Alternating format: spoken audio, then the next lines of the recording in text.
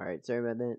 Hello, everybody, and welcome to North American Challengers. Still in the mid-season, but it's week 2 now, and we're going to be starting it off with the lower bracket. Now, starting exactly at 1 p.m. today. Now, last week, towards the end of the week, they actually started to get the timing a little bit better, so I'll try and go through my predictions and stuff. Give me 1 second.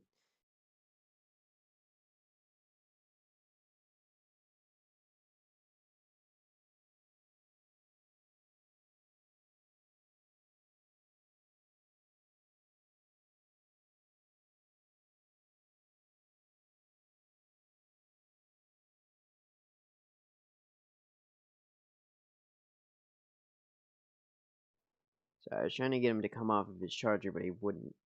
So I had to force him there. But anyways, we're back. Let me get through my predictions, but first we have the map pool to look at. Ascent was picked by Disguise, Fracture picked by TSM, and Lotus is going to be the decider. Now, we haven't seen...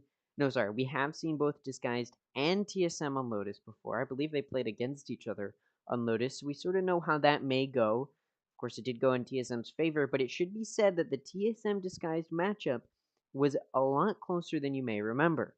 Went 2-1. Lotus went 14-2 in favor of TSM. 13-10 was the second map in favor of Disguised, and then 13-10 was the third map in favor of TSM. So you can tell it was a very, very close matchup that entire time, and I think we could expect the same thing here. That being said, we're getting some very different map picks now.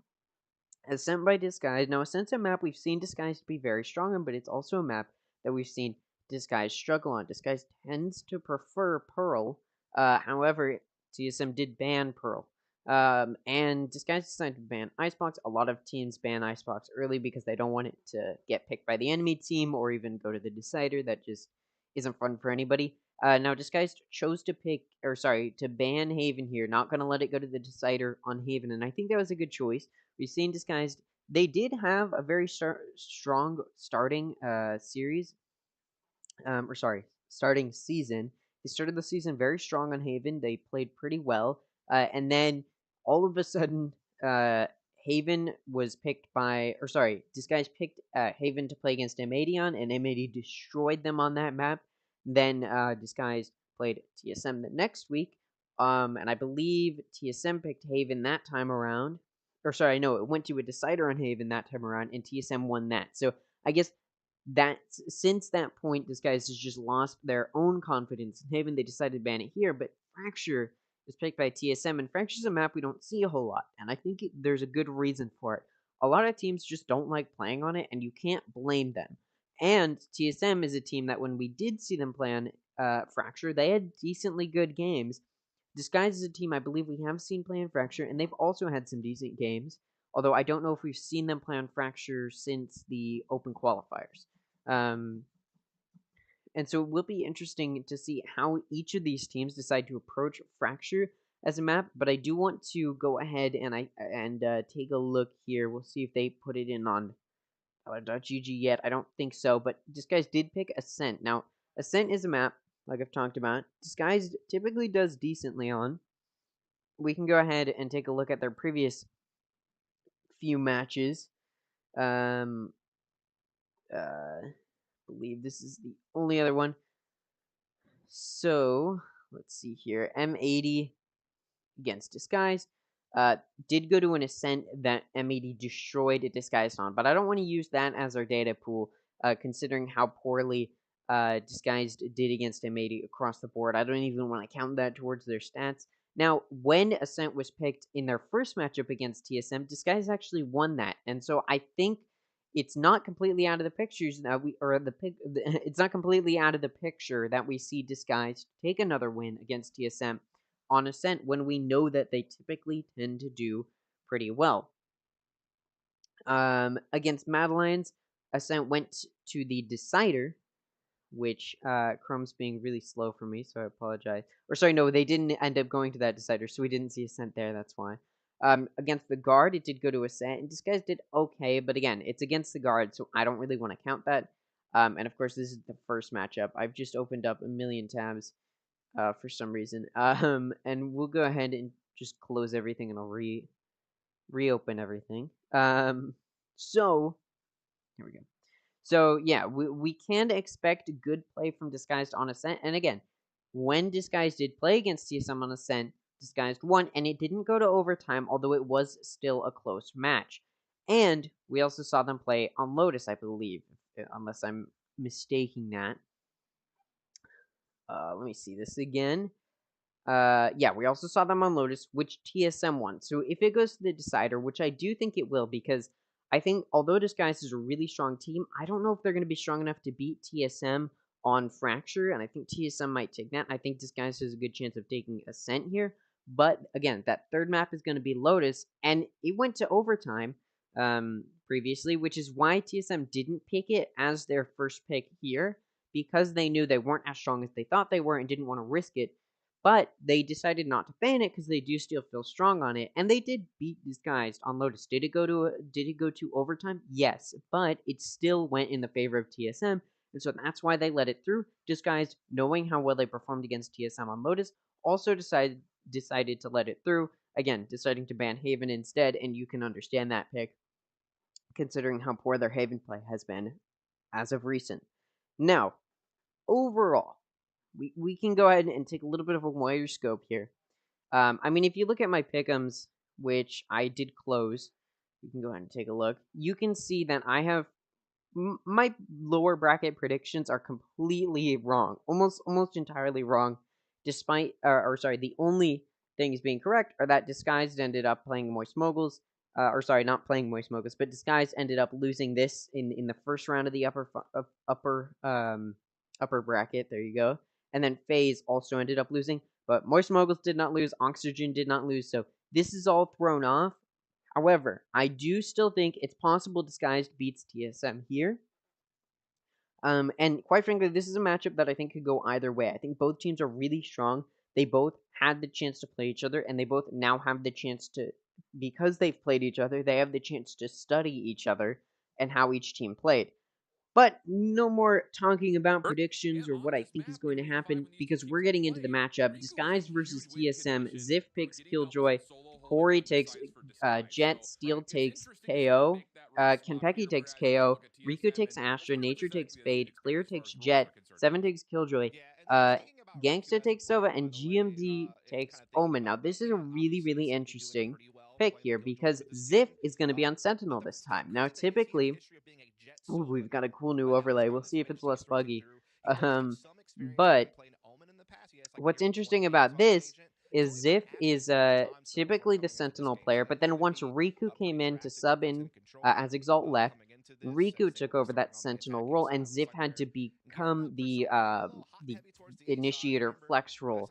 But it seems they've decided to switch it around a little bit. Now Riku's going to be on Controller, and I believe Gangsta is typically the controller player. He's going to be Sova, although I do think he does sometimes play Initiator. Steel also sometimes plays controller. So, I mean, all of the players can sort of do anything. I mean, they're all really talented players.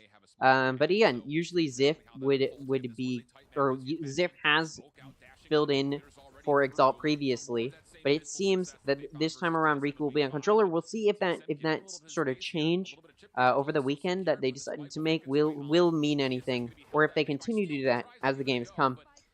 We've already seen some contact. Seven takes out Steel in Tree, peeking in from Garden. Now Disguised in a little bit of a tricky situation. Riku going to be able to take out Corey. Riku also going to be able to take out Seven. Meanwhile, Kenpeki's able to take out Riku, but Ziff going to get a double kill as well. Kenpeki takes out Gangsta, and now it's a 1v2 for Kenpeki. All alone. Knows that Claire's on site, but it's not enough, because he doesn't know where Claire is. Claire's going to be in a little bit of an off angle, able to take him out. That first pistol round goes to Disguised, already boding well for them. And again, if there is a map we expect Disguised to win here in this matchup, it should be their own map. It should easily go, not easily, but it should go to them, if that makes sense. Especially since we've seen these two play on Ascent, and Disguised took that match, and it didn't go to overtime, so it wasn't as close as the second map was, or sorry, the first. It's confusing, but the previous time they matched up against each other, the first map was on Lotus. It went to overtime, but then it went to Ascent, and Disguised took that map. And then it went to the Decider, which did not go in the favor of Disguised, though still able to take out Kenpeki, but Corey trades it off, which means some econ damage has already been done to Disguised, and when you are on a pistol round against people who are forcing, you want to just try and do as much econ damage as possible. Sorry about that.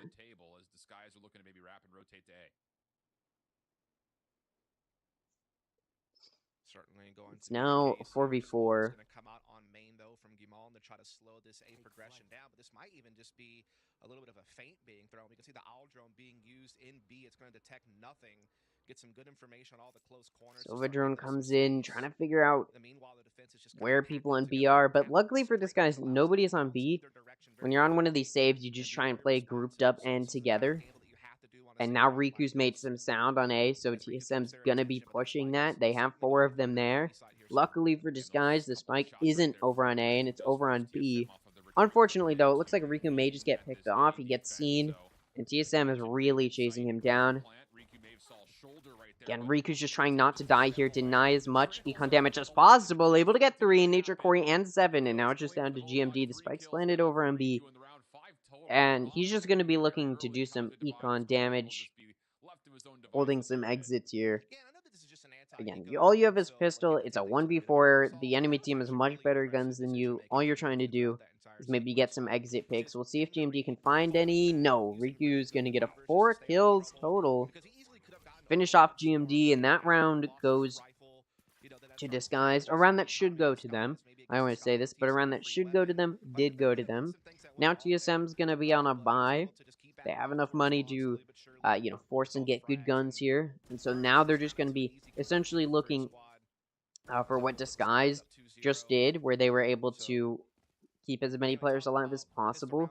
Well, Disguise did keep as many players alive as possible. They did still lose one player. And so that loss is going to make it so TSM should have as much of an edge as possible right now.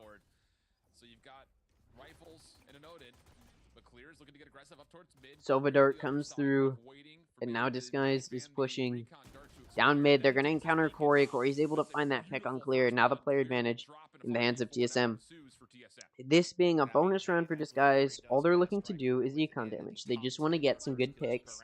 They want to do some damage to the shield of the enemy players. Make them use their util. All that good stuff.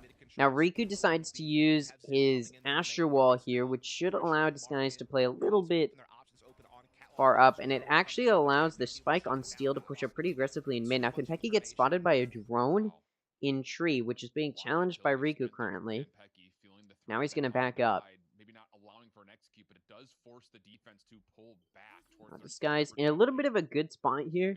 They've got 3 on B, and they're ready to push in, although they're going to encounter an Odin as well as some Killjoy setup. Vision gets given, and Nature decides not to force any shots, deciding to opt for the one pushing stairs, and it's a good choice. Nature able to take out Steel. 7, meanwhile, going to take out Gangsta. Ziv takes out 7, but traded off by Nature through the wall. Now it's just down to get her. Now it's just down to Riku to get as many kills as possible. They know where he is. Doesn't have any util. Not even going to find another. Corey going to shut him down. And although Disguise would have liked to get some more kills, they did find one, so they're in a decent spot. Of course, TSM's going to probably be able to full buy off of that. And Disguise, that being a bonus round, it's going to be able to full buy here. Or should be able to. Now, just a reminder, in the upper bracket, which is what we went through last week, it's not over. The upper bracket isn't over, but all of the games last week were in the upper bracket. If you lost, you moved to the lower bracket and could continue playing in mid-season. But now that we're in the lower bracket, whoever loses these matchups is done. That's it. Their run in mid-season is over. Now, everybody who makes it to mid-season, or all the teams that make it to mid-season, do get some money. But it depends on where you place, how much money you get, and we can go over that in between games. So there's a little bit of a prize there, but only the top 4 teams get additional circuit points to help guarantee themselves or give themselves as much of a chance as possible for qualifying for playoffs. That's what all these teams are pushing for, is just getting to top 4. We already know Mating and the Guard are probably going to take top 2, so the rest of the teams are trying to get to 3rd and 4th position right now, and these teams already in that lower bracket, losing the first few matchups is going to make it difficult. It doesn't mean it's over. Good Fade util is going to spot multiple mid, and Nature's going to be able to get a kill off of that. GMD going to be able to find Gangsta, and Nature going to get a wallbang kill on Clear. Meanwhile, GMD also finds Riku, and now it's just down to Ziff. I believe they may know where he is. They do. Ziff going to find one before he's taken out, but Corey going to be there to finish him off. Wins the round there for TSM, who are quick on the rotate, and maybe some of that was also determined by the fact that Shock Dart. No, not boding well for Disguise. That was a pretty even buy round for both, but TSM had saved just a little bit there, and they did win, only losing one of their players, so they're in a really good spot. Disguise gonna have to save, and this should easily, or like this round should easily give TSM the advantage. The round advantage. Round differential advantage, if you will. Knife comes out. Becky looking for a pick there. Corey's in wine. Will Disguise clear it, or even expect anybody there? It doesn't look like it. Corey's going to be able to find 2, not another. Ziff going to finish Corey off. Ziff also going to take out Kenpeki. Will he be able to find another? Does a little bit of damage to GMD, but now he's not backing up. He's going to place that turret there, try and get some vision. And it is smoked off. Ziff able to pick up a gun. Firing through that smoke, hoping to do some easy damage. Not going to find it. Shooting Heaven. He's not going to find any damage. Nearly hits Nature, but does miss. He's just trying to get some good damage there. Doing some shield damage. Force them to buy shield next round. The smoke's about to run out. Will they just re-smoke it? And we'll have to wait and see, but it seems like he wants to commit A, and TSM are really hedging their bets on it. There it goes. Ziff is going to continue to force this, but TSM's ready for it. Jump peek, and Ziff's trying to do some damage. I'm imagine he thinks they're just jump peeking to see where he is, and he doesn't assume that they're all there. Gonna jump in, be able to get a third, but Nature gonna finally shut him down. Good run there for Ziff. Gonna find 3 kills. And, you know, when you're the last player remaining, that's not a bad thing. But, and it was a save round for them, so that's even better. Get those ult points up, get that money up as well. Full buy for Disguise. 2 Odins for them on attacking on Ascent. We'll see if it works out. Corey now has that Operator. I don't know, Ziff does not go for that Odin. Decides to drop it. Now, they do have a Killjoy lockdown to utilize this round. 7 does as well. Corey has those knives, but of course he's going for the op.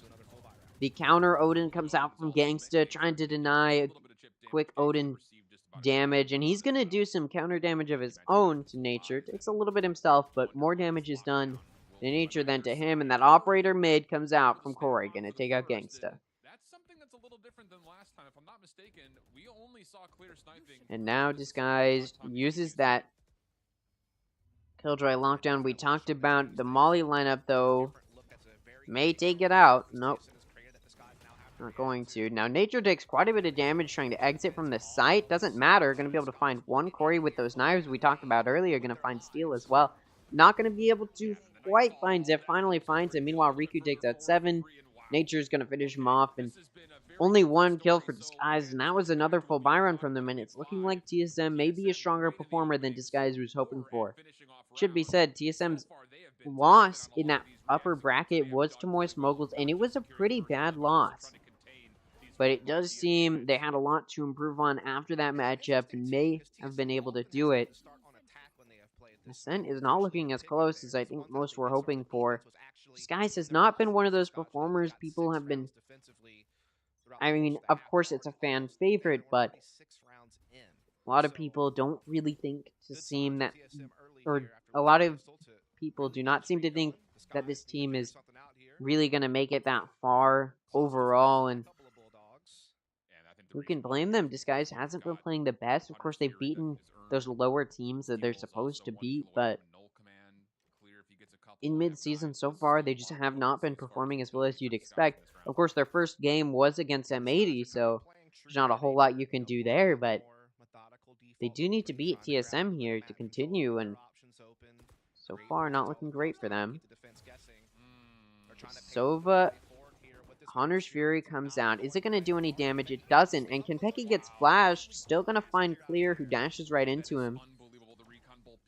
The kill goes to him. Corey's going to be able to take out Gangsta, but Riku's going to find GMD. Steel going to take out Kenpeki, and Corey completely whiffs that op shot, dashes right into the fire of Riku. Going to get taken out. Now it's a 2v3 for TSM. 7 going to take out Riku, though. Evens it out. Now it's a 2v2. Health just about even. A little bit better for TSM. Shouldn't matter too much. Killjoy lockdown comes out. Trying to wallbang it. But it looks like they are just going to have to back up. 7 going to find Steel. Ziff, who was watching the exit, not actually going to be able to cover him. They now know where Ziff is as well. And they're just going to stick that defuse. It's not planted for them at all. And even if he was able to take out Nature there, that spike was defused. And it was too late. Unfortunately for Disguise, they got pushed off the site there, and that round did not go into their favor. Looks like it may just be another save, and they take a timeout, and you can't blame them here. Not performing very well at all. I mean, they won the first 2 rounds. They got that pistol round, and it looked like maybe they were going to do well here on Ascent. They, of course, won the force round off of that, which you're supposed to. But then, after that point, when the buys started to even out, they just have not been able to find their footing. It's a little bit surprising, considering Ascent is a map that Disguise usually does decently on, and in the previous matchup between TSM and Disguise, Disguise did really, really well on. I don't really know what they can talk about in this timeout that would be of a whole lot of help right now. They just have not been playing that great. You look at Riku and Ziff, and now that Riku's back on Killjoy, you do see him starting to feel more comfortable. Riku, of course, now getting 9 kills. He's outperforming all of the original members on Disguise right now. It seems he was a good pick for 6th man, but you have to wonder what else is Disguise missing right now. What are they doing wrong here? And you do have to look and see, maybe Clear has not been making the best decisions. I mean, we saw him dash right into Kenpeki while Kenpeki was blind, and all Kenpeki had to do was just hold down his left click and find that kill. So there's definitely some aspects that Disguise could be doing a little bit better. There's some play they could be doing a little bit better. And it's evident. But, I mean, so far, it's just, maybe it's too early to tell. Maybe Disguise just needs a little bit of a breather. See, Corey has that operator. The overlay hasn't changed, and it seems the new overlay is no less buggy than it was previously. And Disguise is coming through mid. Looks like they're going to be challenging Cat and Tree. Although they are seen that knife. He himself has also pushed back, and Disguise still taking their time on this approach.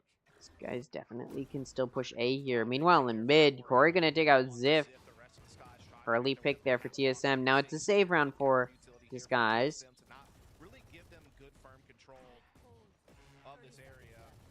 Fade Util comes out, trying to find an easy pick. Riku just gonna push Nature, take him out. Kenpeki gonna trade it off, but easy pick there. Meanwhile, Gangsta gonna find Kenpeki, take him out. GMD gonna take out Gangsta. Steel gonna be able to take out GMD. GMD whiffed so many of those shots. And I believe now it's a 2v2. Spike goes down. Clear is very low on health. But it may not matter, as the overlay continues to bug out. We're gonna be able to find Steel. That right click not gonna come through. Oh, and a whiff from Clear. Seven's just gonna take him out. Although it was a save round, Disguise able to get quite a few picks. Could that be the start of what Disguise needs to get some good kills and good momentum moving forward? Were those kills an omen of what is to come?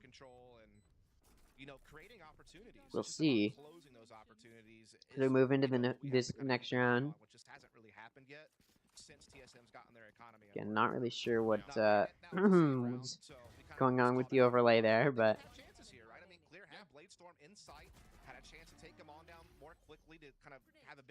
there we go. It's back. We'll see if the buyouts do drop when the round starts, or if it's just gonna bug out again. I mean, look at this: 6 rounds won by TSM so far, and we're only 8 rounds total that have been played so far. Now we're going to the 9th round. Disguise needs to win 4 in a row to even it up going into the next half, and I don't know if they'll be able to, although they are on a full buy. First full buy since that timeout. The timeout did seem pivotal in helping them secure a good amount of kills in that in that save round. Nature once again is counter Odin'd by Gangsta and takes quite a bit of damage. Kenpeki gonna find Riku mid, an early mid pick for TSM. We've seen them get quite a few of those. Players push up really aggressively in mid. Not gonna find any picks, but good vision. Steel is also catwalk right now. Now there's 2 in B garage for Disguise. Meanwhile, Kenpeki's coming in through hack spawn. Now Clear's getting through. Dashes through. Now he's trying to clear garden, and nobody's there, so it is clear. Yes, absolutely. But Ziff could cut them off. That's the other problem. It is very much so a game of chess right now between these two. Indeed. Gangsta trying to rewrap back over towards market, and this is just A is completely taken by Disguise. Gangsta's gonna get found by GMD. And this is some weird play from both teams. Neither of these teams are really where you'd expect them to be. Ziff able to find Kenpeki. Now Corey's also mid. Will he meet Riku, and will Riku get taken out? Looks like it. Corey gonna find Ziff. still did. They never saw Corey that whole time and just didn't really know where to expect him. Definitely weren't expecting mid, and now it's gonna have to be a 2v4 for Disguise with Clear and Steel. May just want to try and save it, but doesn't look like they're gonna have the option. Steel gonna find a pick on 7. Now it's a 2v3, a little bit easier. Definitely trying to figure out how they want to play this. Clear able to find Nature. GMD gonna take Steel and Clear out though. 2 players left alive for TSM. Again, 3 out of the 5 players for TSM killed by Disguise. The exact same as when Disguise was on a save round. But you bought that round. Able to get quite a few kills, but you still lost. Not looking great for Disguise. I believe there should be another buy round for Disguise. But TSM's econ super stable and should be for the rest of this half. Disguise just not looking super strong so far. And although Disguise did play pretty well, it just seems that TSM is able to find where Disguise isn't expecting them and play there. And Disguise thinks they catch TSM off guard, like we saw previously in mid. We saw Ziff able to find TSM, take one of them out in mid, but didn't know another one was there, so they thought they had the upper hand there, but did not. And it ended up being a trade there in mid when Disguise just down players. This guy's gonna push through A, despite the Nano Swarm. Trying to keep him off. Disguise just gonna push in. Take sight. They have it. Nobody's heaven quite yet, although the operator is going to be there soon. And the Astro Wall comes up. Cosmic Divide, and it's gonna be useful. Stops that mid. Sorry, stops that heaven play.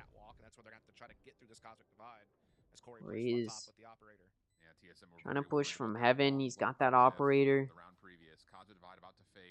The Astro Star is there. The Paranoia is not hit on Clear, and he's able to find a pick, taking out Corey. Kanbeki gonna wallbang Clear, though. Meanwhile, Steel takes out GMD. Nature gonna trade that off. Gang's able to find Kanbeki. Seven's gonna trade that off, so it's still a 2v2. The sucks come through from Riku. Hold him off of that spike. Ooh, bad timing there, but the spike's been down for quite a while. It comes out. Spike's gonna take out most or all of the players still on site. Ziff being the only one left alive.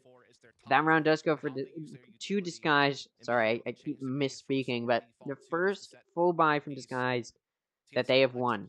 Finally, after quite a few rounds in a row won by TSM, 7 rounds in a row from TSM, and Disguise finally managed to win a buy round. There you go. But of course, they did lose all but one of their players, so their econ's still not great. I'm gonna need another win in order to really start to get some econ momentum. If they'll be able to, we'll see. TSM did have some lacking A control, and Disguise was able to take advantage of that. They sort of knew it would be a heavy mid take from TSM, and it was a good call.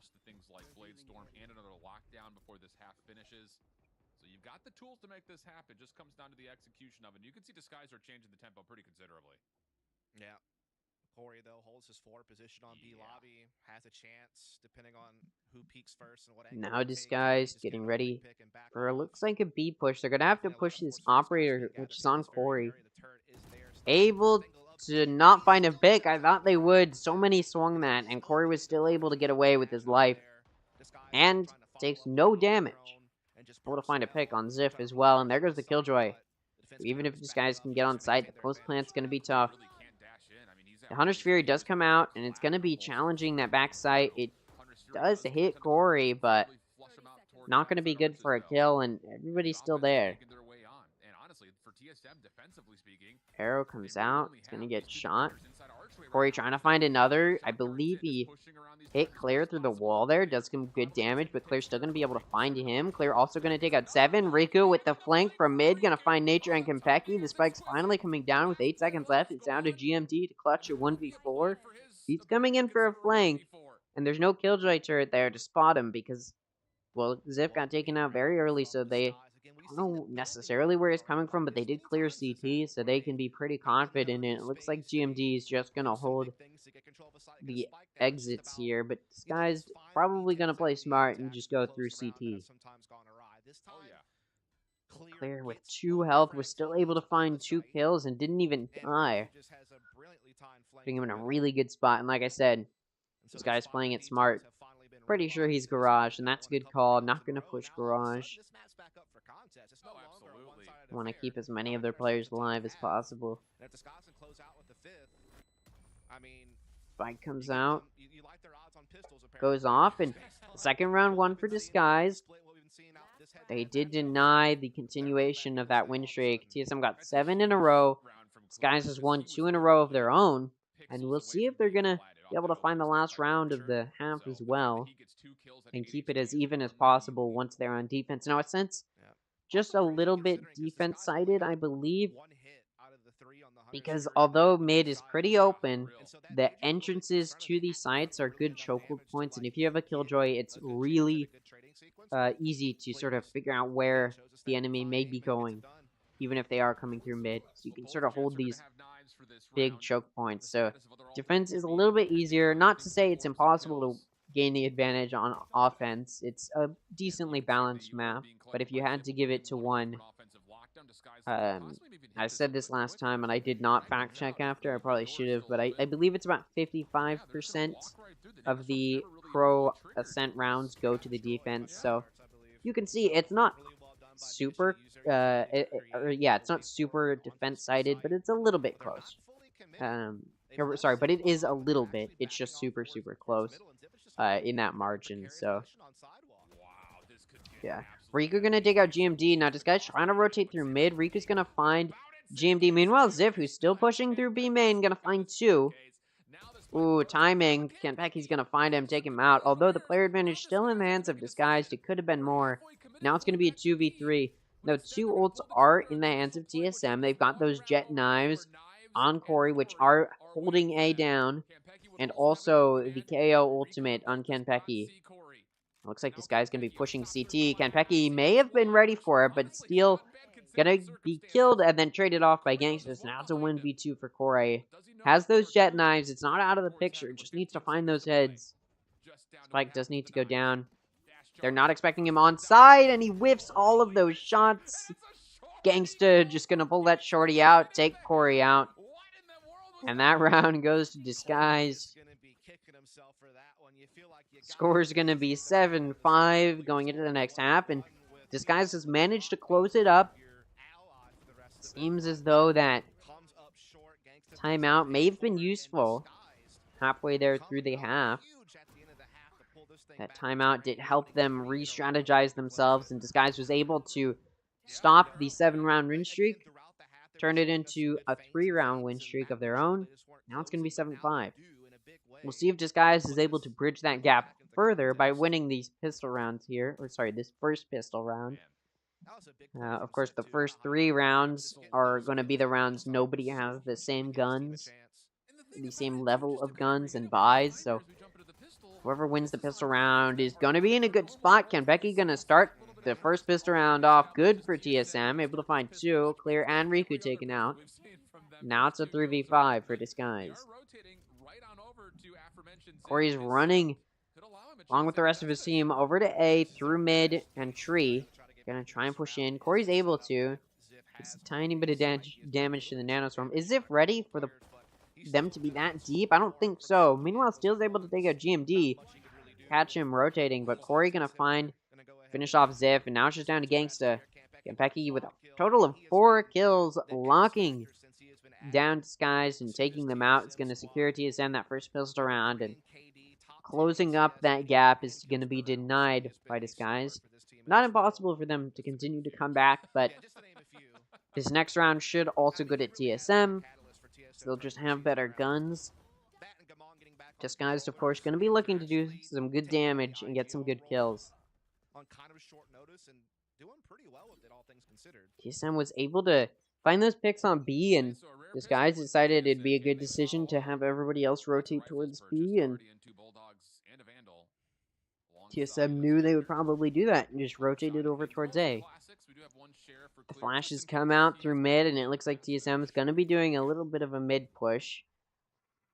The pings go off, and we're seeing an attempt to maybe They be take some pushing deeper mid courtyard. It control looks here like from it. TSM with that smoke nature kind of leading the way. Steel's set up waiting with his flash. for the pop flash, and Clear's kind of there to be kind of the trigger for that, kind of keeping an angle on it from the stairwell. So they definitely have a good setup to contain any type of TSM market is presence looking to here. peek it. We'll see if Steel's going to be able to get that flash off in time and find a pick with it. Shorty of Riku's already forward in B main. So it's just trusting that the sentry turret is enough. And oh, here we go. Oh, Clear's able to find one from that angle, just looking to give some vision for Steel to play off of, but able to find more than just vision. Getting a kill there. 7, though, going to find Disguise as they're trying to run away, able to find Steel and Clear. Gangsta just going to back up off of that. Don't want to allow TSM any more kills, and now it's going to be 3v4 for Disguise. Not looking good for them. Health is low for both Ziff and Gangsta. Riku's still at full, but it's going to be difficult. GMD able to find Ziff, but Gangsta going to find GMD. Corey taking out Gangsta. Now it's just down to Riku. Finds Kampeki. Going to get finished off by Corey. And although it looks like Disguise lost, that was a save round for them where TSM had force. And they got 3 out of the 5 of TSM's members. Good for Disguise. Now TSM's Econ not going to be in a good spot. They're not going to be able to rebuy here unless they decide to anyway. Challenge Disguise. Regardless, Disguise was still able to do some good Econ damage.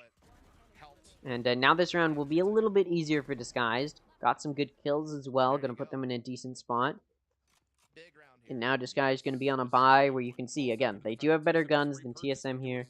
Or not, yeah, better guns and better shield. And we'll see if it is useful and finds a round. TSM is pushing pretty aggressively, but Riku's ready for the tree push. Going to take Corey out.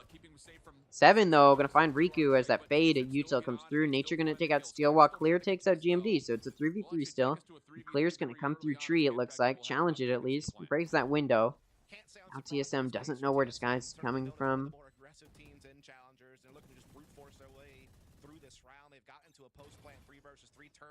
Turret goes off. Now they know 1 is Heaven.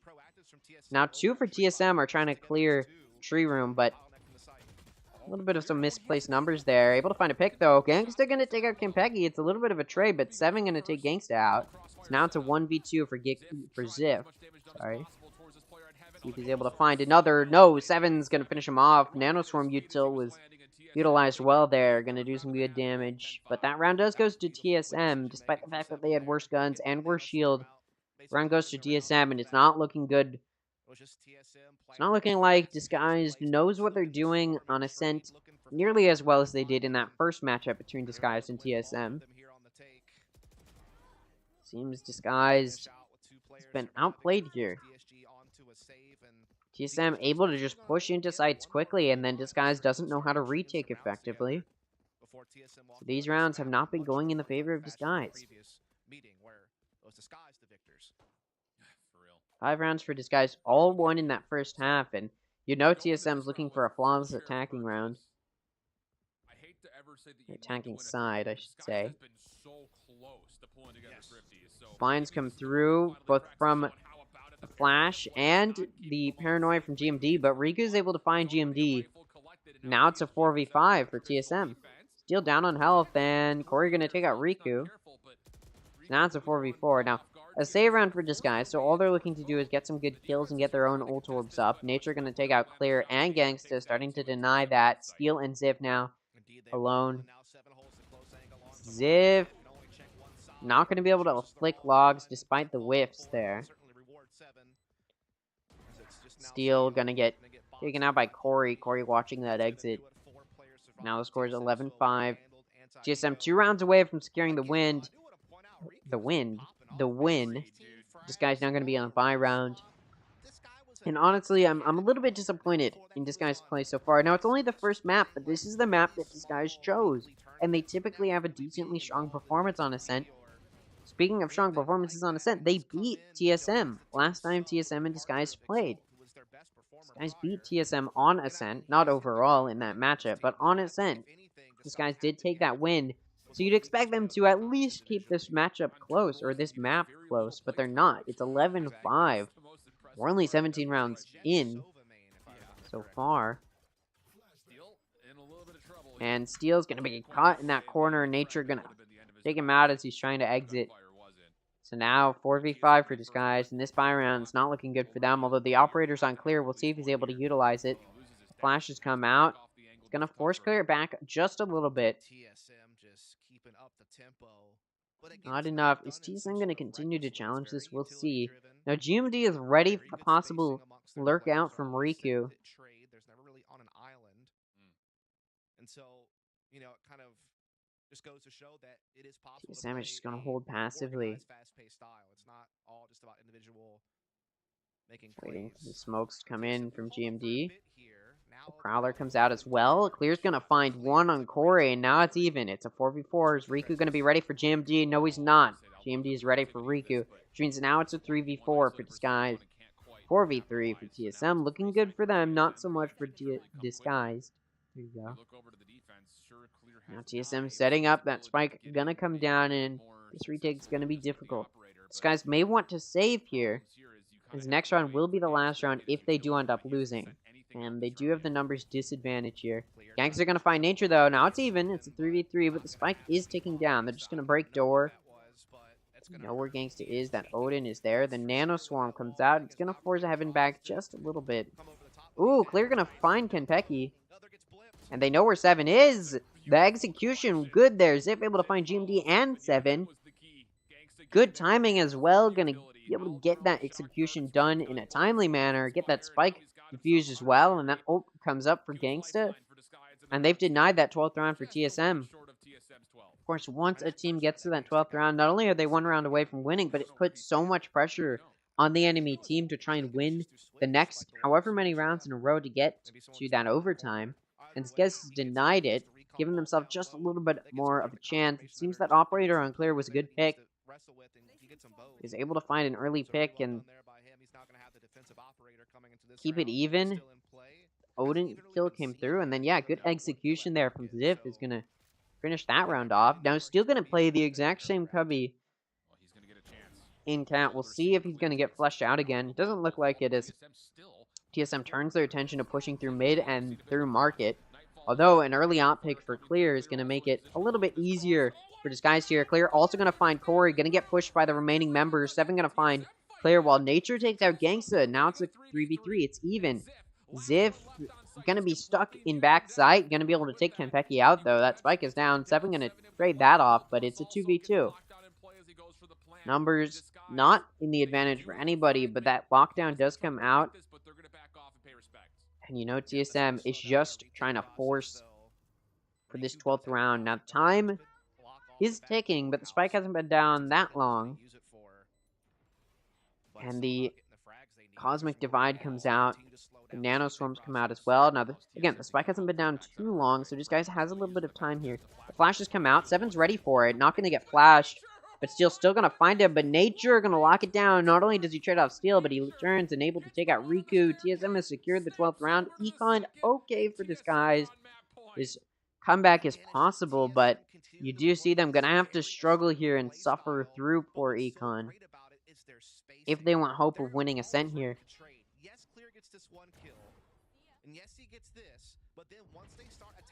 Able to deny a flawless second half for TSM, but will they be able to carry it through and tie it up? I don't know. They need 6 rounds in a row here. We'll see if they're able to do it. We've seen it happen for teams in pro play before. We'll see if Disguise just found what they need, and I'm a little bit confused as to why they don't take a timeout here, but they do have that option if they would like to.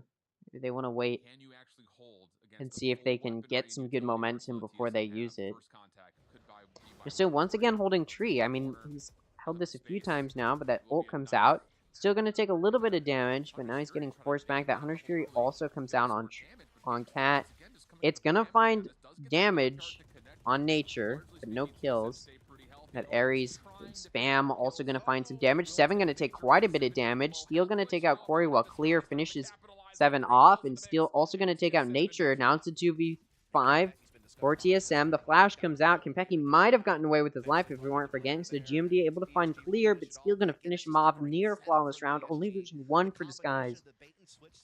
Is this comeback gonna come alive? I mean, they just need 5 more rounds in a row. That seems like a lot, and that's because it is. They need 5 rounds in a row. A total of 6 to get to overtime. Again, we've seen pro teams do it in North American Challengers before. Will it be Disguised who does it? We'll see. Ults, we've got 2 of them for TSM, but that's what I was talking about. One of them is the Omen Ultimate, which is difficult to utilize well. So, you know, and it's also Jet Knives, so we'll see if Corey's able to find some good picks with this, but it's going to be a light buy here for TSM, it looks like. At least all of them going for the half buy on the shield. And Disguised has that lockdown to use in case TSM is able to find their way onto site, which is why you see them playing so far back on A. But TSM is once again challenging mid. We've seen them do this a few times. It's worked out for them a few times, but it also hasn't worked out for them every time. Now, the flash does come through, but no shots really going to be found at all for clear. And that kill advantage now going to be in the hands of TSM. Now it's a 5v4. TSM's going to play a little bit passively here. We see them do this a lot. They do like to take a little bit of more passive play. They know that nature, or at least somebody, is pushed up a little bit, and they know it's probably still a mid aggression. Smokes come through for the offense. Riku going to take out Corey, and that Molly going to be effective at taking out Kenpeki, so now player advantage in the hands of Disguise. Steel also going to be able to take out Nature, so now it's a 2v4 for TSM. Now, one is on site. Are they expecting GMD to push so far, to be pushed so far into site? He did ult into that position, and Disguise didn't hear him. But the spike is in the hands of Disguise, and it looks like TSM is just going to be looking for picks at this point. Damage Disguise Econ as much as possible, as there's 5 seconds left in this round. And it goes to Disguised, and this comeback is starting to look alive. Econ looking good for Disguise now that they've been able to get on a little bit of a win streak. Although Clear, I believe, has died both of these rounds. Both of these past 2 rounds. He is still in a good, decent spot here. All this guy's needs are 4 more rounds, and they do have the gun advantage here. TSM taking a timeout, and you can't blame them. Now again, Disguise still has a timeout to utilize. TSM has 2 total. They're using their first here, so they do have another one to use in case this comeback continues to be a problem for them. But you know TSM's timeout should be effective. All they need is 1 more round, and you know they're hungry for it. You do look at Disguise, and I mean, look at that kill consistency. Not that TSM doesn't have it either, but there are some differences in kills there. I mean, 19, 17, 15, 14, 10, versus you look at Disguise, and the middle 3 frags are doing really, really solid. Their kills are very similar and very close. It's 12, 12, and 13. There's only 1 kill differences between the 12 and 13, but still 2 with 12. The rest of them, you know, Riku's way above the rest, and Gangsta a little bit below that 12 kills, but the middle 3 are still in a solid place, and that's what I always talk about. You need good kill consistency. You want everybody to be able to get good kills because it shows everyone's mechanics are similar, which means your team is there to trade you off and find those picks and play together consistently, and especially on defense, having that even kill consistency is huge. And we'll see if they're going to be able to continue to keep this comeback alive. They've placed 3 on A, along with some good Killjoy util, and it looks like TSM is going to be challenging this mid, maybe to B once again. Spike is on 7, and it's leaning towards B. But TSM is using util on A. Is it just an attempt to bait, or do they actually want to go A? That's the question for Disguise. Now, it looks like TSM will be turning their attention towards A, and they're going to be backing off of mid, it looks like, as well. Although it does seem as though Corey will be challenging mid. This is a dangerous defensive setup for this, because really the only thing that can hold Clear safe is that Astra Star. Clear's going to get smoked off just in time. The Haunt comes through as well. They know where Clear is. They also know he has that operator. GMD going to be able to push him and find that kill. Killjoy util is there, but it's not going to stop the plant. The plant goes off. Now it's a 5v4. Nanoswarm does come out. Killjoy util entry is not tripped off. GMD is pushing heaven as this smoke's about to drop, and the lockdown comes out as well. And we'll see if TSM decides to challenge it or not. That Killjoy Molly that KO Molly comes out, but it does miss. Trades are coming through, and not even trades, but lots of kills in the favor of TSM. That round goes to TSM, and they only needed one this whole time. Disguise has been able to keep a little bit of a comeback, but it seems that timeout was effective in securing TSM. One more round, and that's all they needed. 13-8 is going to be the final score on Ascent. A little bit of a disappointing performance from Disguise. Let's see what Disguise's Toast has to say here. Eventually found a way to make it work to close, particularly that last attack. Clear was just kind of a no man's land on the site. That was, they overwhelm him with numbers and then just play the 5. they picked Fracture, which is like this guy's second best map, so. They overwhelm him with numbers and then just play the 5-on-4 trading game and post plan after. Again, TSM Does seem like he's a little bit disappointed, but at the same time, you do have to wonder if Disguised was even, or Disguised Toast was even expecting a good performance here from his team, knowing it's against TSM, and although TSM did take a pretty defeating loss to M80, to Moist Moguls, they did not play poorly. And they're not an overall poor performing team, and they did beat Disguised in the previous matchup. And I believe I did hear Disguised Toast talking about it before mid-season or the start, saying, we just need to change up our roster a little bit. And it looks like he's going to do that in between mid-season and Split 2. So we'll see if going into Split 2, Disguise is in a better place. See what kind of player changes they make. It does seem like Riku is a really solid player. And he knows he's just the 6th, but you know that he is looking to be signed. Possibly swapped out for another one of the players. But the issue that I've talked about previously is, who would Riku even replace at this point? Because he just hasn't seemed that solid, although on Astra he did do pretty well. Ziff also did well now that he was back on his Sentinel role. We'll see if he's able to do well here once again. It's going to be a big maybe. That being said, we'll go ahead and put the robot back on the screen. Again, if you want me to ask him anything, go right ahead. I do just want to say thank you guys so much for the support. I did make a community post about it, but yes, thank you guys so much for the support over the past week or even 2 weeks. It's been crazy. Yeah, I don't know.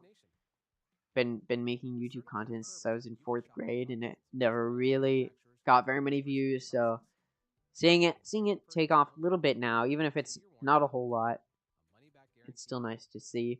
And I'm glad that I can stream every day and talk about it and just do stuff a lot of other people are doing, and some people still seem to enjoy it. So I thank you all for that. Let's go ahead and take a listen to what the analysts have to say, because we're moving into Fracture. Now, this is a map we've seen Disguised on. They've done pretty well. We've also seen TSM on it, and they've done pretty well. So it's going to be a little bit of a closer match, and we have not seen Fracture, I believe, since the map pool switched. Not that Fracture wasn't in the map pool before. It was.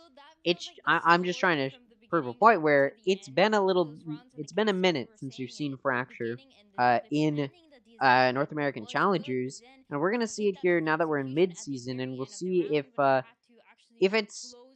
TSM is gonna be playing as confidently as maybe we'd expect, considering they're picking it. But we've also seen teams pick maps that nobody really had data for, and it didn't go super well. And it's not that we don't have data for Disguised or TSM on Fracture, but it has been a minute, like I already said, since we've seen either of these teams play on Fracture.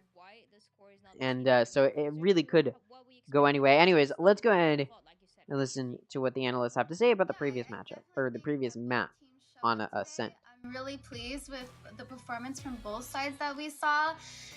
The beginning of the map went just as we all predicted again. DSG won the pistol once more when they were on the attacking side and the second round, so they had the advantage early on like we all knew. But guess what? TSM ended up getting their first pistol in 7 halves in 4 maps, once they swapped over to the defense side. I think Nature did a really good job as well. He was such a nuisance with an Odin on the defensive side, in my opinion. Ascent's a really good map to be super annoying with the Odin.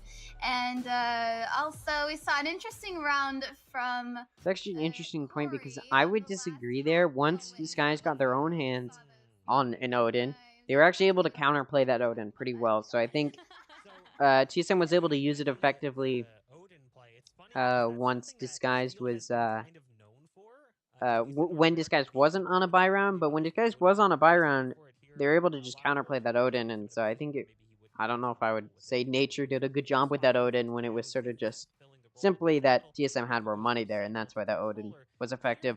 Although, occasionally it was, and I think that could also be said for Gangsta, though. Gangsta was able to use the Odin pretty well once he was on defense, so, you know.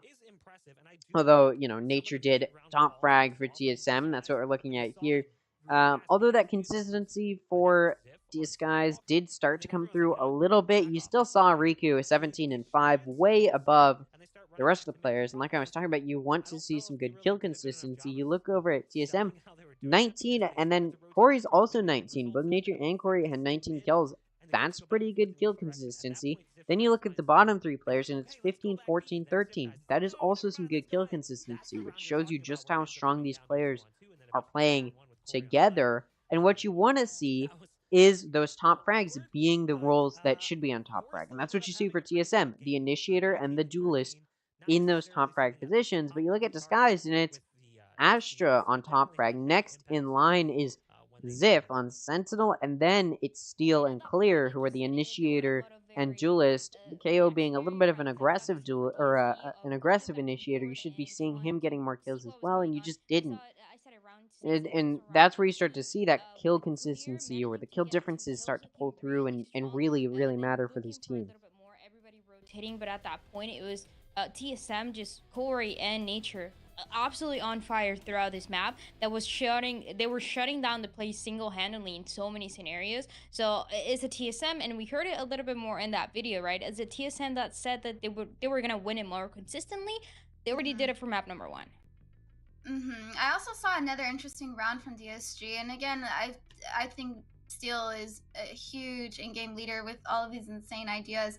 Round 10 in particular, they got a main control to grab the Hunter's Fury, and then they made their way back towards B main. And I think that was very important because once they popped off the Sova ult for back of sight, then we missed Riku over here. Riku's in mid, and he does an insane flank all while they're dodging the Sova ult in the back of B site. And that was a really cool round because they're expecting them to just flush out from B main, and nobody's expecting the huge Riku flank on that round, in particular round 10. Yeah, there was a lot of lopsided takes. There was a round where they get pushed from long A, a player dies from behind in mid. Then they 2-2 split with Ziff in main, and I think it was Gangsta in mid, and 2 players going up through Cat into Tree. Yeah, into the I mean, site. there were There's just still some, players long, there were times, especially when TSM was on the defense, where TSM was pushed up really weirdly through the main of either site, and Disguise just wasn't really expecting it. Disguise was being like sort of a pinch mid and not really realizing it. But yeah, it was a little bit of some weird play for both teams. But again, when TSM was on that defense especially, yeah, it was a little bit weird. From the start of the year, they were 1-2 in challengers, now dropping to 1-3, unfortunately for them. We move over to Fracture. This is not a map from their previous series, so they did not play TSM on Fracture. Correct. The last time they played, it was Haven in place of Fracture. They played Ascent and Lotus. Fracture is it's not like a map we have a lot of info on when you look at Disguise. They've only played it once. It was a 13-2 over Mad Lions. I mean, they walloped them.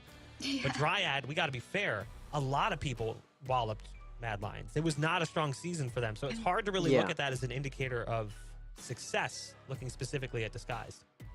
Yeah, that's the thing, because we haven't seen Fracture, like you said, for any of these enough, and that was also week 2, and it was against Mad Lions. At 13-2, where you start to evaluate how good was it the game plan and how much was it Mad Lions really struggling to get something going on. And obviously the Mad Lions conversation is a whole other topic, but Sure.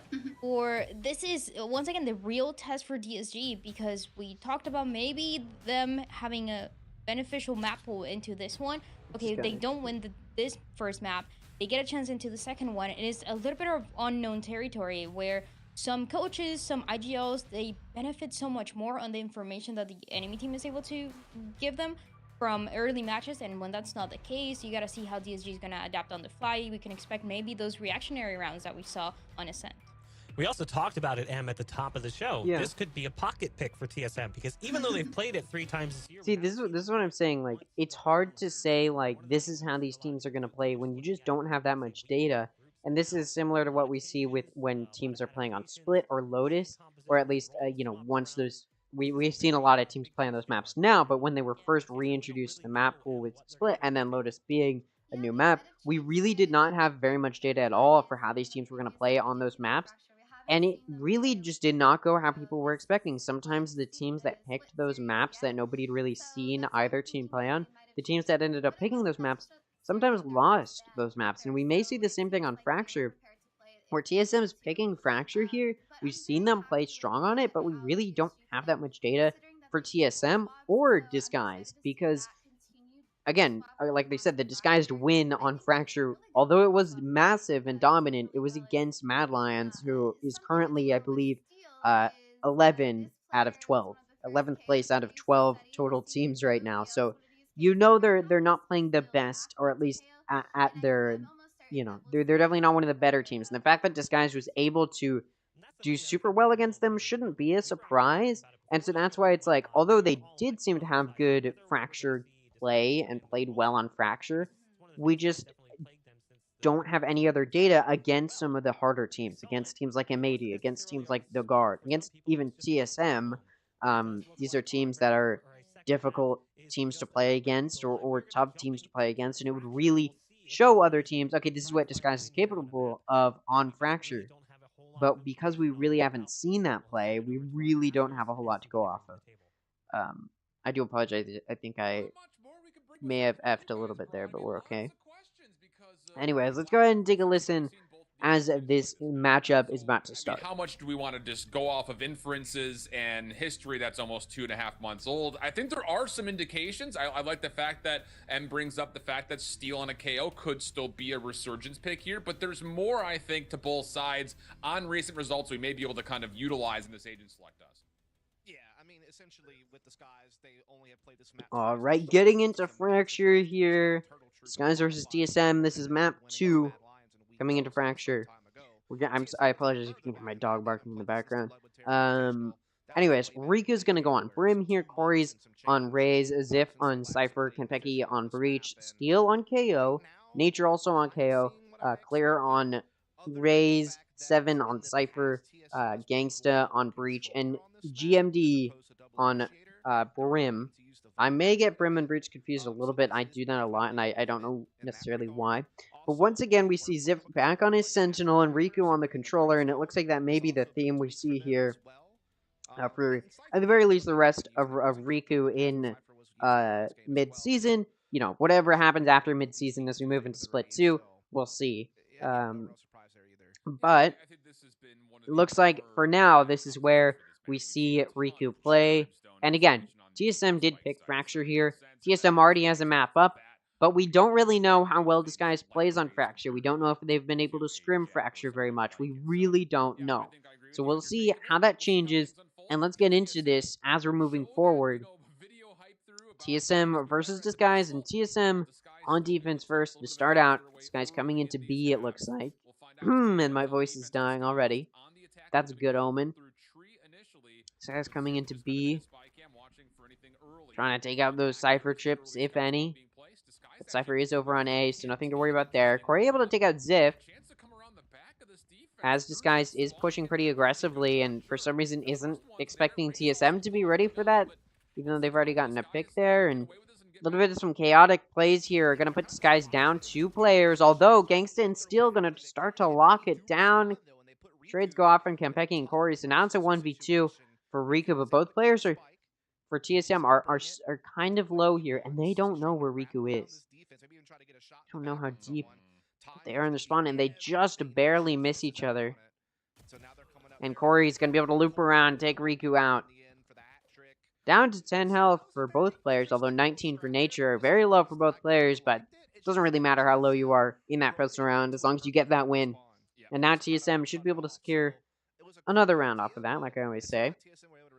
We should see TSM securing the second round here. We'll see if they're able to. Disguised also, again, as always, just trying to do some good econ damage. And it looks like they're going to be going for another B hit. And it looks like TSM is reading an A hit. They've got 4 on A, and that's a bad stack. That's not at all where Disguised is going. And they decide, okay, we didn't get any early contact with that knife. We didn't see anything early. We're just going to send some players to back up the satellite, and we'll push out satellite. Another bad choice. Nobody's going satellite either. Nobody's going cross rope, which means Disguised, who's pushing.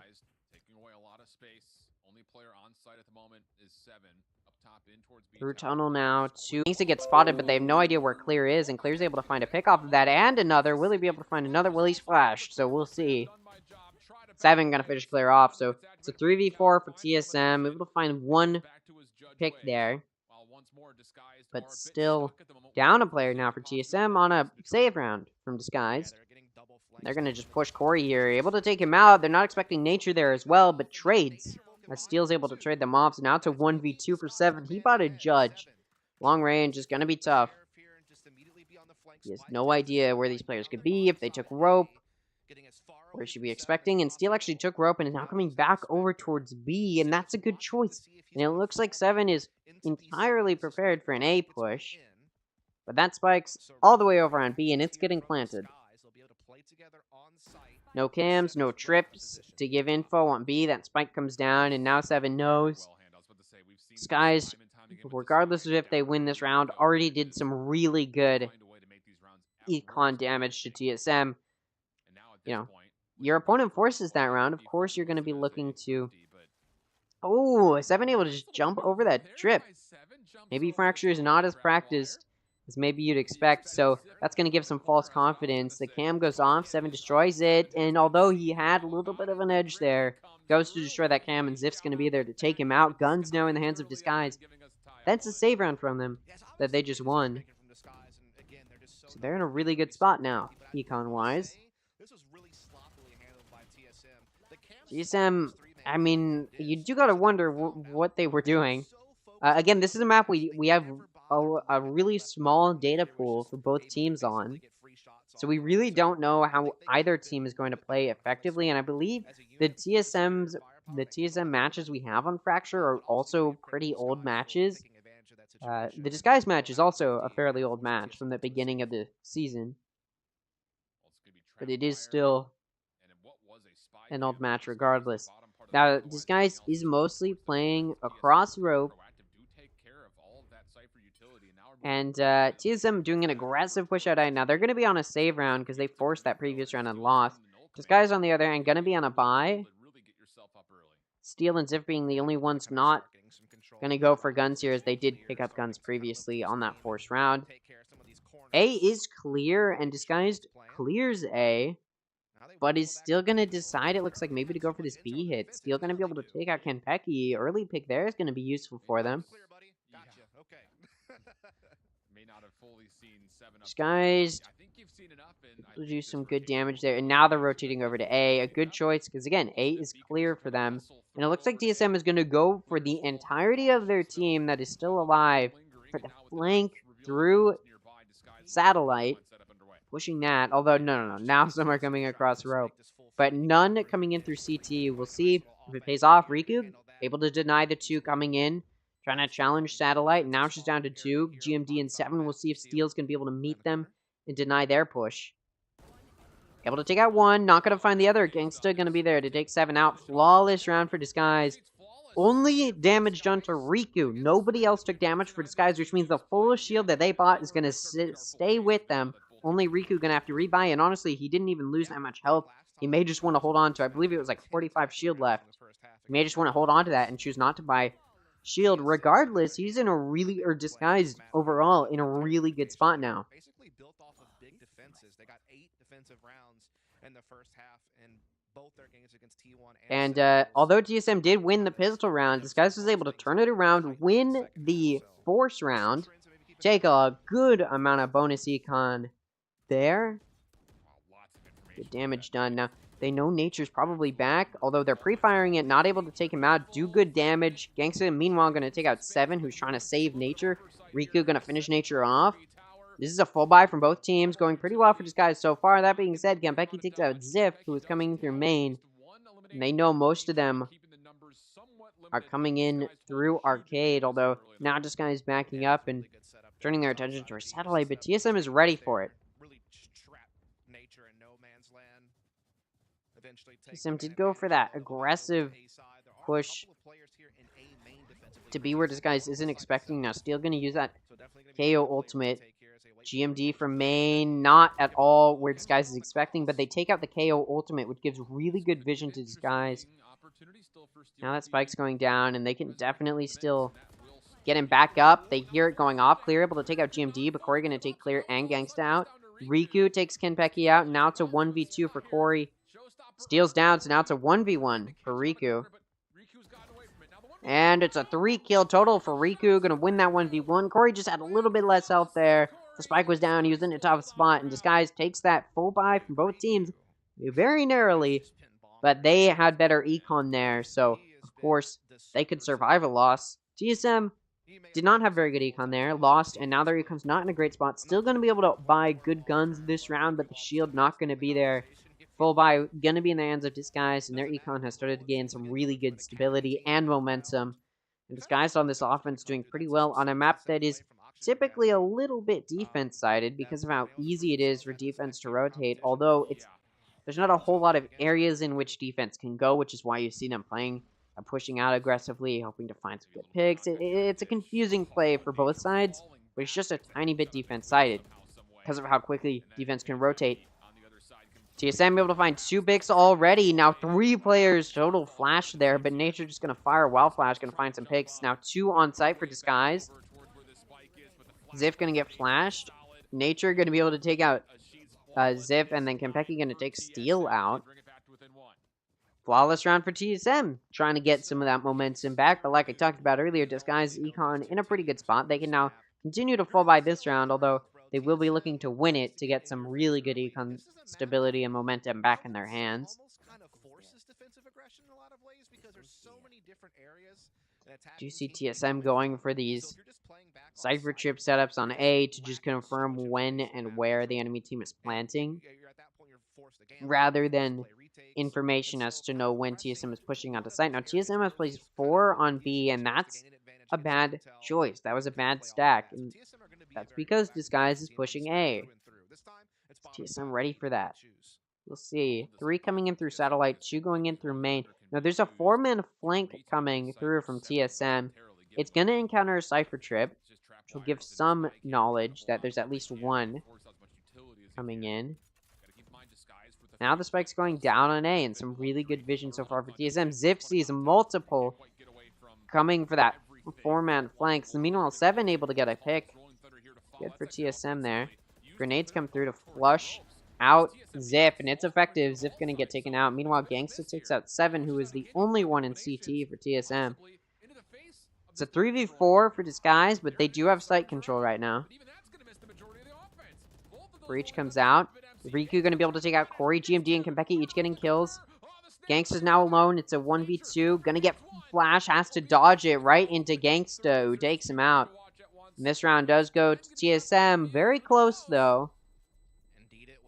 But that econ now not looking good for Disguised. Needed to win that round to get some really good stability built up. So now Disguised going to be in a bad spot. Not the worst spot. They do have some money here. But a little bit of a worse position than they would have liked to be. And now there's 3 ultimates in the hands of both teams. And it's not the exact same ultimate abilities. Nature has his KO ult, whereas Clear has that showstopper ultimate Raze, but it is a still evenly matched with those ultimates. Both have the neural theft, both have the Brim ultimates. I'm sorry, I don't know the names of all of the ultimates.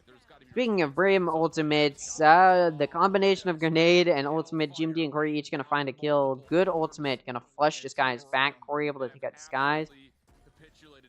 They know where the spike is. They know Ziff still has to grab it. They're pushing him, looking for a kill on the save round for Ziff. They're gonna just be able to push him. Now that was a buy round for Disguised overall. They did force a lot of money there, and it did not pay off at all. The ultimates well utilized from TSM.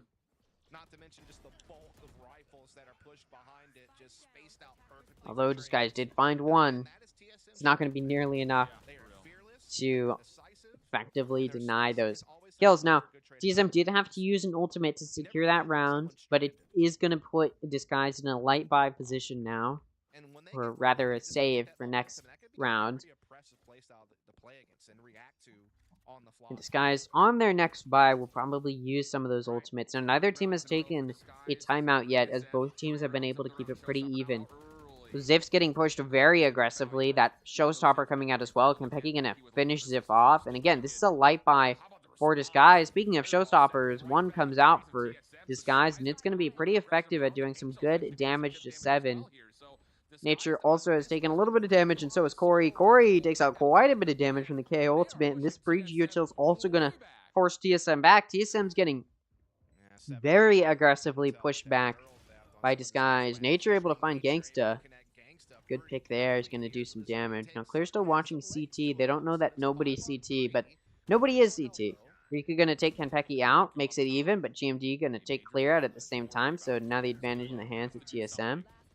Sorry, that did not make it even. I was wrong. Corey and GMD each going to find a kill. No, it did make it even. It's just that the kills got out in time. Is it going to blow up?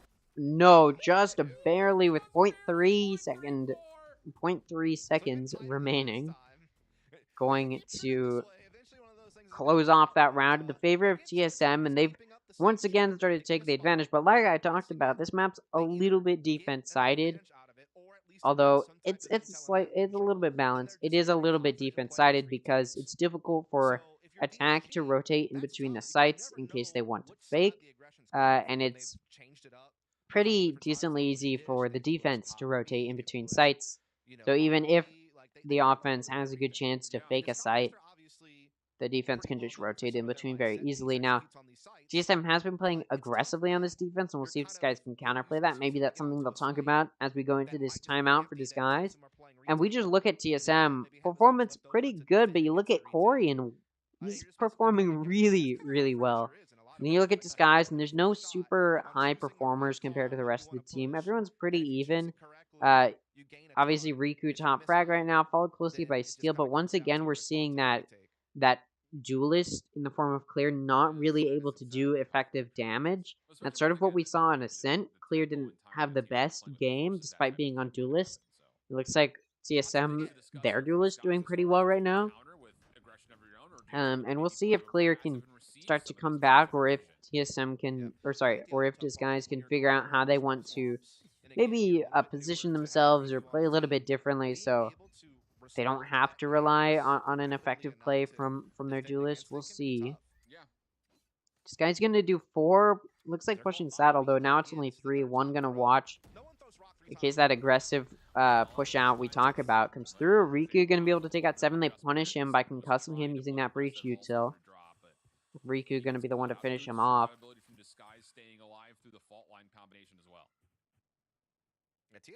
Now Ziv is watching the flank. Not going to find a kill. For some reason, he doesn't wait for that trip to go off. Instead, he decides to peek it himself. That's not a good choice. Kenpeki here to lock down the site. Going to be able to take out Clear, but Riku going to finish Kenpeki off for a trade. So it's a 3v3. Player advantage in neither team's hands. Only flank is the only person coming through with the flank, is Corey for TSM. And Steel, as well as Gangsta, are holding this. Riku's locking down site by himself. They know that TSM doesn't tend to play with CT players, but that is what happens here. Very aggressive push up is going to find Gangsta. Riku now alone to defend the site. 1v3, able to take out GMD and Nature. Not going to find the ace on Corey. Corey going to shut him down. And time was not played nearly effectively enough from Disguise. That spike's going to get defused. Although it's a close one, Disguised post plant is not able to hold TSM off for long enough. Maybe they need Riku to play back for those Molly lineups. That is something we do see lacking a little bit. We haven't seen Riku's util be super effective. And obviously, of course, the controller smokes, but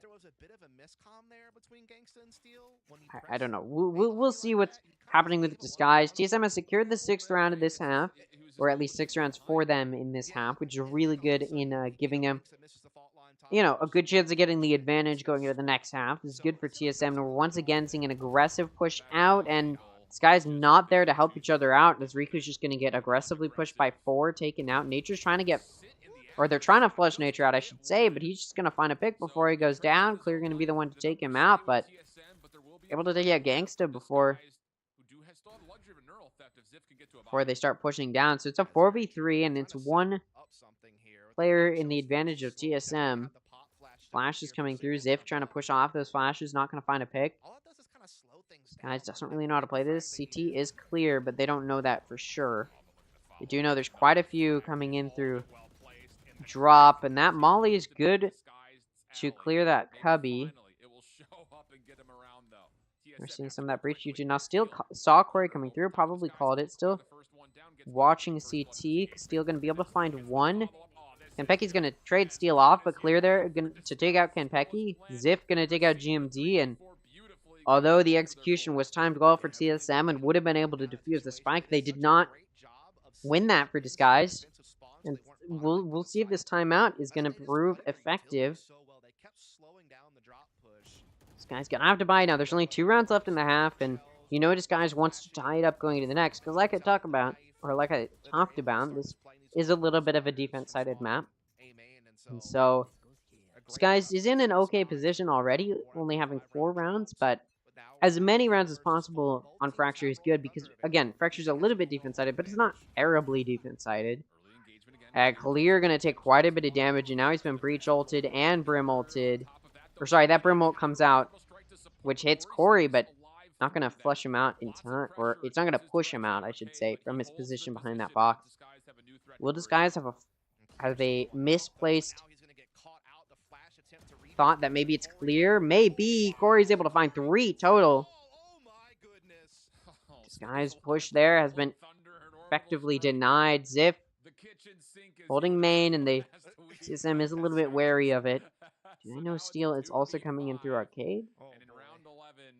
I believe so. There was some damage dealt to him. GMD going to take Steel out. Now she's down to Ziff. And Ziff going to take out GMD, but Kenpecky's going to finish him off. 4 players left alive for TSM, and now we're going to the last round. This guy's not really going to be able to buy here. I do apologize if you can hear my dog. Yeah, TSM not going to be able to buy.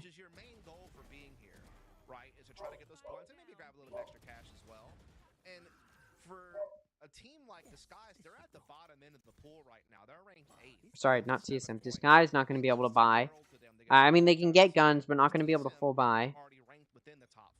Although only 2 of them can actually get guns. The rest going to have to go for sheriffs. And this is the last round of the half. You do not want to be in this position econ-wise.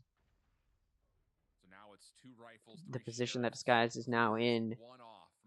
Seems like Disguise... Again, there's not a whole lot to study here. As far as, like, how do they play against TSM on Fracture? It just has to be...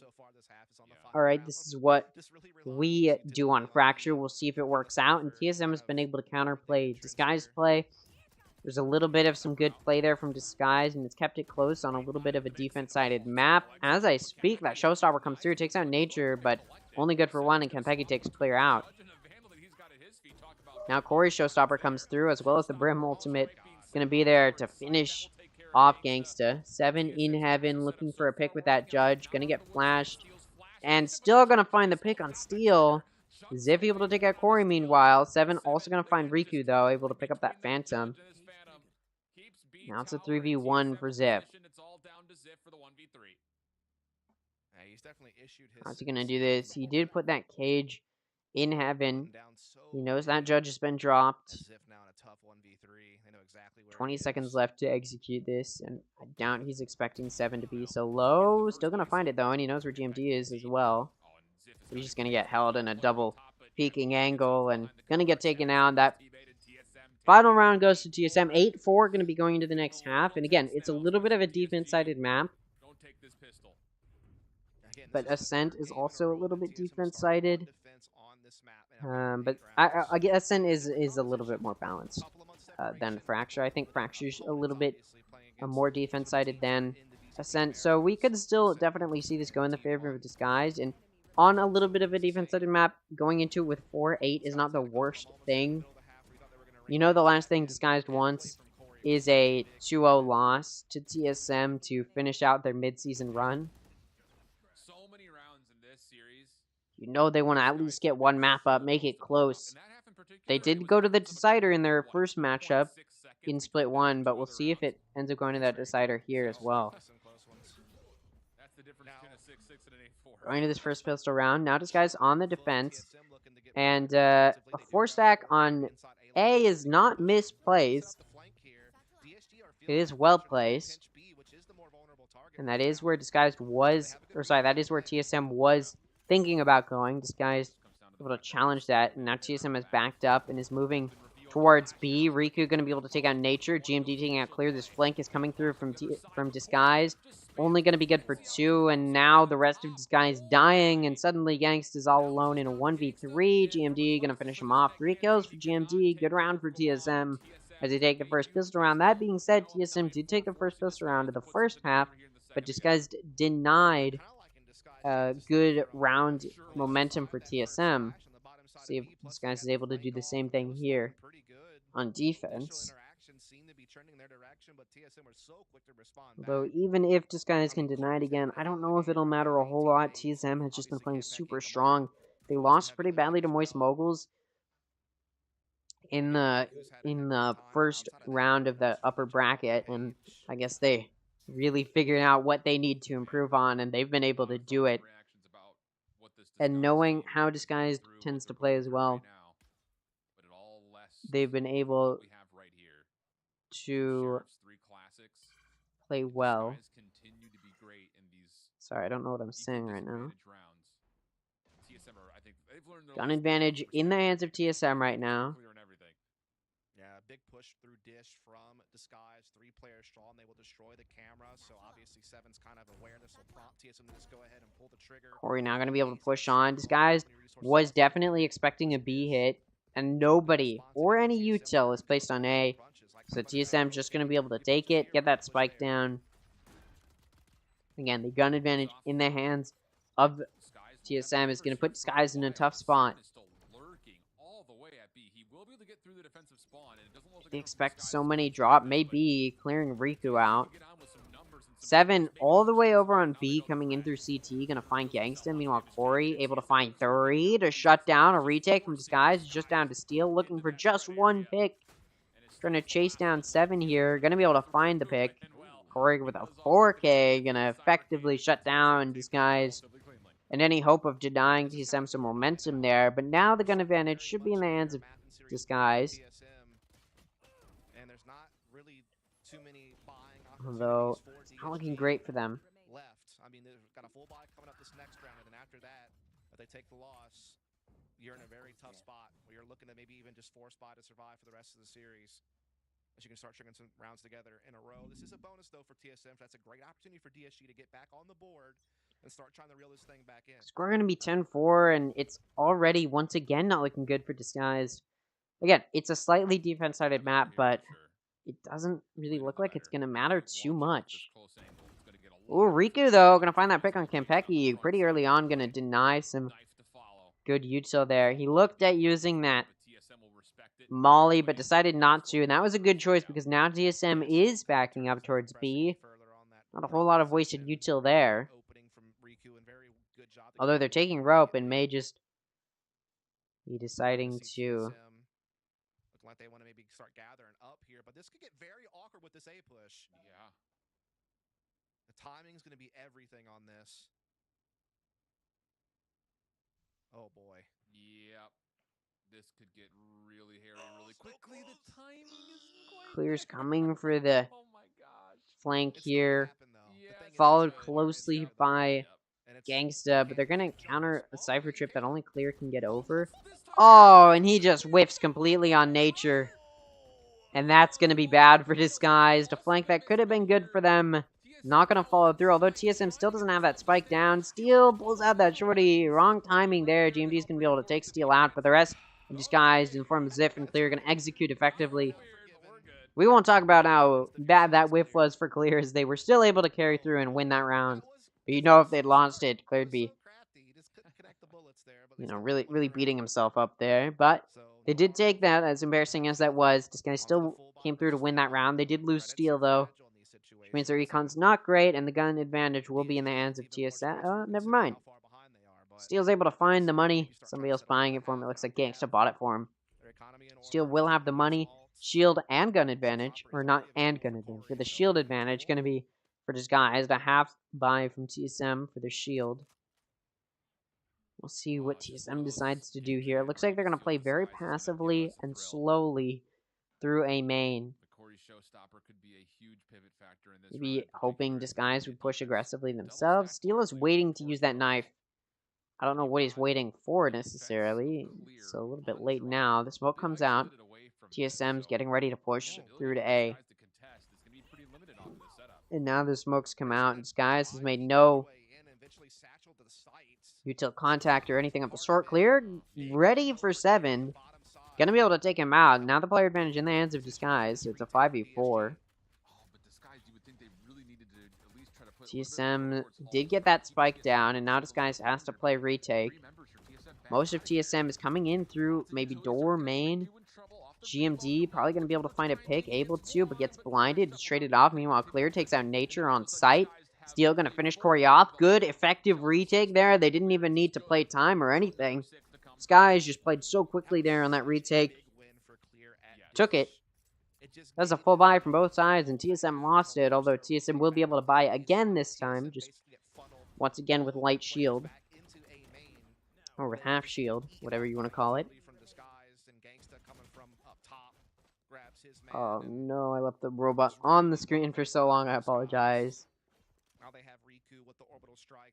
10-6. Try and remember that when I'm editing. I try not to put the robot in there. I messed it up there. It's okay. So we're going to be 10-6. Gun advantage in the hands of Disguised, and it looks like it is a light buy for TSM, or a force, but mostly a light buy. Now the Grim Ultimate not going to be as effective as we've seen it be for TSM. It just pushes Disguised back. Not going to do any damage. Now that spike is coming down, so Disguised is going to have to play some good, effective retake. Riku going to take out Nature, going to make the retake a little bit easier for them. Corey's still alone on site. The breach util comes through and it's flushing him back, and they're ready for him. Zip going to be the one to get the kill. Clear with a flank on TSM. Going to find 2 in that duelist we want to see, and Clear is starting to come through. You know where Kenpeki may or may not be. The spike is in the hands of Disguise. All they have to do is defuse, and it looks like Kenpeki's going to be going for a save. So Disguise should be getting ready to stick this. Oh wait, did the spike not go down? I thought the spike was planted already. I don't know why I thought it was already down. It doesn't matter. Ziv gonna get that kill on Kenpeki as Kenpeki is stunned, and that's a flawless round for Disguised. I believe that was a forced buy from TSM, although I did see 7 did not buy. He light bought, but still not looking the best for TSM here. It looks like Disguised started up to build some momentum.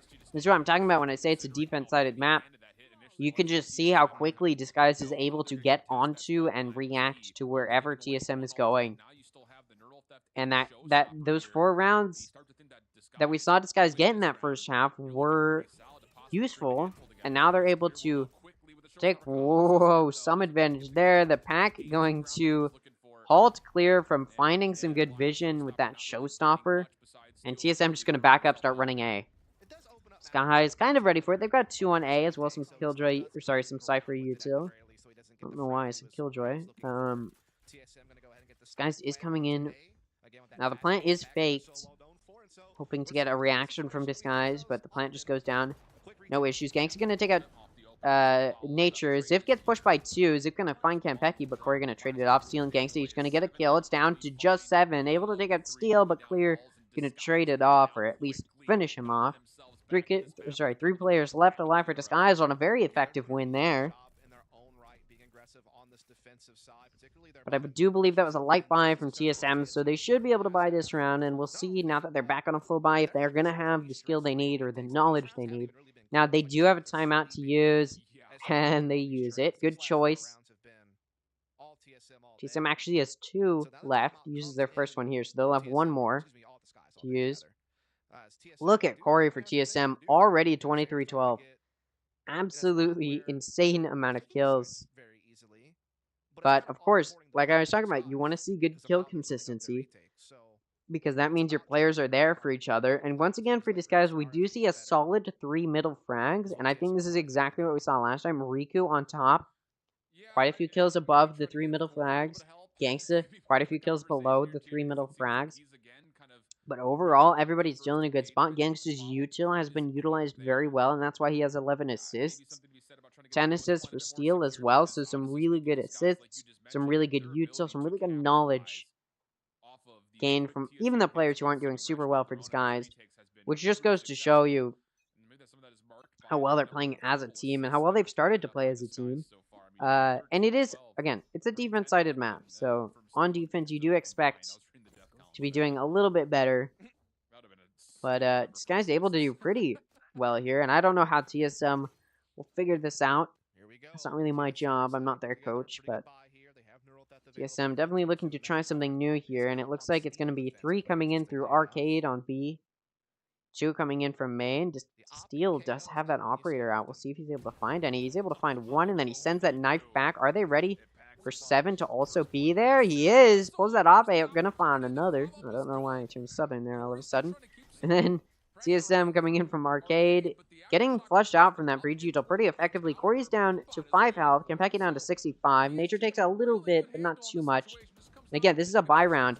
Ooh, Steel coming in, and he's looking for the ace. Give it to him. No, Gangsta's going to steal it.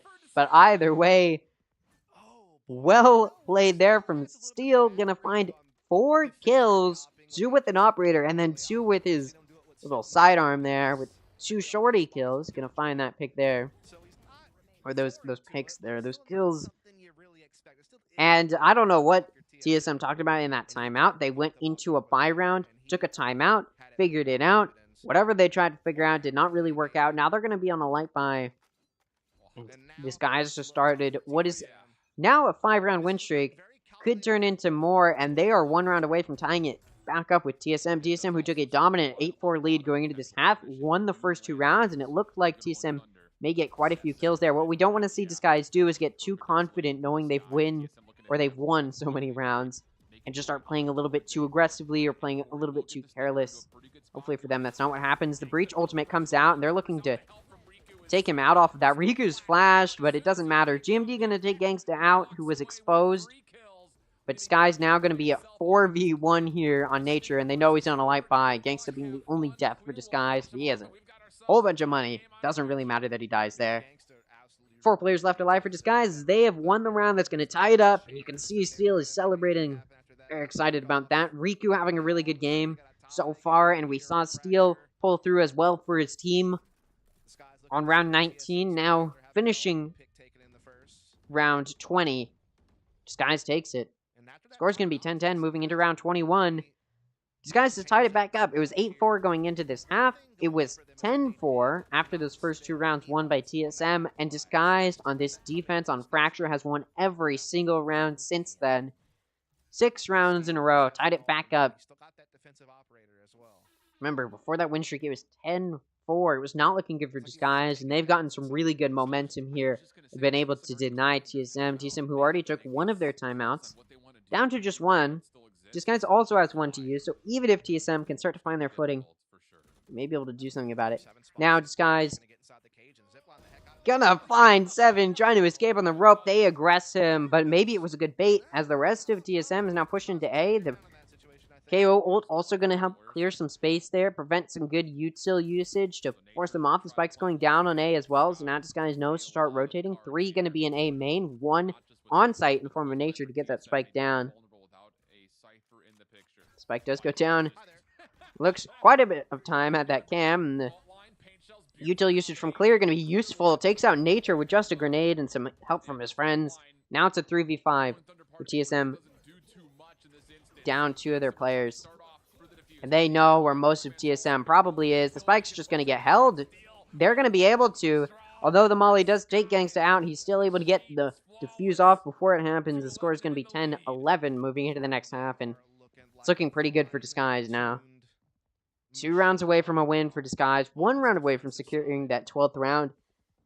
Although going into this half, it did not look good for Disguise. TSM was able to take quite a few rounds in that first half.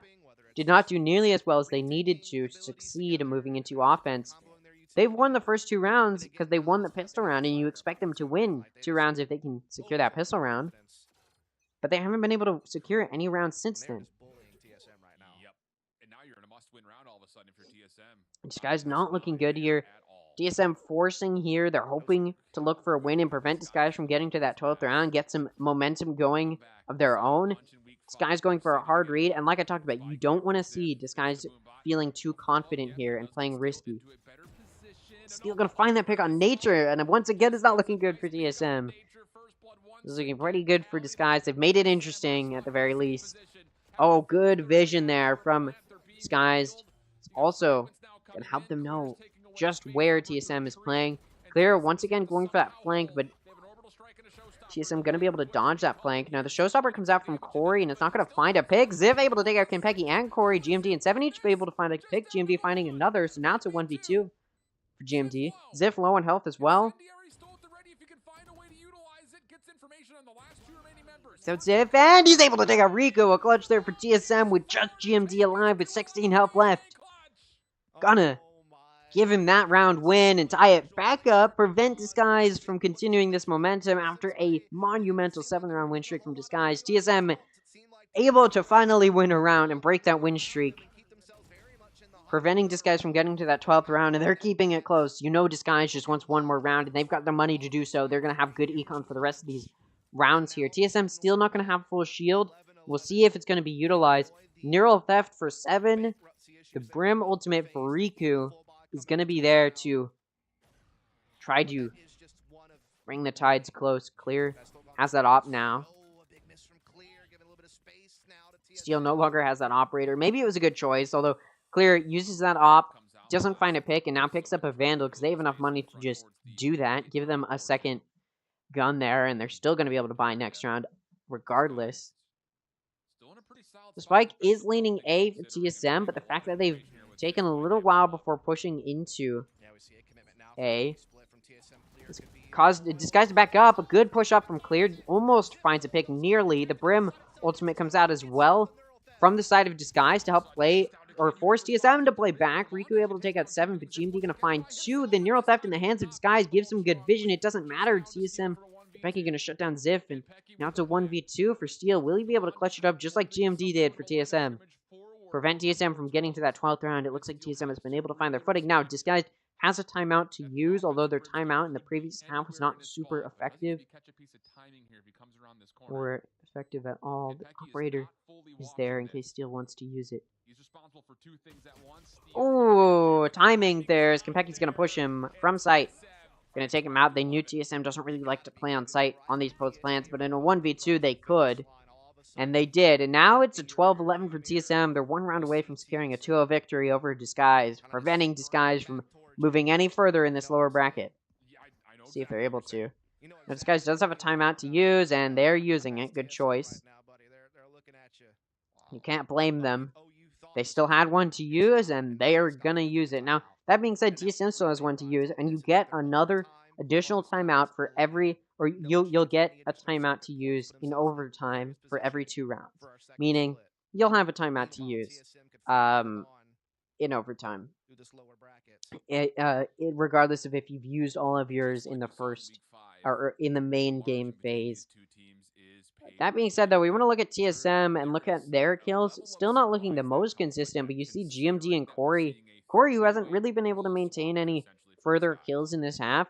GMD with 22 really pulling it through for TSM on this offensive. And then you look at it over at Disguise and you see that consistency that I love to see. 17, 17, and 16 for those middle three players. Gangster starting to catch up a little bit, able to go double digits. Riku still maintaining that top frag position on the controller role with 21 kills. And we see GMD in controller starting to pick it up a little bit as well for TSM. And Disguise doing a hard B read, putting 4 here and only a Cypher on A to lock it down, and it may be a good choice. Clear gonna push through with the showstopper, gets shut down by Corey. No more ultimates in the hands of Disguise, and this is the last round of the half. You know they want them. Although Gangsta only 2 away, will he be able to cash through and maybe possibly secure one? This guy's pushing out aggressively, hoping for some early picks. Riku able to take out Kempeki, but gonna get shut down by Corey. Corey also gonna find Ziv. Now it's a 2v4 for Disguise. Corey gonna take out Steel as well. And it's a not at all looking good for Disguise. Gangsta has to clutch it up. The bottom frag for Disguise not gonna be able to. Corey with the ace gonna finish it off for TSM. A 2-0 victory for TSM. Gonna shut down Disguise and any hope of a good run here for Disguise. Well played from both teams, but of course, I have to say it was better played by TSM. In that second half, I would beg to differ on that. I don't think TSM played nearly as well as Disguise did in that second half. In that second half, what really did Disguise in is, first of all, TSM won the first 2 rounds of that second half, but then they continued, because regardless of if TSM had won those first 2 rounds in the second half, TSM already had a really substantial lead going into that half. It went into the second half 8-4 in favor of TSM. And so Disguise, regardless of if they won those first 2 pistol rounds, would still have had a little bit of an uphill battle to go through. And considering just how poorly Disguise had done there, just a little bit, it did put Disguise in a really uphill battle there once TSM was able to secure those first 2 rounds of the half, and it just did not look good for them. Let's see what Disguise Toast is thinking and feeling about that round. PSG fighting. Split 2 starts on April 18th. He's already looking into Split 2. Speaking of Split 2, how does it fare for Disguise, and what does it look like now that they're at the bottom for Disguise? Well, for mid-season. Well, what this means, and you can see it here, everybody who made it to mid-season gets a cash prize. All of the teams get money for making it to mid-season. The top 8 teams do get some cash, but how much cash depends on where they place, and it looks like Disguise is going to be either 7th or 8th. Regardless, they're going to, first of all, not get any points, any circuit points,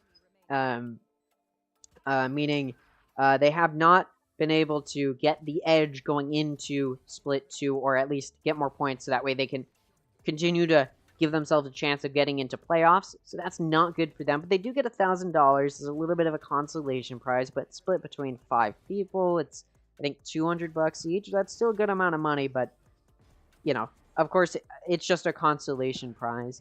And they're not in this for the money, they're in this to play well, and Disguise wasn't able to do that. And of course, you make it to, if you do well in the playoffs, you get even more money. So here, placing well here does not matter a whole lot for them, and they just wanted to get in that top 4, weren't able to. Obviously, 1st and 2nd will probably be taken by M80, but 3rd and 4th are still up for grabs for any of the teams that can prove themselves to be better. And Disguise out of the running now. Their mid-season run over, secured themselves a spot in 7th or 8th place. Now, who will they be joined by in 7th and 8th place?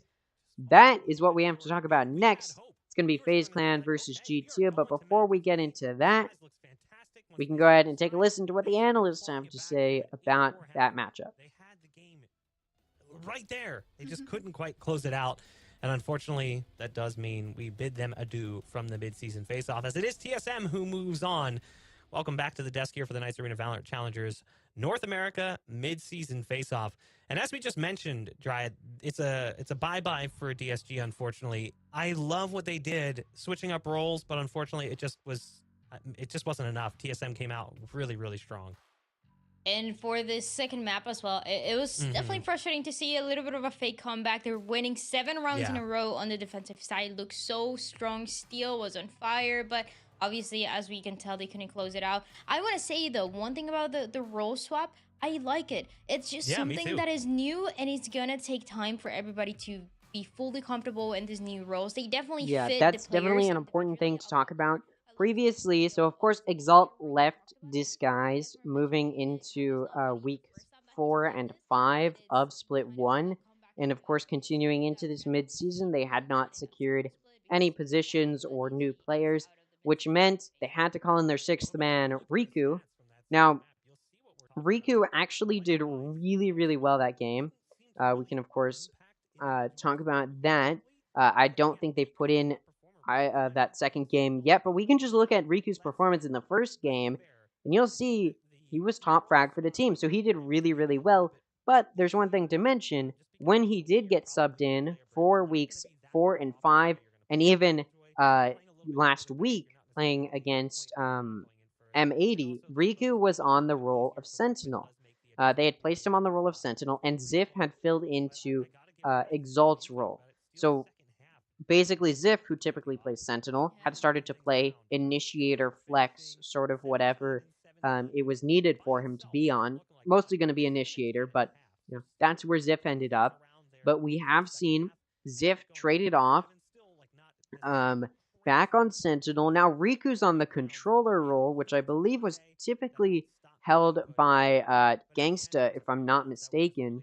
Now held by Riku. Gangsta now, I believe, unless I'm wrong about him being on controller and it was something else before. I can always check, actually.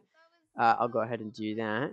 I'm going to take a look here and see where it was that he was playing.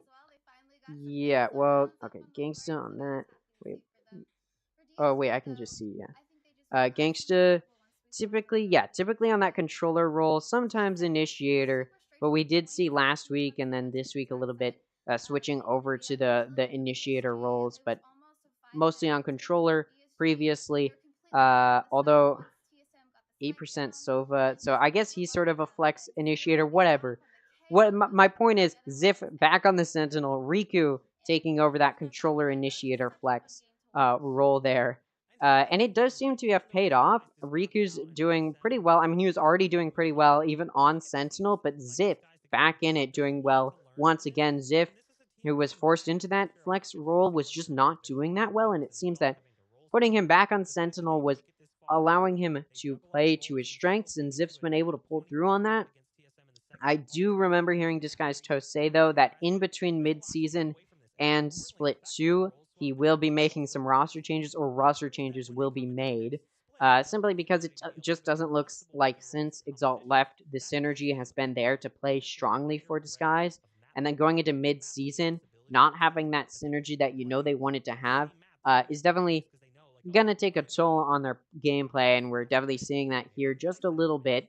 So, if you're a fan of Disguised, we will see a little bit of some differentiating picks there, and we'll probably see maybe a new player be brought in, maybe just the roles that are played switch around, maybe Riku will get signed as the official 5th, because right now he's still the Phil, the 6th man. So we'll see if maybe he'll get brought on as the official roster, if somebody else will get switched out. We don't know. Of course we don't know. We'll see what happens, though, as we move into Split 2. Again, Riku's a player to look at, regardless of if he stays with Disguised or not. He's a player to look at. He's a really strong player, and he's proven himself to be that on Disguised. Again, top frag for Disguised.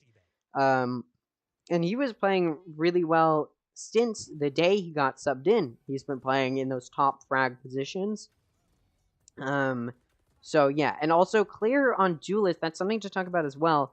Clear on Duelist has not been playing super well, so I don't know if he just needs to get put on a different role, if he needs to do more practice, more scrims, whatever it may be. Clear on Duelist, at least today, and in previous matches as well, it just hasn't seemed super strong.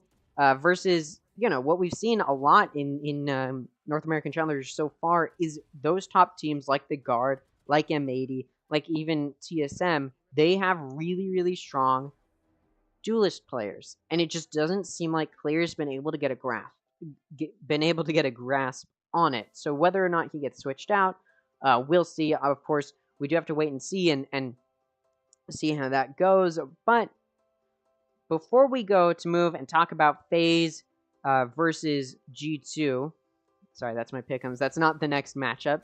Before we go in to talk about Faze versus G2, there's a little bit of news to talk about regarding what is happening after mid-season. So, of course, Split 2 is still taking place starting April 18th, but before that is the very first, let me pull it up, Game Changers North America 2023 Series 1 starts officially. It's starting April 4th is when the open qualifiers start. Now, regarding this, initially, I believe it was only going to be 32 teams. I believe was the initial amount of teams. I could be wrong. Maybe it was more or less. But they did increase the amount, at the very least, I know that, to 45 teams. So there's going to be 45 teams in the open qualifiers. I believe it's 45. It could be 46 or something weird like that. But it is... all I know is they did increase it to 40-something teams. I haven't been keeping super close call on it, but if you don't know what Game Changers is either, Game Changers is the female challengers league, and it's not that female players can't compete in regular challengers. They can. It's just that often teams don't pick them, or female players don't have a chance to really show their abilities and show themselves as a team player. So Game Changers is the opportunity for women to do that in a pro scene where there's gonna be viewership. And judging by the fact that Disguise has announced that they will be participating, now it's a little bit of a show team putting some content creators on there. It is still going to bring more viewership to Game Changer series, and it does seem that although that is a little bit of a show team, that Disguised will bring in some more players for the next series. It seems like maybe that's the hope. And there's going to be 3 Game Changers series. I'm not entirely sure about what happens after those series. All I know is that in these series, the teams are competing to earn points. I'm not entirely sure what happens after that. I've seriously looked into it and tried to research it, but I really can't find any information. I'm sure if I really, really looked, I could probably find exactly what happens. But there's a big Game Changers championship, of course, between all of the top teams from the Game Changers series across the world, but I don't know when that's happening. And I know that in the series they're competing to earn points, but the number 1 teams in each series still earn the exact same amount of points. So I don't know exactly what happens after that.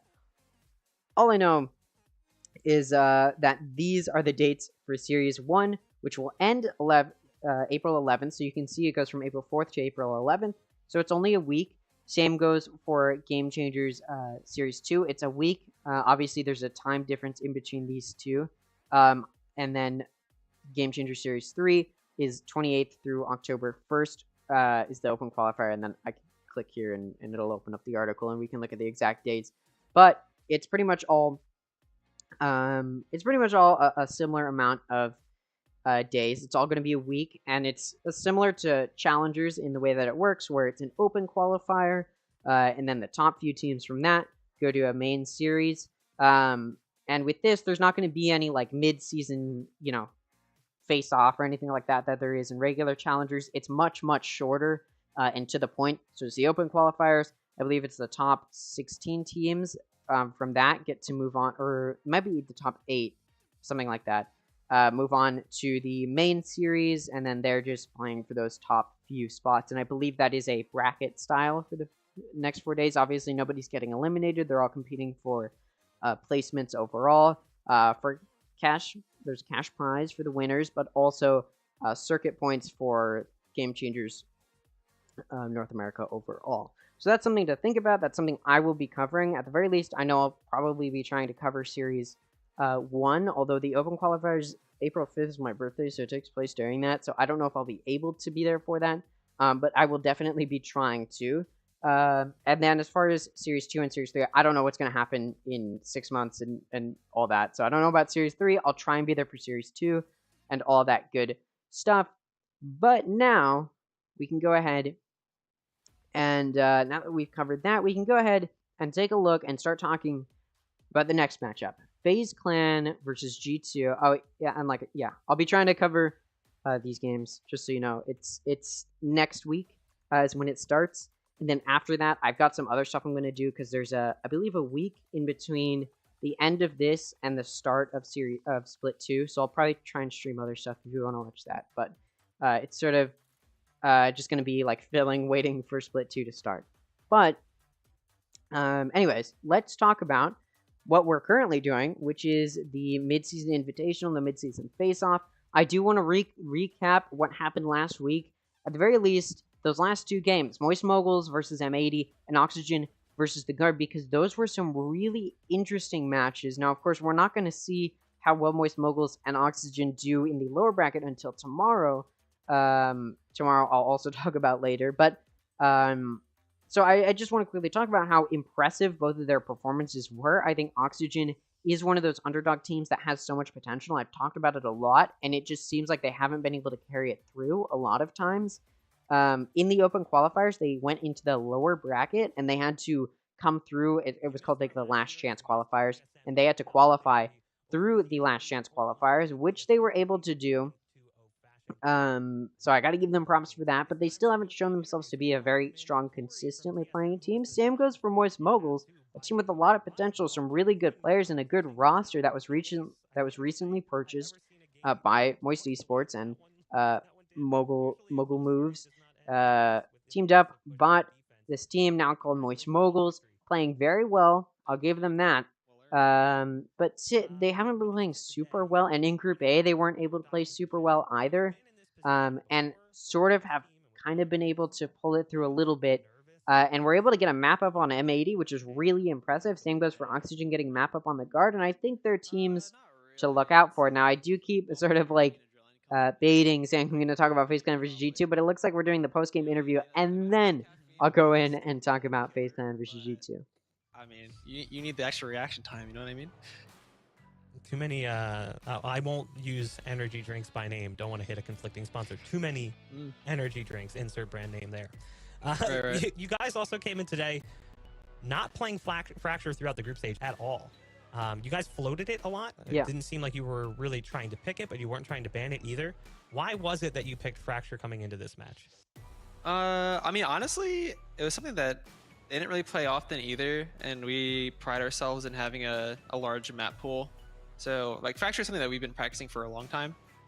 So it's not out of the ordinary for us to play it, at the very least. It's not like it's something that we're uncomfortable on at all. Interesting. If things had gone to the third map, obviously that was a repeat of the match you guys played previously against them in the group stages. Was there any concerns going to Lotus, as that was such a close game the last time you guys played them on it? Not necessarily. I actually think Lotus comps with Chamber aren't that strong, so we didn't really think it was gonna be that hard unless they switch comp. And like, honestly, if they switch comp, then it probably would have been difficult, or at least have been a struggle a little bit. But I mean, we're hoping to not even go to map 3, so. Right, of course. Yeah. Now, elephant in the room. There's a round that stands out. And I'm going to preface this with the chat by saying I asked him if it was okay to talk about this first, because I think everyone will think I'm coming for your neck.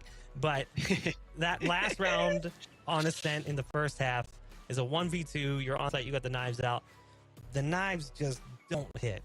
What happened? You know, honestly, I just whiffed, but like, you can blame a lot of things, lag, you know, tournament client, my brain lag. Honestly, we had a, literally like a couple days ago, not even that long ago, we have a scrim, and like, I did the exact same thing.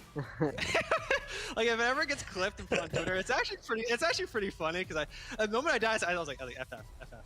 I was like, ignore it, you know what I mean?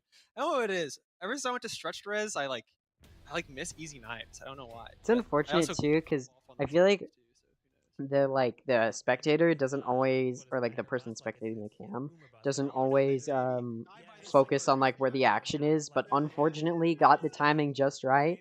I mean, it was hard to spectate anyone else. It was a 2v1, but unfortunately got the timing just right to see Corey get that complete whiff there, which should have been an easy kill, or at least done some damage.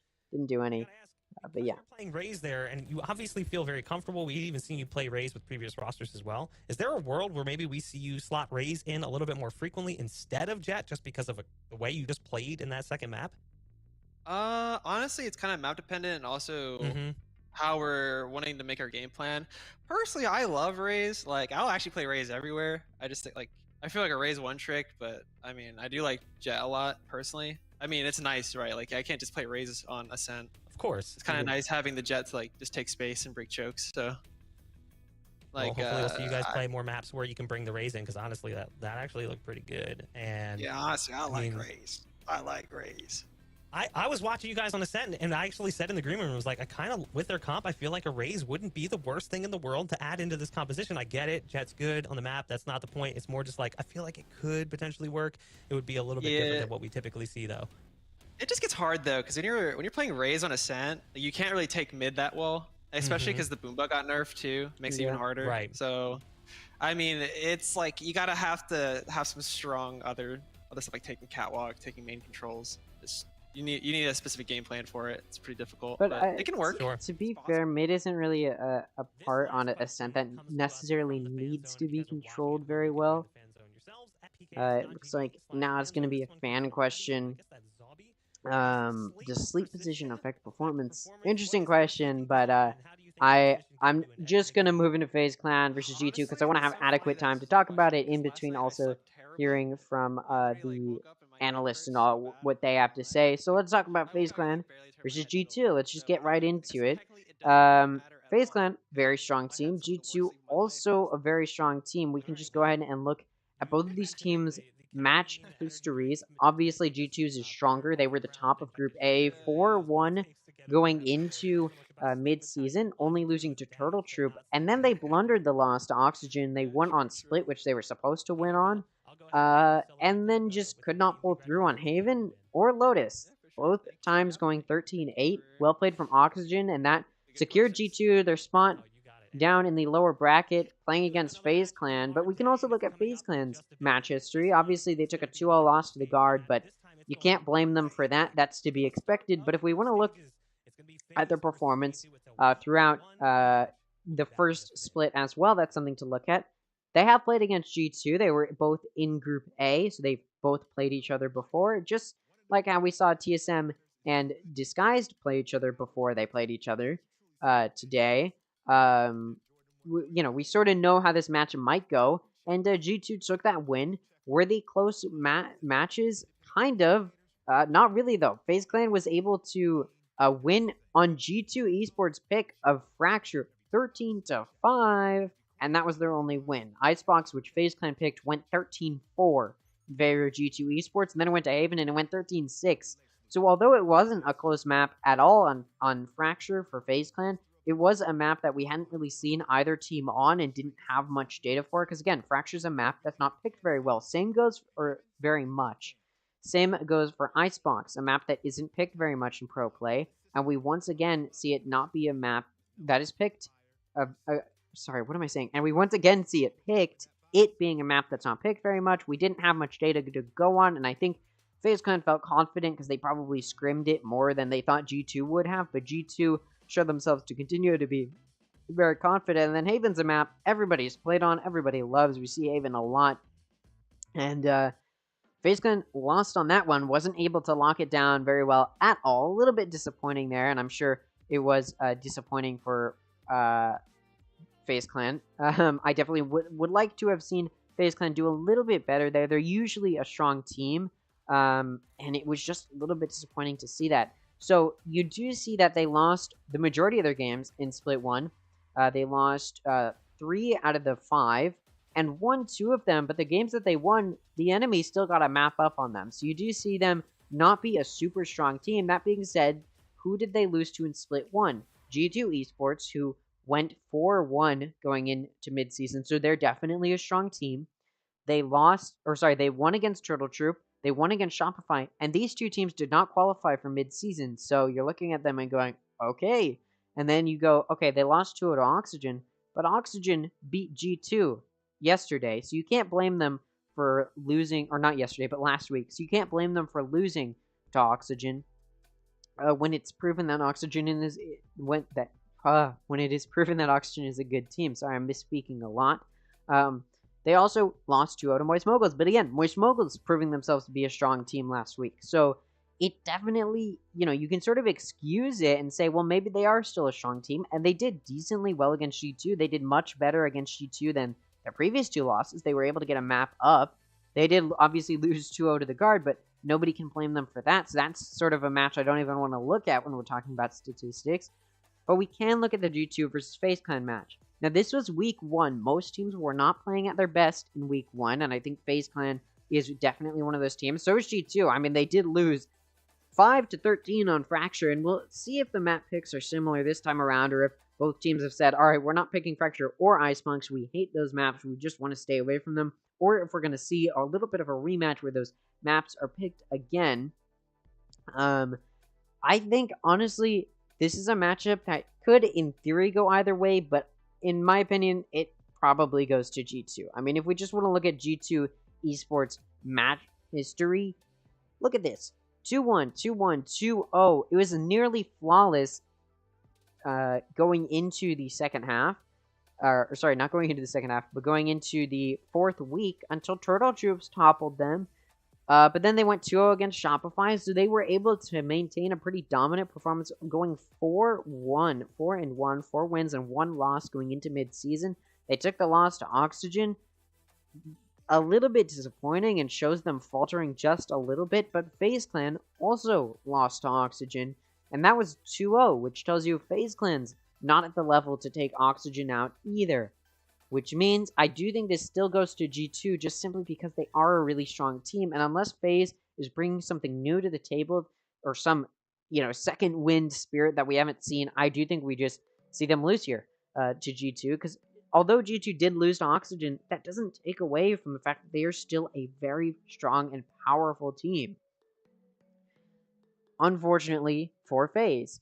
Again, a team I think has a lot of potential, has some good players, and should do better. Isn't. They just haven't been able to do that well.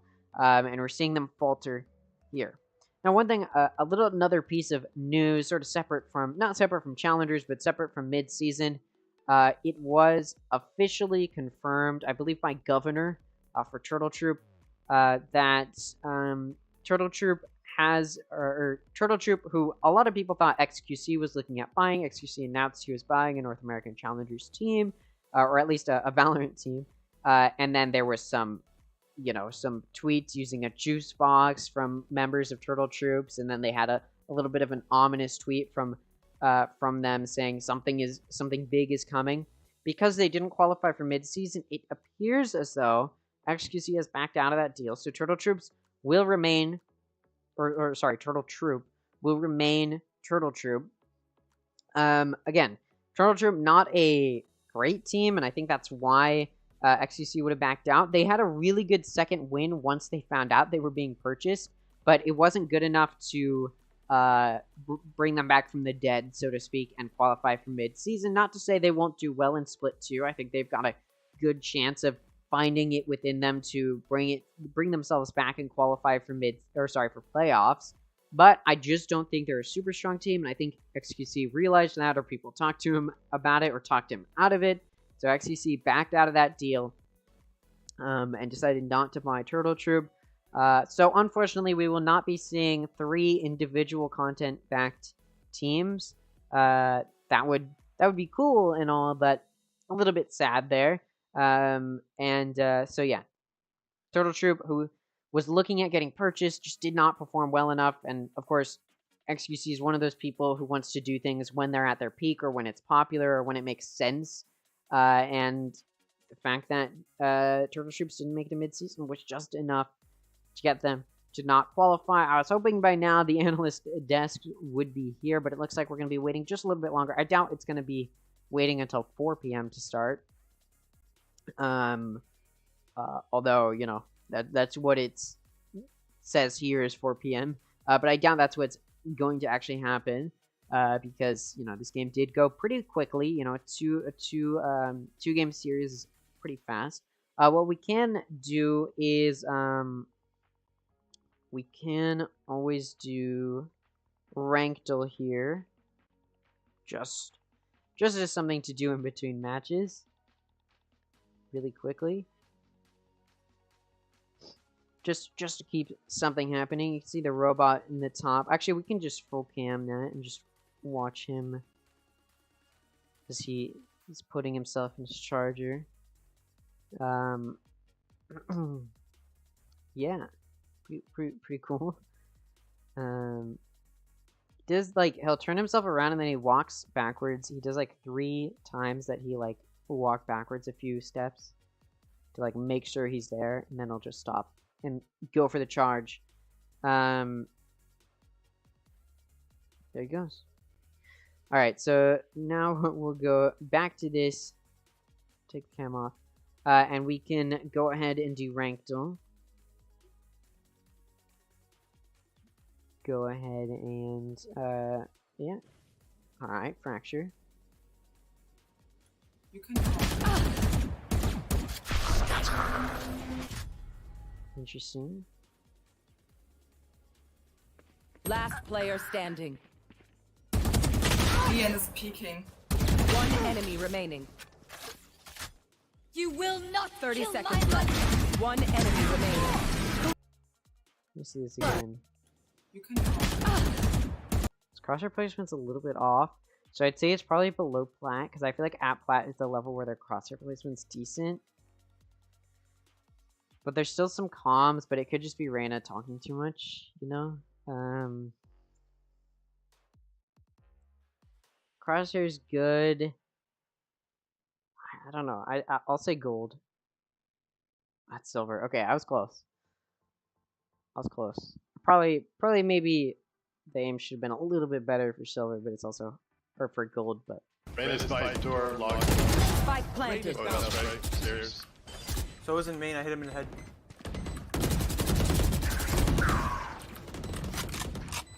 good comms. Going up. Good crosshair. Last player standing. One enemy remaining. Crosshair placement. Nice job. I'd say that's like Ascendant. It's either Ascendant or Diamond. The movement was a little bit off. Let's see it again. So it was in main. I hit him in the head.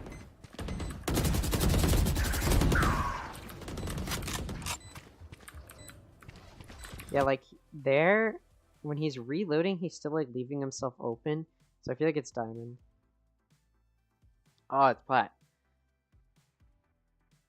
I'm so bad today. I haven't been doing it these past few days, so I've been like out of practice. There's really small crosshair. Looked away really fast. Oh, that was a bad smoke. So it's like older above. I'm not. Flank. Okay. Good. They just flank. Oh, he's counter strafing.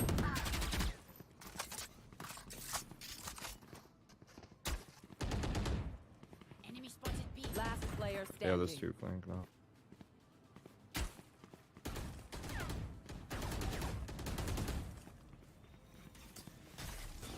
Now he is. Yikes. One enemy remaining. Oh my god. Nice.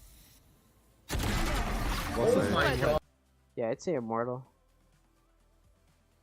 What? There's no way. There's no way he's Plat. He was counter strafing. That's not Plat. It's you know what? He's smurfing. That's cringe. Smurfing and Plat? That's weird. That's obviously what must be happening for me to be wrong. Anyways, I've sort of run out of stuff to talk about. I don't want to like switch to something else. I guess we can sort of take a deeper dive and look at we'll look at Faze's match history just to see exactly how well they performed on all the maps. Talk about it, analyze it a little bit. So against the Guard, this is the map they played last week. The 2-0 loss. FaZe Clan went 13-11 against the Guard. Okay, I forgot it was that close. On Lotus. 13-9 on Ascent. Okay, that's not a bad performance. Looks like Baby Bay had really good games. I do remember that. Baby Bay did pretty well. Oh, not so well in on Lotus. But still able to keep it pretty close. They kept it 13-11, and that was Lotus which FaZe Clan picked. And then it went to Ascent. FaZe Clan was able to keep it decently close. So, you know, that bodes a little bit well for them. And then their loss to Moist Moguls, which was 2-0. Now we're going into Split 1. He's back in Split 1. Moist Moguls took 13-7 out of 13-9. Not great. Not looking great for FaZe Clan. Split was 13-9 and 13-7. Once again, lost to Oxygen.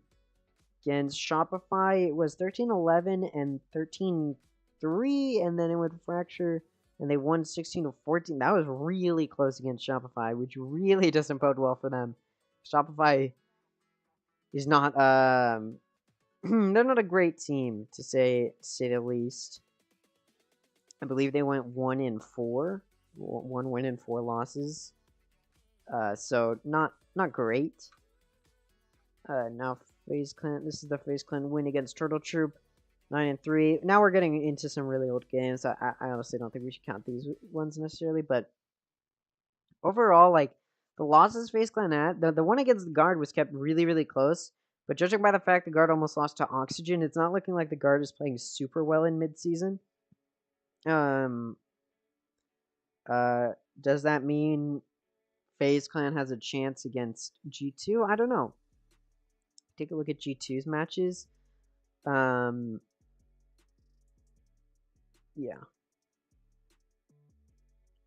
2-1 loss to Oxygen. Haven wasn't great. Yeah, Haven wasn't great. I know it went 13-8 for both of the wins, right? So like Split was good, but we also knew Oxygen had a really bad Split play. And also Oxygen decided to mimic how G2 played on Split. Now my computer's gonna crash. We also yeah, so you know, we sort of could expect it not to go super well for Split. Or sorry, for Oxygen on Split, so I'm not like completely surprised with that win necessarily. 2-0 win for them. This is going into week 1. 2-0 win against Shopify Rebellion. I would hope so. Let's see how close the matches were. 13-8, 13-4. Okay, not super good there for Shopify, and pretty good for G2. That's about what I'd expect from them. And 2-0 win against Turtle Troop, went 13-1 on Fracture, 13-7 there. All right, we're back. It looks like. Let's go ahead. Finally, you don't have to stall any longer. Let's go ahead. Take a listen to what the analysts have to say about this next matchup that's coming up. One more series on the day, and this one too is an elimination match. It's going to be FaZe versus G2. And we talked about it right before the break.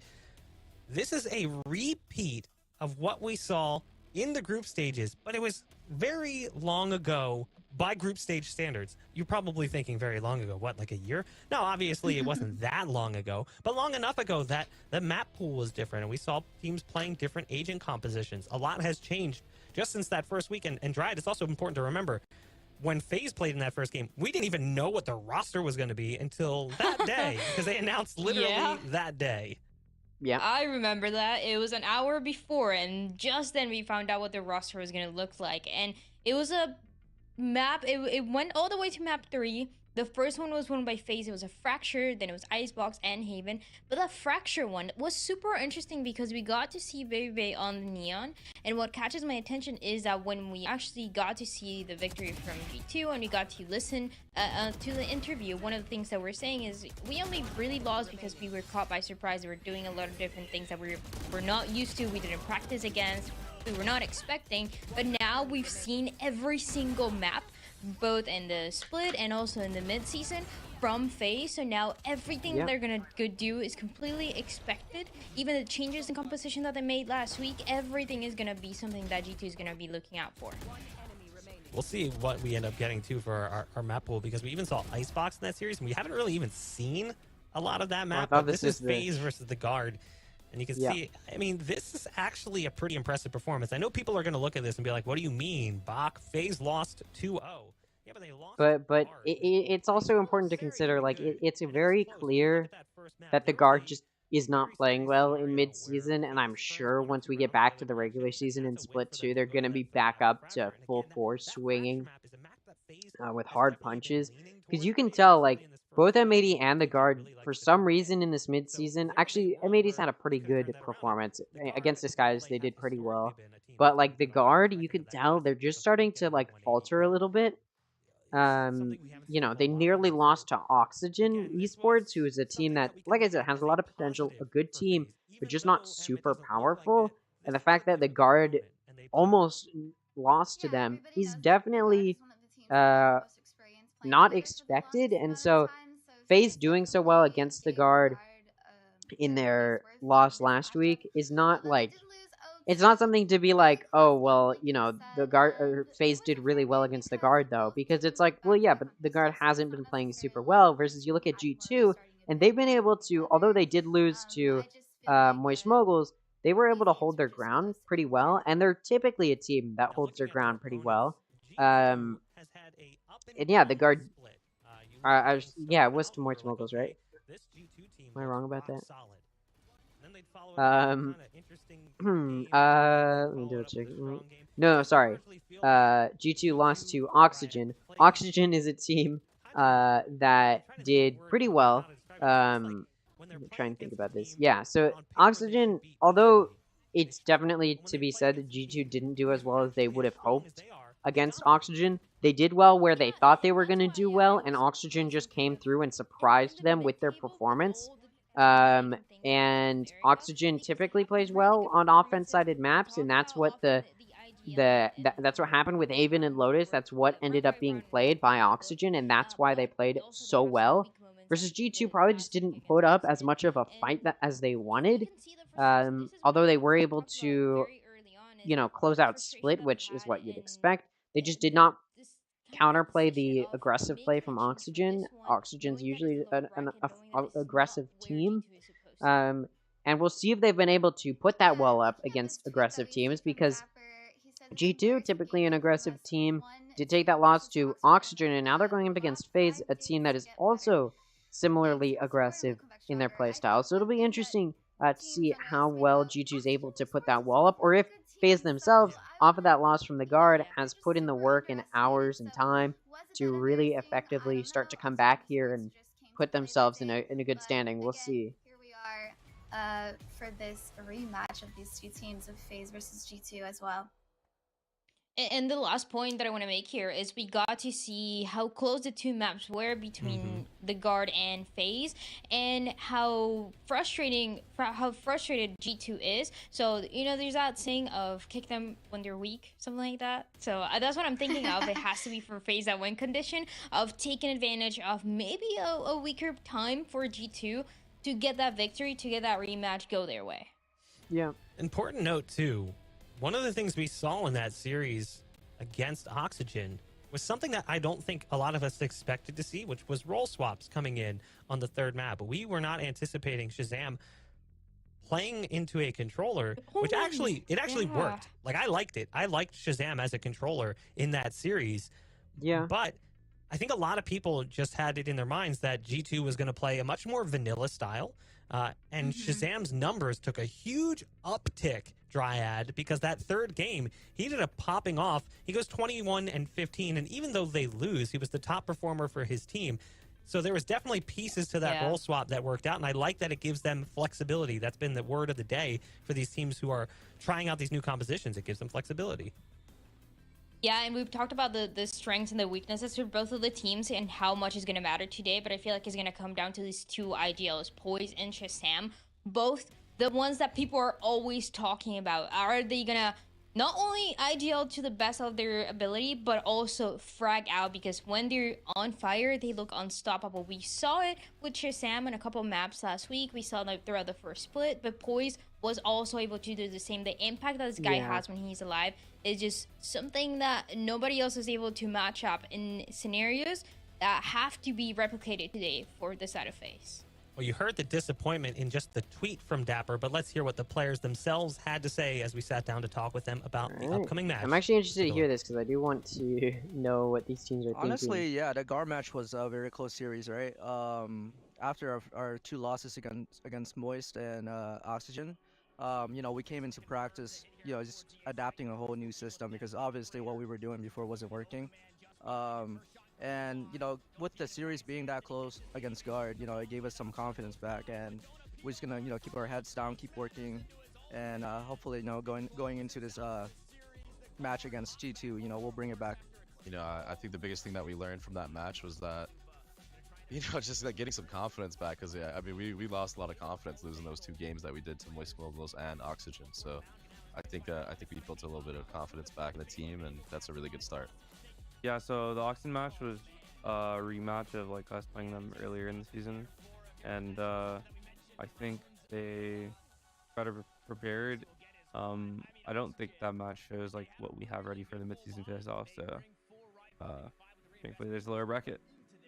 I mean, G2 is a very solid team. You know, Shazam and Dapper are former champions, right? So they obviously know what they're doing. With Oxy being the new blood, he's been showing dominance in face-off, and even in group stage, right? So if we're not choosing the obvious choice of Oxy to be the X factor of G2, I would have to give it to either like Dapper and then also Shazam.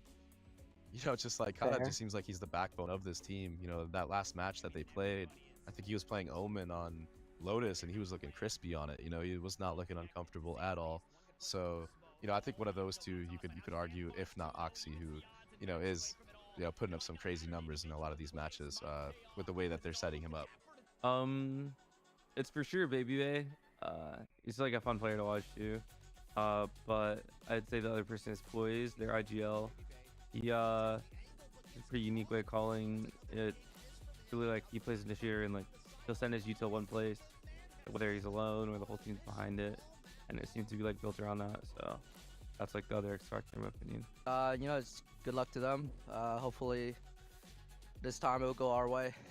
Yeah, hopefully we show more of like what we've been showing in practices. Me and Mike, we're no strangers to lower bracket runs, so expect us to climb through the lower bracket. I mean, I've always had a big, you know, rivalry. I think that's what a lot of these teams have been saying is like, oh, we play well in lower bracket, and it's true. One thing I do want to point out actually is obviously this is something more to talk about tomorrow, but Moist Esports, not Moist Mobiles, Moist Esports, they have some good prominence in both Smash Brothers and Rocket League, and they have come back to win a lower bracket. Not only win a lower bracket, but win the whole thing in a spring championship for Rocket League. So Moist Esports has sort of that history behind them. So we want to talk about teams that do well in those lower brackets. Moist Esports is one of those orgs that has that history and knows how to play in those positions. Obviously, it's a different game, it's a different coach, it's different players, but we want to talk about history. That's one thing to talk about. Obviously, G2 has more of that history of doing well in lower brackets. And we're looking now at the map picks, and this is going to be interesting to see. So Ascent picked by Faze, G2 picked by Haven, and Lotus is going to be the decider. Very interesting, because G2 played against Haven, played against Oxygen on both Haven and Lotus, and lost both of them. Those were both of the losses that they took against Oxygen. Their one win was on Split, which Faze banned. You know G2 would have loved to play Split here, but they're not. They're going to be playing Haven, and they picked Haven here. So you do have to wonder what G2 feels so confident on about, like, what about Haven feels so confident for G2 is definitely a big question to ask and to wonder, because they didn't do super well against Oxygen, so it will be interesting to see if G2 has practiced it enough since then to really come back and feel strong on Haven. Not that they didn't have a poor performance against Oxygen. It went 8-13. That was the final score on Haven against Oxygen, which is it's a respectable score. against Oxygen when you were the top player in Group A going into midseason, probably not what G2 wanted, and they definitely didn't want to perform poorly there, but they did, and it seems they feel like they've improved enough on a Haven to take the advantage. And then Ascent pick by Faze, solid map for Faze. Obviously, I believe they played against against the Guard on Ascent last week. They did take the loss there. They did pretty well though, and it's against the Guard. So I'm not entirely disappointed with that performance. And although it was a 2-0 loss, they did okay. Again, the Guards not at their peak right now. They're definitely not playing as well as they could. But that doesn't take away from how well FaZe did perform. And so going into Ascent, I think FaZe has a good chance of winning that map. I think G2 has a good chance of winning Haven. This is one of the more even matches that we could see in this lower bracket. And so seeing a loss here for either is not out of the picture, and I think both should be able to take the map they're picking. I think I have more confidence that FaZe can win Ascent than I have that G2 can win Haven, as far as each team winning the map that they pick, just because we haven't seen G2 play super well on Haven, at least in mid-season against, again, talking about G2 against Oxygen.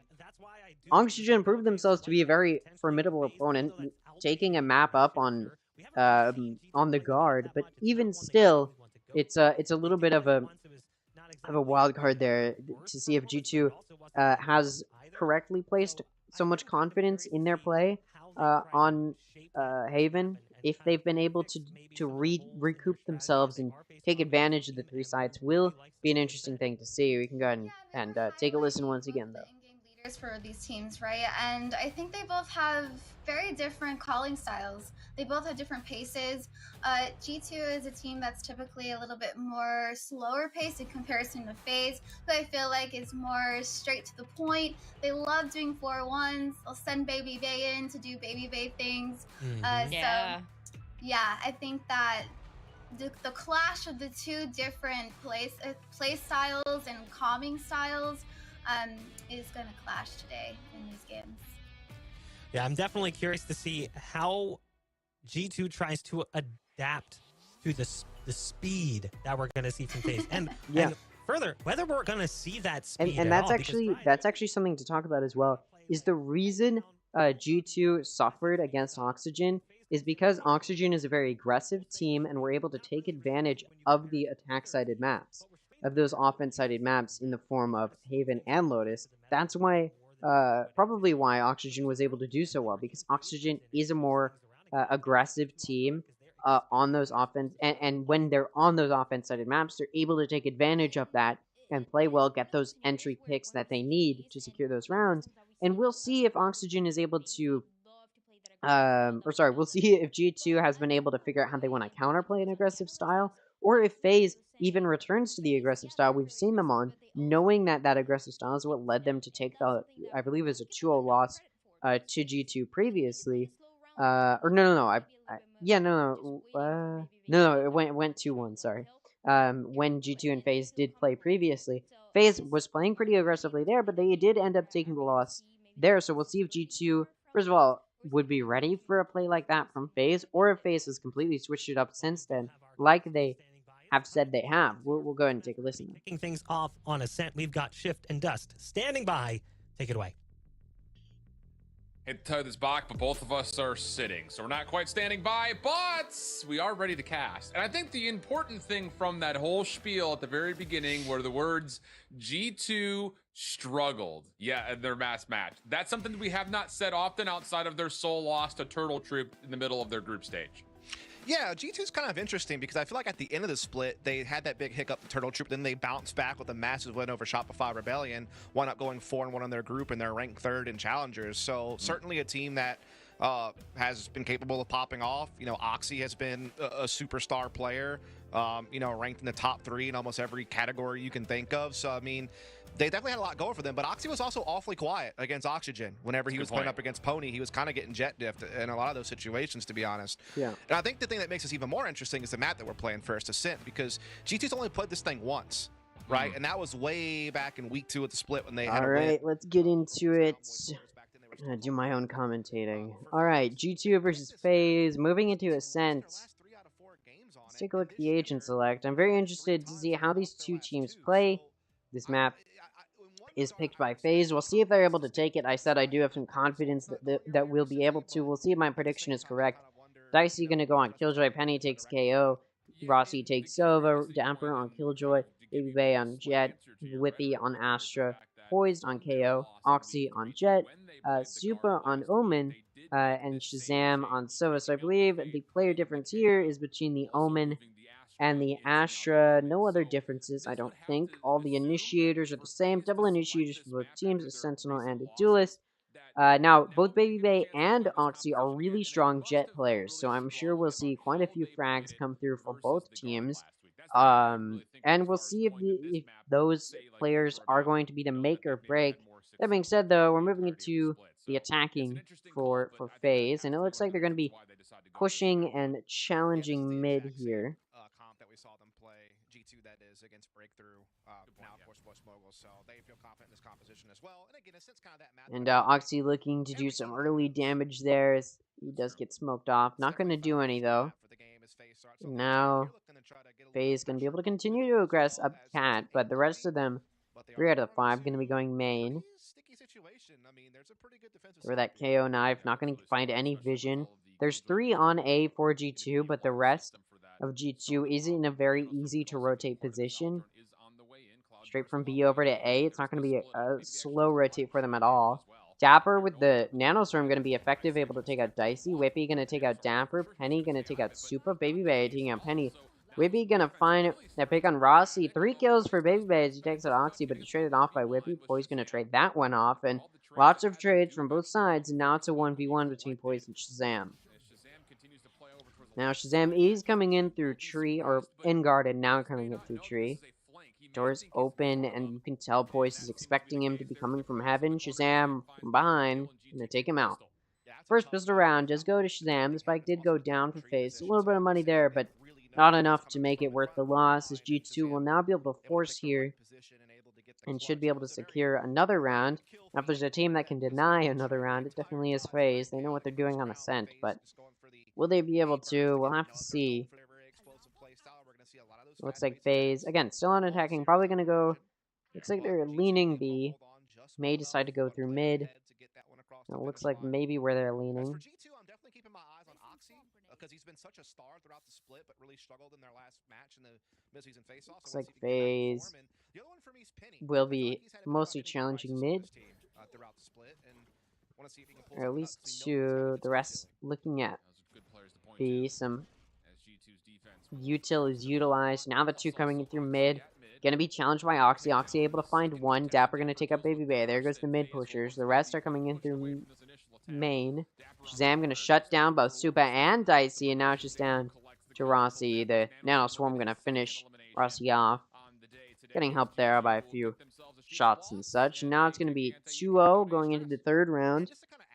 Flawless round there from G2 is gonna be good for them as they didn't take any econ damage, which means they're in a good spot to do some good damage this round as well. Now that Faze is going to be on a full buy, we'll see how G2 decides to play. And it looks like they're going to force a buy here. We already see that Operator and Oxy.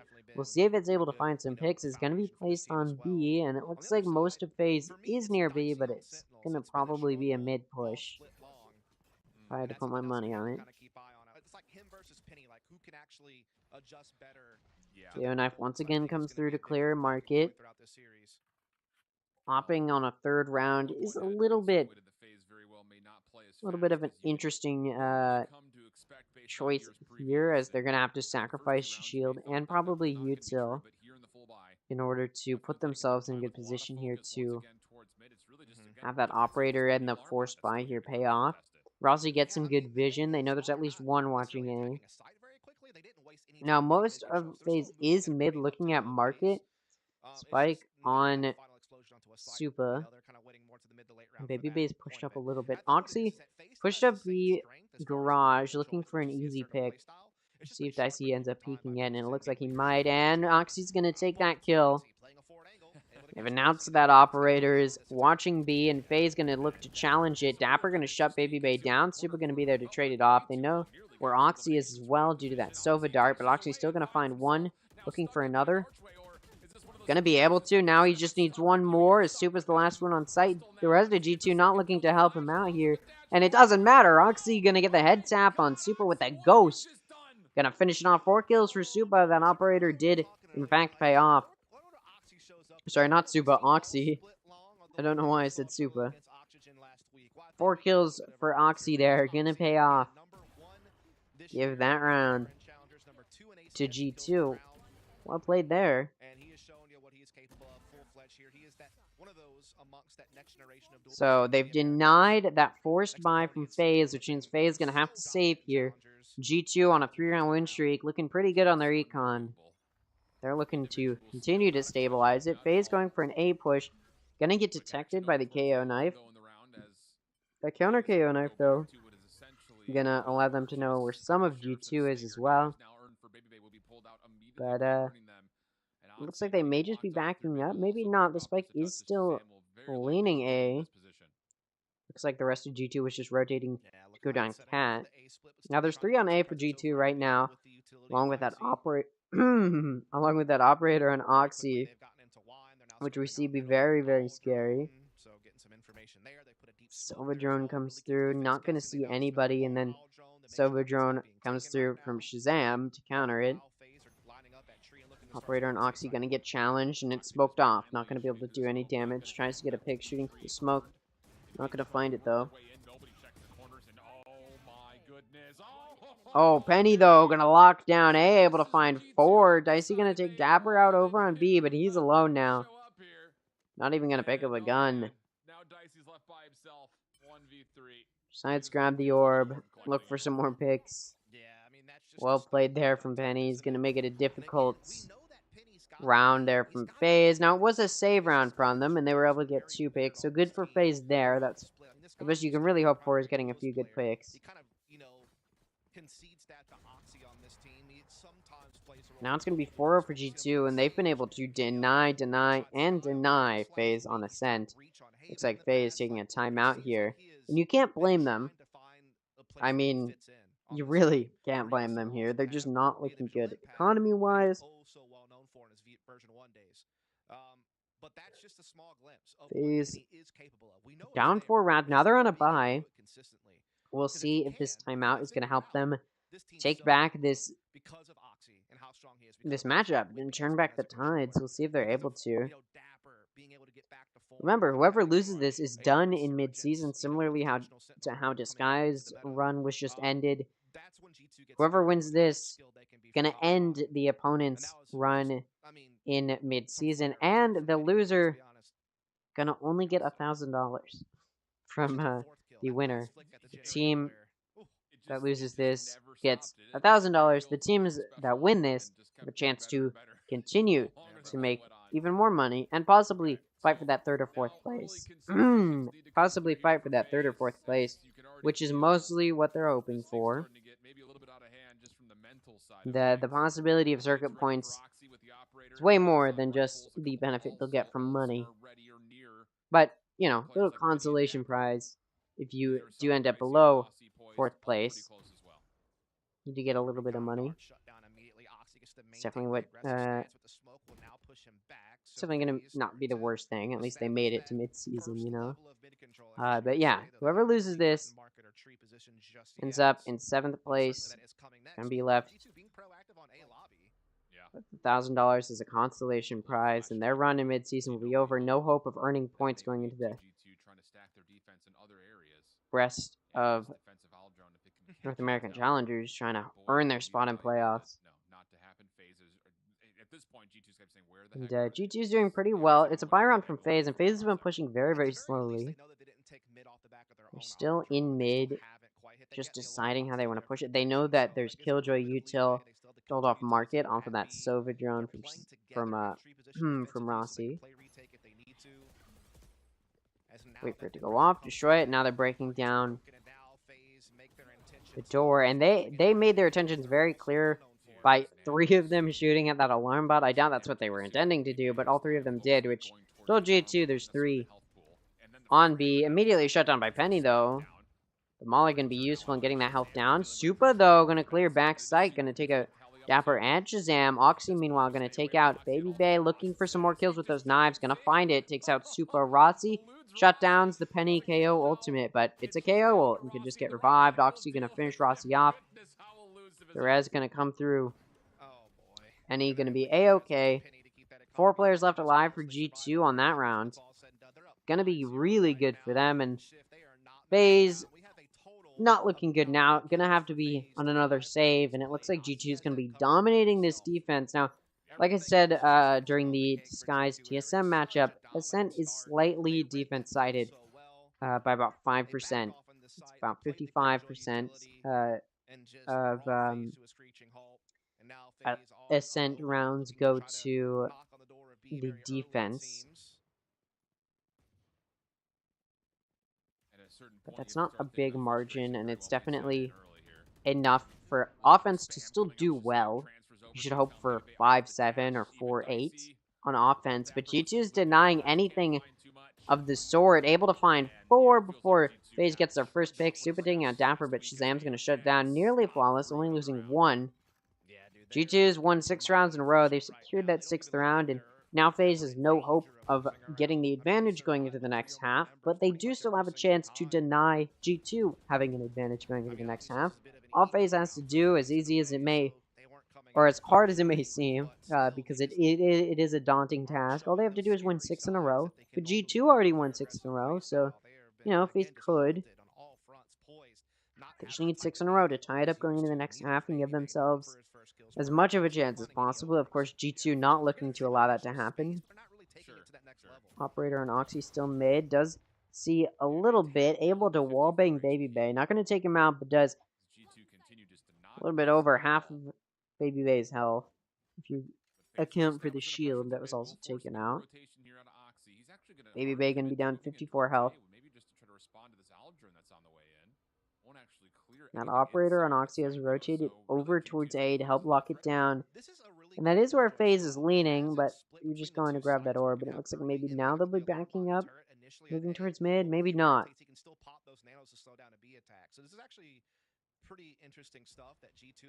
Baby just holding this angle, hoping maybe Oxy with the Operator will push him, and it looks like Oxy might. He's definitely looking for it, hoping somebody will push him, but you know Baby Bay is hoping Oxy will push him. And of course Oxy doesn't have to push. FaZe is on the offense. They do have to push. Ooh, Oxy was looking out, knew it would get smoked off, hoping to find a pick. Oh, he gets spotted. Baby Bay gonna be able to one just shut him down. Although the lockdown comes out, and it's gonna pretty effectively deny some good momentum for FaZe as they're trying to push onto the side. Now Baby Bay is down to 54 health. 10 seconds left. Dicey, though, going to find Dapper. Baby Bay also able to get a pick, and Penny's going to shut down Baby Bay, but enough time to plant for FaZe, and it's a 2v4. The Hunter's Fury does come out to try and even the tide just a little bit, so it's a 2v3 now. So he is able to find that pick. Penny trying to clear tree and garden. Clear garden. Now he just needs to turn his attention towards tree. Oh, Boys wasn't even looking at Penny. Able to find the pick anyways. Now it's a 1v3 for Shazam. He has the money. There's no need to save.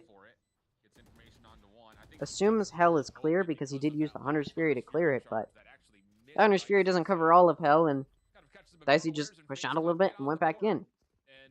First round goes to FaZe. Good for them. Score's going to be 1-6. Or 6-1.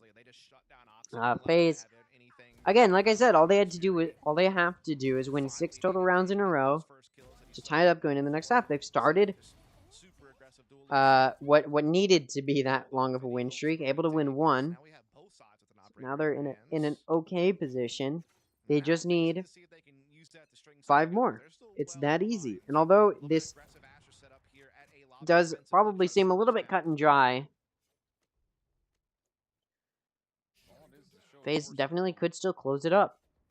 And again, this is FaZe's map, so you know, it's possible. They've taken a timeout as well. They must have thought about what they need to do if G2 gets to that 6th round, which they did. So we'll see how FaZe is playing. Now, we've seen FaZe play pretty passively so far on this defense. usually putting themselves up in a little bit of an aggressive position, hoping that G2 will push them, but G2 hasn't. G2 won't budge. So Penny might now. Looking up a little bit, not going to find anybody. Still, a 5v5, and there's an operator on Oxy and an operator on Baby Bay. We'll see which one is more useful here. That's just to pull back the star. The knife will not catch Whippy by the look of it. Lockdown comes out, and Whippy is still in wine. Rossi's holding it, though. Hoping anybody in there will push him. He's going to find them as he's trying to push out and save himself. He's able to do quite a bit of damage to Dicey, but it's not enough to get a kill. Oxy's spotted with the Sova drone. Penny's just going to get taken out by Supa. And Supa's getting ready to plant. The spike's going to go down with about 10 seconds left. Well played there, and good execute from Faze is going to earn them the player advantage. So they've got 2 players left alive. Or sorry, 2 additional players compared to G2, who only has 3. Oxy going to even it a little bit, but Supa going to be there to trade it off. So now it's a 2v4. Dapper looking for a pick. Going to get counter-peeked by Poise. And then Shazam going to have to peek so many people. 3 kills for Poise as he shuts Shazam down. And it's looking like this may be a comeback for Faze to tie it up. Maybe they heard me say it was a daunting task and said, yeah, but we can do it. I don't know. We'll see. 6-2 is a pretty decent score here. So it has seemed like they had some little plays set up, but once they started to fall apart, they didn't really have a way to fall back out of it. And so it just kind of lets Faze steamroll their way through on their attack. So now they put a couple together in a row, but still G2 with full economy.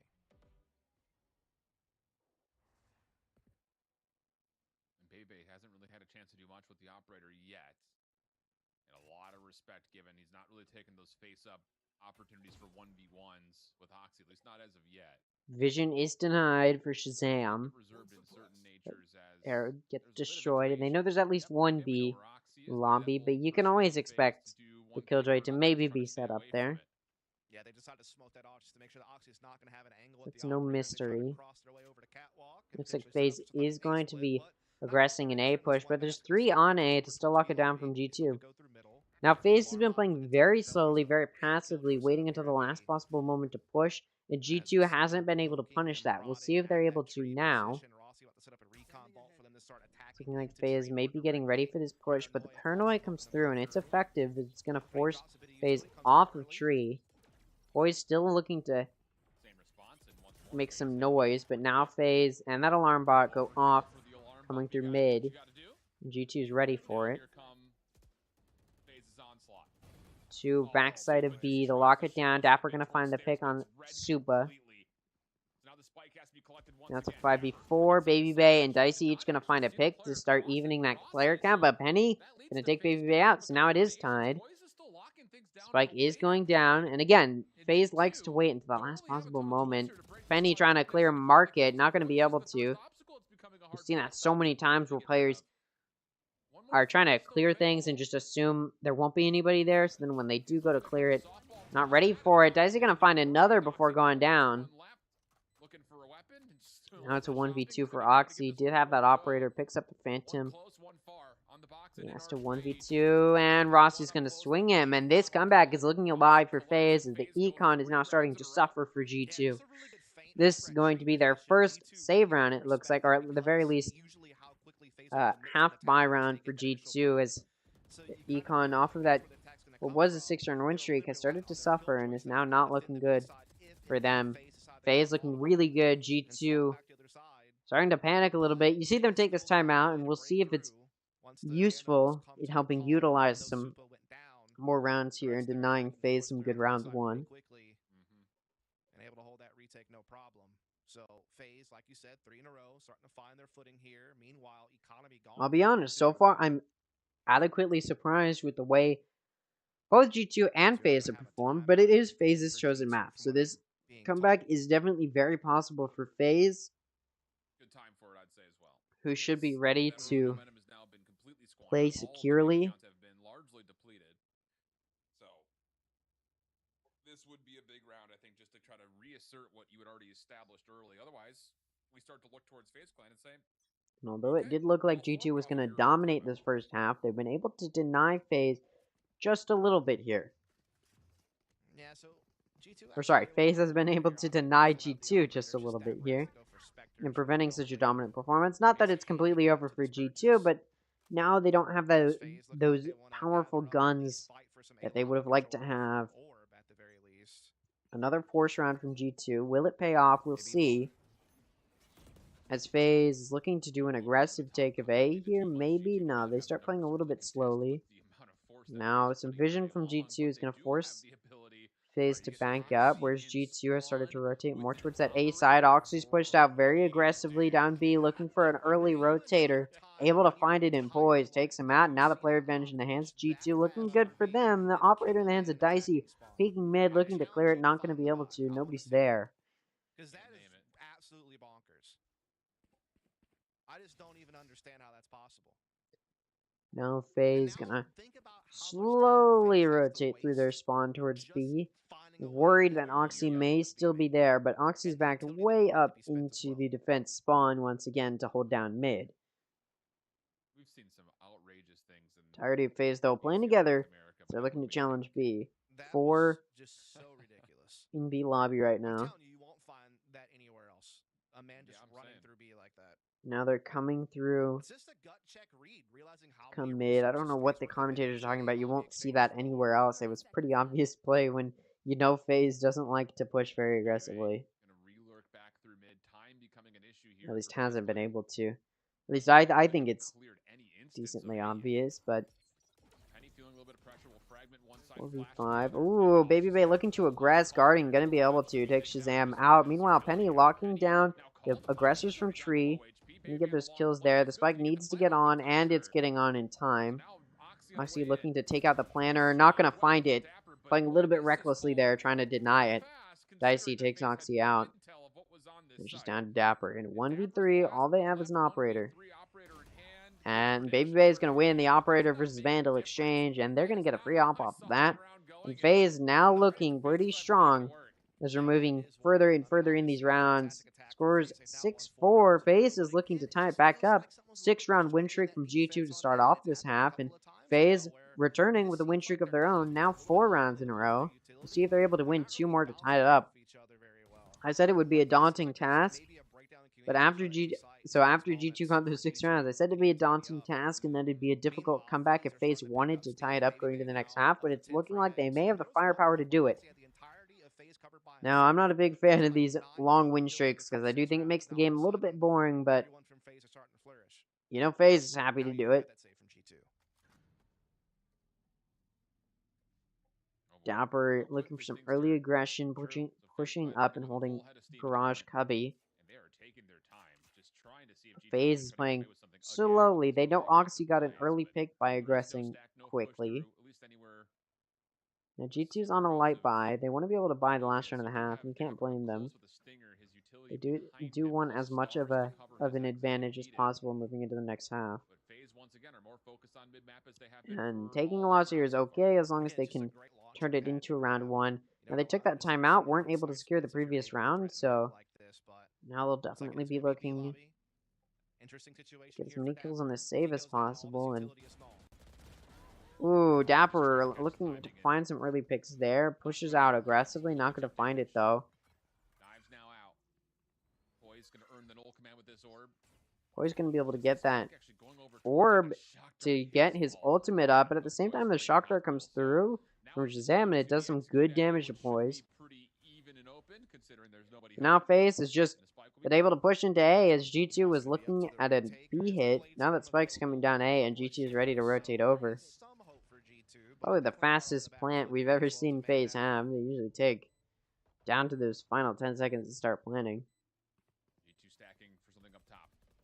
Poised is not here yet to get this null command in play. Knives out. Oxy. Knives come through from Oxy, gonna find a pig. Meanwhile, Baby Bay also with knives gonna find 2.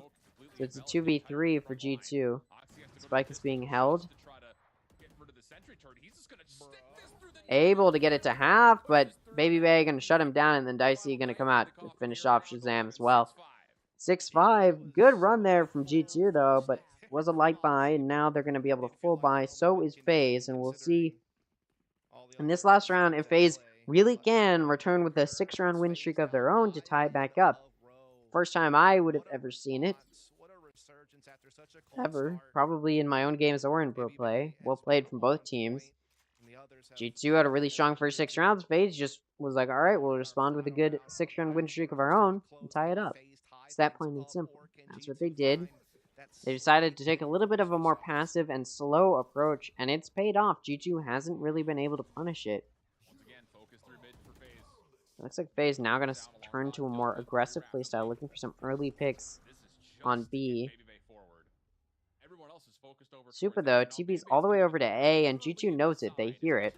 So they may be expecting that spike down. Dapper going to take out Dicey and Super. Meanwhile, Penny takes out Baby Bay, and a push on to A has been effectively denied. The spike now in the hands of G2. Rossi making the re-entry a little bit easy for him, but not going to be easy enough. Oxy going to finally shut him down, and 7-5 going to the next half. Faze was not able to return the 6-round win streak from G2 with a 6-round win streak of their own, but like I said, if we're just looking at numbers, it's a little bit defense-sided on Ascent. Just a tiny bit. And when I say a tiny bit, I mean it is a tiny bit defense-sided.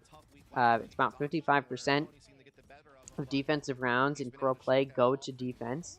Or sorry, of Ascent rounds go to defense in pro play. So, you know, it's not out of the picture that you take the advantage here, and we're seeing this slight advantage for the defense. That also doesn't mean that offense doesn't have a chance. It's very much so still very possible. The advantage that you have on defense is very minimal. Now we're seeing G2 looking to aggress A or B. See if any of that can come true here. Coming in through mid, looking to challenge Pizza and Market. They're going to have to do both. Baby Bay and Pizza going to find a pick because they're more focused on the one in Market. Looking for another. Dapper's going to take out Rossi. They know where Baby Bay is as well. They're getting pinched. Doesn't matter. Going to be able to keep it even. 3v3. Ooh, Dapper's a little bit low. Boys looking for another pick on those pushing through Market. Not going to find it. Maybe. There's another one coming from mid, but no. G2 is going to be able to push onto site. 3v3 now. Faye's going to have to play retake.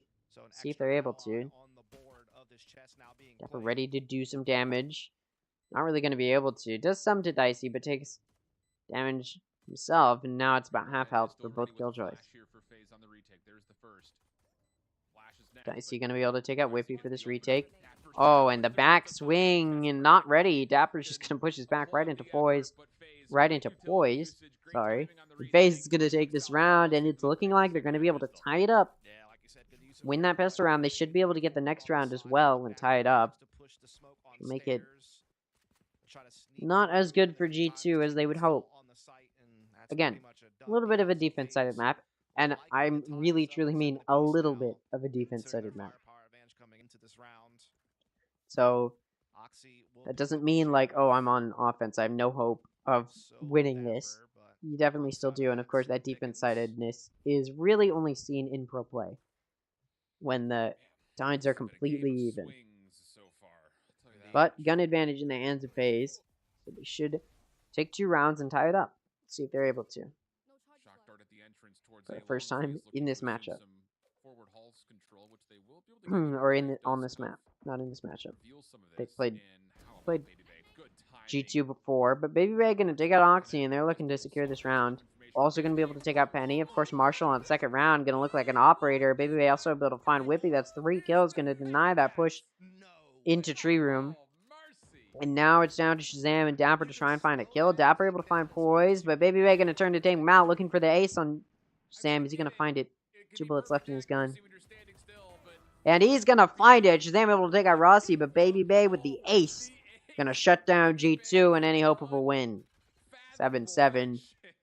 Although, that being said, G2 did really good econ damage to Faze, able to find 2 kills, which puts G2 in a good chance to win this round.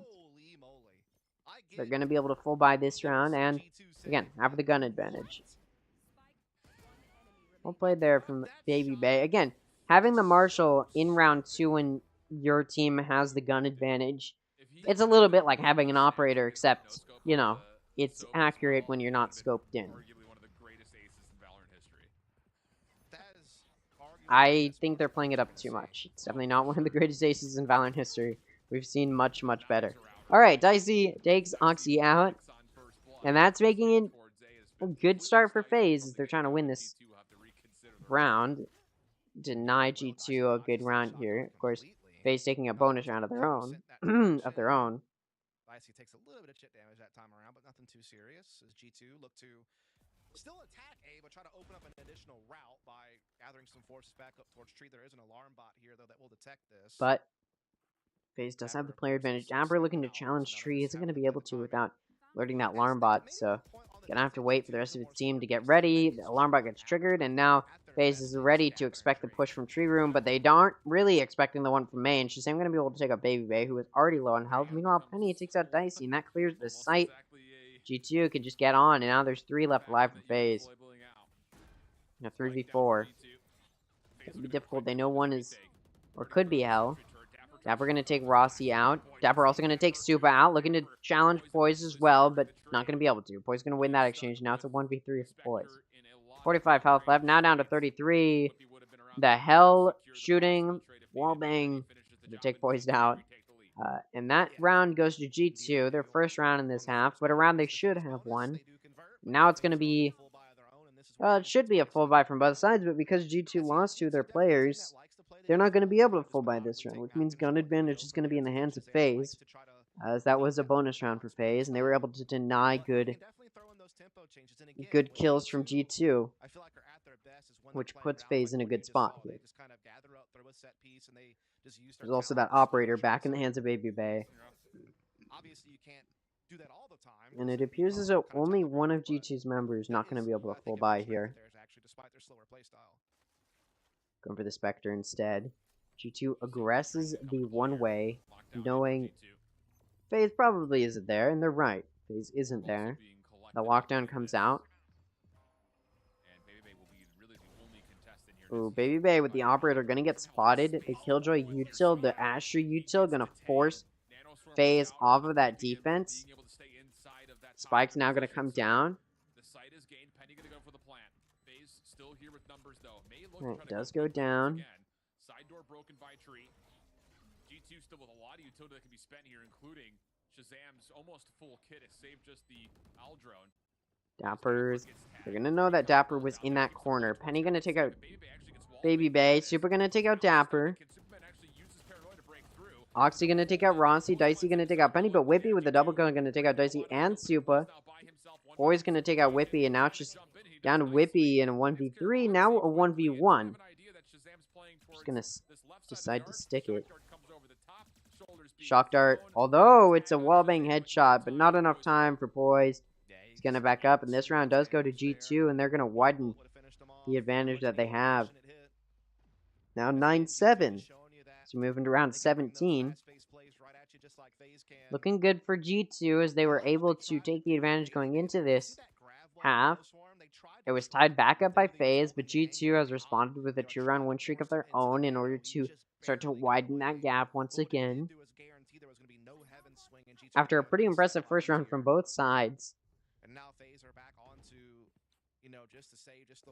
Still looking like G2 may have the advantage here. So G2 have a chance to still have a hot start to the half despite the FaZe comeback in the previous.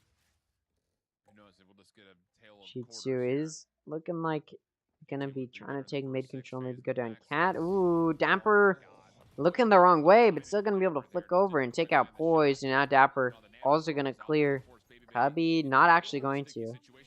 Baby Bay is gonna be able to stay there. The Paranoia comes out as well to allow Baby Bay to try and get across, but it's a save round for FaZe. Oxy gonna take out Baby Bay. Dicey gonna get 2.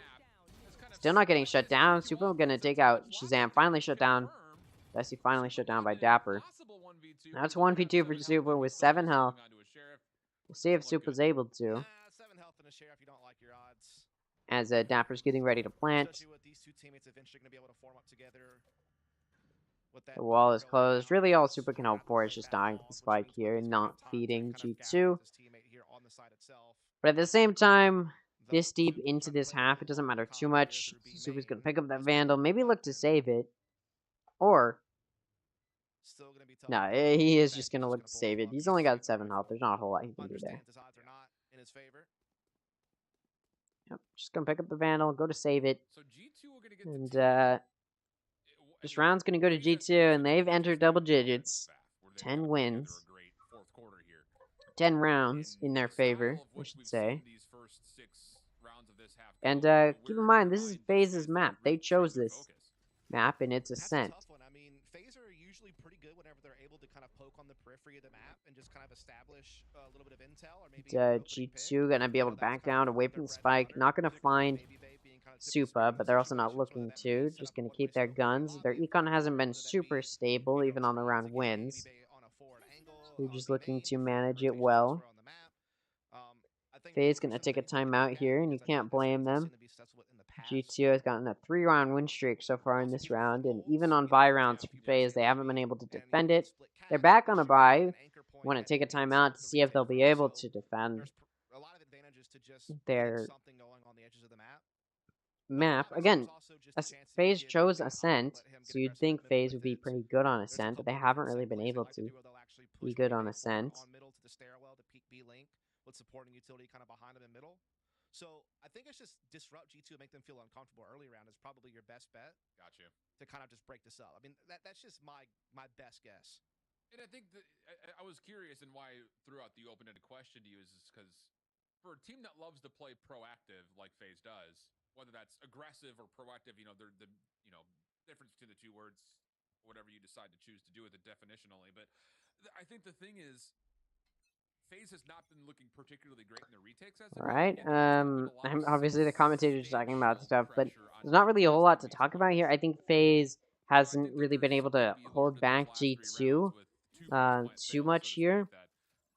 And like at the end of the day, that's really it. That's going to be the defining factor, is how well you're able to hold back the opponent. And FaZe just really hasn't been able to do that, and then G2 can just take aggressive control. Now FaZe on a bye round, so is G2. That operator once again in the hands of Baby Bay. No offensive operator for G2. But it's also a little bit of an expensive pick that they don't need to go for, an expensive buy that they don't need to go for.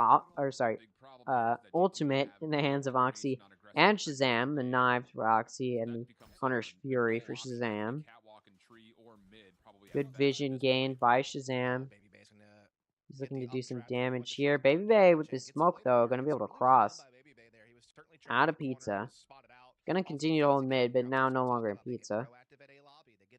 It looks like G2 is going to continue to push B. Some good vision getting gained by FaZe, though, so they know that it looks like G2 is not going to be pushing Cat. G2 is getting ready to push B. FaZe should almost know that there's nobody mid.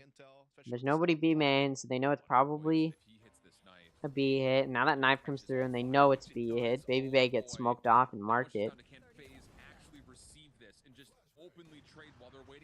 Baby Bay, though, going to find a pick. So does Dicey. Oh, flick to Oxy, going to find that as well. Penny finally shuts him down, but a little bit late. Boy's also going to take out Whippy, and now Boy's going to find Penny. I say also, but that was his first kill, and then Boy's going to find Penny as well. G2 dominantly... Sorry, FaZe... Wait, what? Yeah, FaZe dominantly takes that round. I don't know what I was talking about. Yeah, FaZe dominantly takes that round. And they're getting ready to possibly make a comeback here. I mean, they won the first 2 rounds of the half. G2 had a 3-round win streak of their own, and now FaZe looking to deny that. They won one of their bye rounds off of a timeout. You'd hope that they could win it, and they were able to. See if they're going to be able to continue to take these rounds. Apologize if I'm a little bit out of it right now. I'm not really sure why. 3 ultimates in the hands of G2, however. They can use whenever they see fit. Baby Bay going to take Dapper out, and those knives are coming through. It's an eco round for G2, so of course those knives are going to come through. Ooh, knife out, not going to be able to find his picks. Skill's getting traded, though, and now it's just down to Penny in 1v2. All he is a Frenzy. Not completely out of the picture, he clutches this up, but I highly doubt it. And he able to find Dicey, though. Now it's a 1v1. I guess it's that Frenzy, though. Looking to do damage. Oh, able to find the head. But, it's a Frenzy mid-range. Not going to do a whole lot. Able to find more damage. Rossi going to say, alright, I'm going to shut you down. Finally does, but one player left alive from Faze is not a good round win, especially when G2 is on a save round. So good there from G2 is going to put them in a decent spot. Oxy used those knives, and now there's only 2 ults left for G2, the Cosmic Divide and the Hunter's Fury.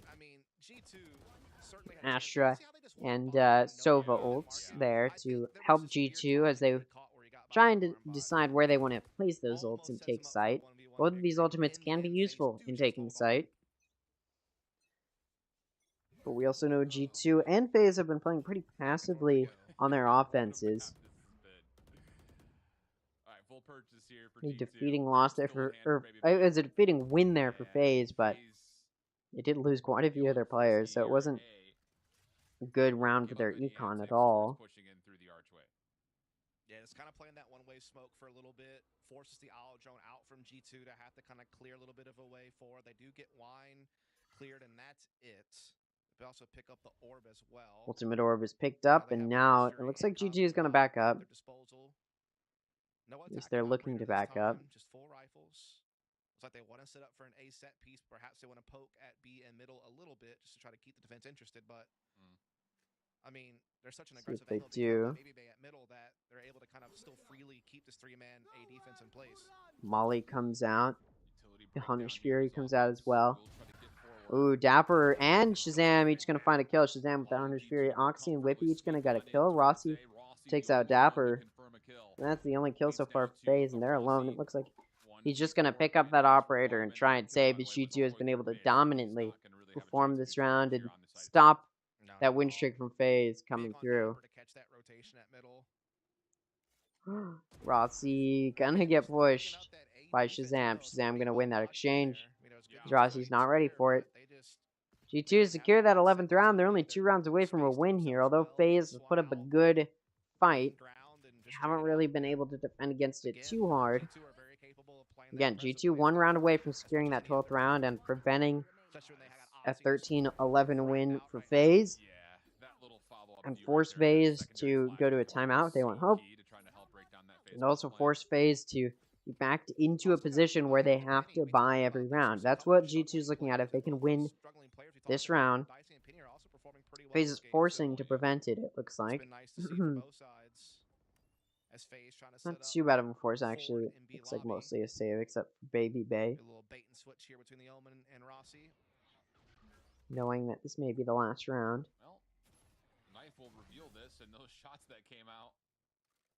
Rossi is exposed in Garage Cubby and decides to back up off of that, but GG is also backing up off of that. Shazam is challenging Tree, looking for some early contact, not going to find it.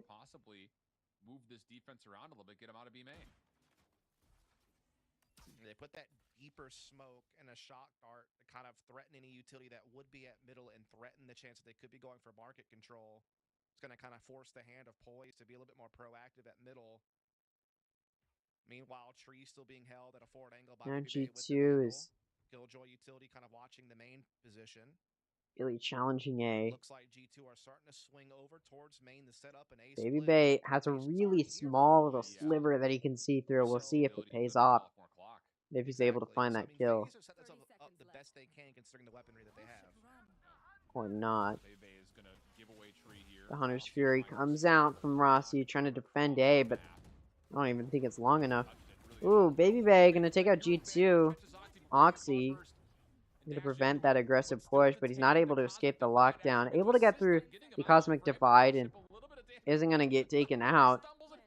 Does take quite a bit of damage from that Molly. Shazam looking to clear heaven as the flash comes through. Gonna be able to get away with his life narrowly. Supa, though, gonna finish Shazam off. And now it's a 3v5 for G2. Dicey's in hell. Dapper's gonna take him out. Now, again, the gun advantage was in the hands of FaZe going into this round, and it really isn't anymore. Or, sorry, no, it still is. I don't know what I'm saying. Whippy and Penny each able to get a kill. Supa gonna take Dapper out. Whippy gonna find another. Now it's a 1v2 for Supa.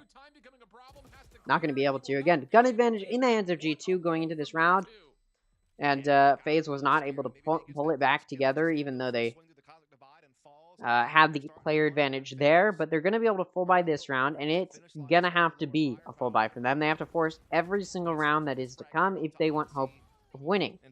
Now, I think this is still a winnable comeback for them. We saw them make a decent comeback in the previous half, and this is FaZe's map. They only need 3 rounds, though that may seem like a lot against a team like G2. It's not completely out of the picture.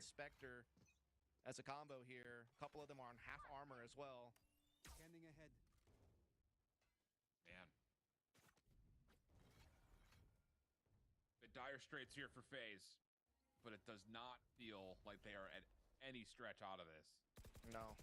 Especially with Baby Bay on knives too, so plenty of kill potential here. Just comes down to, can they actually respond to G2? Who are looking to stack over towards A long. Aldrone will see nothing over towards mid. FaZe are going to use that to step further in towards mid. 5v5. Oh, G2's actually been able to get pretty far up into A. Still no real good Indeed, it is going to be A again, the target push back yet, but it looks like G2's going to be pushing in. FaZe is pretty set up on A and have pretty decent mid control as well. Rossi going to be able to take out Oxy. Penny going to take out Rossi. Supa going to take out Penny's ultimate. Boy's going to take out Whippy. Now it's a 2v4 unless they can get Penny up, but he's pretty exposed. And FaZe, Supa, and Boys going to be the ones to shut down the push from G2. And it looks like with only one of their players dying, FaZe looking to make this comeback alive and get to the overtime. And you know they think they can win, and honestly, it definitely could go to them if they can get to that overtime. G2, though, taking their final timeout. Now both teams have used both of their timeouts. First time we've seen this in mid-season, where both teams use both of their timeouts. And G2 knows FaZe has so much potential here to come back, so they're using their timeout here. And then you can't blame them. Absolutely still could definitely go to FaZe. You know, G2 is very happy to... Go back to what we kind of started with the and not completely entirely against really in the wheelhouse for either team largely throughout this split. This push here. We had questions about Sorry, this timeout here. Now you do have to wonder what G2 really needs to talk about, because I think they've been playing pretty well, and that's why sometimes we don't see these teams take timeouts even when they could be looking at the enemy potentially getting a comeback, because you don't really have a whole lot of bad play to go off of, and I think G2's been playing decently well. I think there's definitely a little bit they could be working on, maybe taking advantage of, maybe like trading each other off more. I think sometimes one player will push in and then nobody's there to really take advantage of the situation that unfolds. Corners aren't cleared super effectively. Maybe that's what G2 has to work on. FaZe, though, has no timeouts to help them any further with this, what needs to be a comeback. FaZe able to win a very quick round there. It looked like trades were happening, but overall, FaZe going to be up, and 3 of their players left alive, as Boys did get that ultimate there. So, good round there from FaZe. And this is the last round of this half of this main game phase, and we could be looking at a timeout if FaZe has been able to get some good momentum here. We'll see. 3 kill there from Dicey in the previous round. It was really, really quick, and I honestly I wasn't even able to process what happened. But the round did go to FaZe. Operator back in the hands of Baby Bay, and he's looking to use it, pushing up aggressively. Now, we've seen that smoke come out, that one-way smoke come out a few times, and FaZe usually doesn't cash in on it, and you know Baby Bay was looking to. But that knife comes out, and he does not want to risk not having his dash. Shazam looking for some vision with that drone, gonna actually be able to find it. And now Rossi with the counter drone coming out as well to clear mid once again. Not gonna find anybody. Not once again, but coming out to clear mid. Not gonna find anybody. Now Baby Bay is pushed out. And Tree looking to get some picks here. Again, trying to establish a mid control. They got worried about Baby Bay though here, holding the pretty fort. Is he going to be able to? If they blind peek him, they could be in some No, trouble. they're going to be able to pass right under him. This is going to be very interesting. interesting. This Oxy interaction is here. looking to take mid control though. If it ever happens. I mean, it Still seems like Cat is a Oxy's little bit aware of a mystery for possibility. him. He's kind of keeping tabs on it. And he knows that there's probably an operator there. This or not. And if he Does not want to back up challenge towards that mid at all. doors, oh, was Bebe just giving up the angle? Now at the wrong G2's time? been Oh, able it's a to catastrophe. cross So much completely over personal from faith mid just and missed right A, there. and now they're going to push B. There's some Nano Swarm, good Killjoy Defensive Util there to lockdown. back They've it got up a lot of though, time as here. well as Honestly the speaking, G2 are going to probably try to commit through this. lockdown. Will. Lots of damage from the G2's Nano. push has been Blaze is denied. gonna They've go got in and about try to 10 respond seconds to this left. They defensive have to reset. start They planning turn it immediately right once they in get front on of his face. site. They're able to There's a clear it. Fury that gets the job done. Dicey He gets a has the kill, first but play, shut it's down by gonna Whippy, be and Oxy divided. takes out And he will Poised. be able to get this Spike offense gonna go going down in against it. time, and now it's a Faze are 4v3. rolling on Faze this down rotation, one but still person. Whippy to clear at B main. Will it matter? Got one player Got lurking that in the back operator. of One Garage shot, that one may kill. have That's to all make it contact needs. here as Faze are Whippy locking focused down on trying to Garage. pressure He's holding this this position angle, and as now it's going to be a 1v1 with Rossi. Whippy down on health. Oh, should have been able to win that, but couldn't. Now it's a 2v4. Baby Bay and Super, though, going to make it even. Super also going to take out Oxy, and now it's a 1v2 for Penny. Spiky is ticking. And Faze has to move. The shorty going to come through, and that defuse is going to go off. And we're going to overtime. Faze able to keep it close, and it's their chosen map, so you know they feel confident on it. And we saw that confidence come out. Able to keep it close. Now it's at 12 going into overtime. Nice 3-round comeback there. Gonna close it out.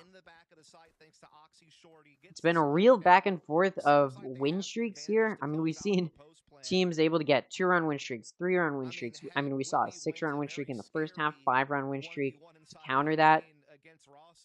And then a 3-round win streak from G2. After that, 3 rounds from Faze, 2 from each, and then another 3-round from Faze to finally close it out. G2's kind of little bonds that they have between Just some really good win streaks. I mean, I don't think we saw a single win that was not followed up by one or more wins after that win. After that round win. So both teams have been able to get some good momentum going. They just haven't been able to keep the momentum going. Old-fashioned glass cannon build, which has now been read by a sentry turret. Yep. And how much does that change Faze's mentality around Both what they teams wanna able do to win to that operator? 7 rounds on defense. Looks like Faze is going to be challenging B. See that operator on Oxy. Deciding to go for the op instead of shield. We'll see if that's a good choice here. Gonna get flushed out of Garage.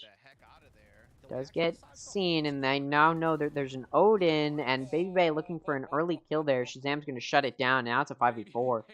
Faze. Ooh, Supa gonna take Shazam out. Now it's a 4v4. Oxy gonna get a kill before he's taken out by Poise, and so it's still even 3v3. Spike's now coming down on B. G2 ready. They were, maybe expecting it could maybe be A, but now they know for sure it's a B. They're all coming in through CT. Got that Molly coming back to clear Boathouse. Doesn't flush anyone out into open space just yet, though. Yeah, sentry turret down just to make sure no one's playing in 3B main, but Faze is fully stacked in. Rossi's ready for the push from stairs. Gonna be able to find one. Poised able to take out Whippy as well.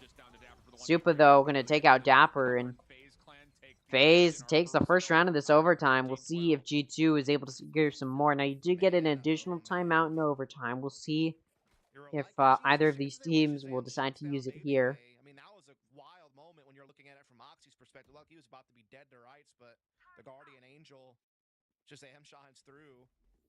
But then from that point forward, Faze control the round. Get a post plant 3-on-3, and that retake never really had legs to it.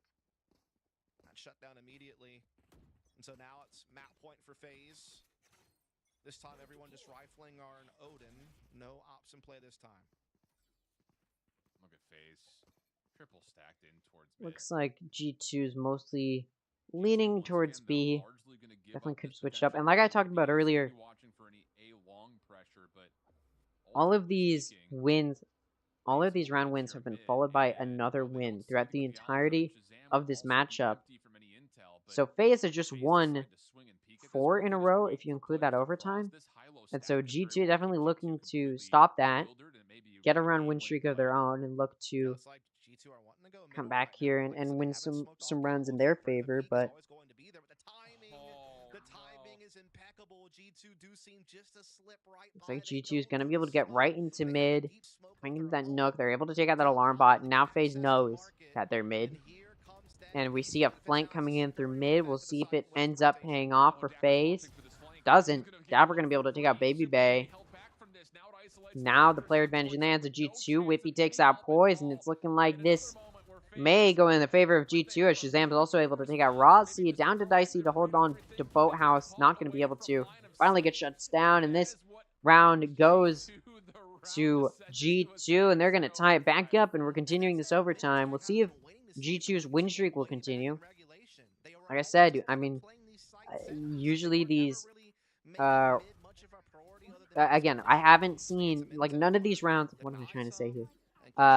All of these teams have been able to get win streaks here, if that makes sense.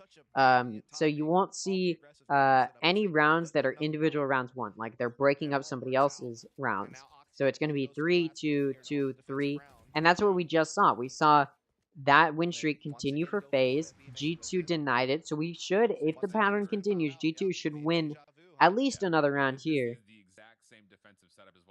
We'll see if that is what ends up happening, or if the pattern will be broken here. See. Oh, look at this Killjoy setup, though. The first. This is the longest overtime we've seen in mid-season so far. Ooh, that Sova Dart comes through. It's going to be useful. They get some good vision on FaZe. Poised down, a lot of health. G2 may be able to take this. Ooh, Baby Bay looking to kill the one in Boathouse. Gonna be able to. Baby Bay takes Dapper out. Now it's a 4v5 for G2. Will the pattern be broken by FaZe here? Now, both teams had a better defense than offense. But so far in overtime, both teams have done good on their offense. Now we're starting to see maybe that they need to come through from FaZe. Baby Bay gonna get that pick on Shazam before getting traded off. Player advantage still in the hands of FaZe. As I speak, though, Penny gonna even it by taking out Supa. So now it's a 3v3. And FaZe down on health. Penny gonna take out Poise. Rossi gonna take out Oxy, though, and Whippy. And now it's a 1v2 for Penny. Able to take out Rossi, but Dicey gonna finish him off. And the pattern has been broken. The first round one to break the pattern of win streaks here, of at least 2 or more round win streaks for either team was broken in that round win, which just went to FaZe. They've gotten an individual win. He didn't really get any support from back hall. It got smoked off. No one was really able to press through the stairs and kind of be a part of the defense. And so once he's on an island, FaZe were able to get a pretty quick man advantage out of it. Now, though it seems the overlay is not meant to handle this many rounds, as it's not been put in. We are now going into round 28. See if G2 is able to close it back up. Shazam gonna get that pick on Baby Bay, who gets spotted by the drone and can't get away through the smoke. So now the player advantage in the hands of G2. Up a player could be very useful for them to secure this round and get this overtime to continue.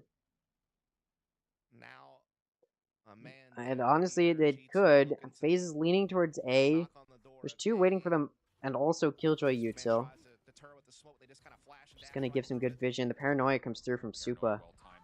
Penny gonna take out Dicey. Supa gonna take out Oxy. Dapper takes out Rossi. Supa takes out Penny. It's a trades going on, but FaZe is down a player still. The trades don't matter. Supa's getting flushed out by that shock dart. Able to TP away. Gets timing. Shazam gonna finish him off, and it's gonna even the player count. Poise spots Dapper, as Dapper's trying to prevent a B push. Poise is all alone right now. I mean, Poise is like, excuse me? There's just pressure everywhere. Finally, he's going to make the right read to go back towards A, but now he's all alone. Has to break the door here. The colors didn't switch. That's what was confusing me. Be able to come all the way back around to A main to be the insurance policy, and this should be done and dusted. Poise pushing in, though. Be an absolute clinic of how to play KO, because all the utility is left for Poised. Although it does say he's ready. He is on defense. This is Faze's defense. Gonna challenge the hell. Not gonna be able to. Whippy gonna finish it off, and this overtime's gonna continue. As G2 takes that offense.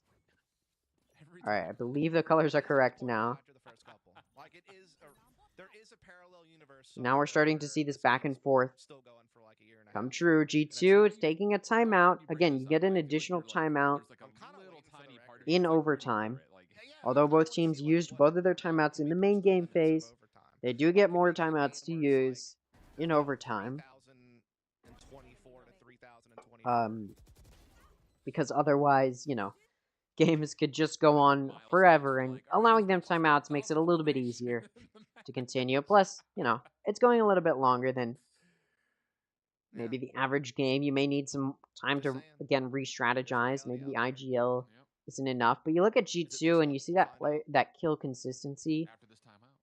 Faze also has some good kill consistency, and by kill consistency, I mean their kills are very similar in the amount that they're getting. You see 26 and 26. You see 22 and 22. Or sorry, yeah, so 26 for both teams. You got 2 players on either team. Or sorry, you got 2 players for Faze that have 22 kills. 1 player for G2 that has 22 kills, and 1 with 21 kills.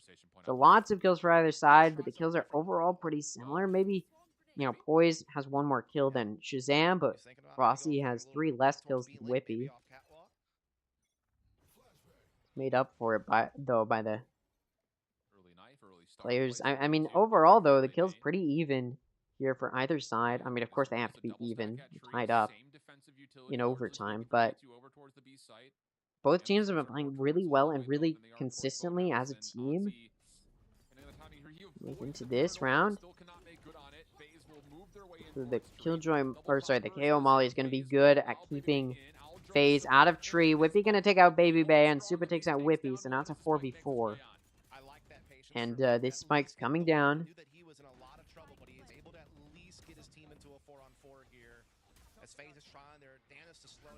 Sova drone coming out, and it sees Rossi.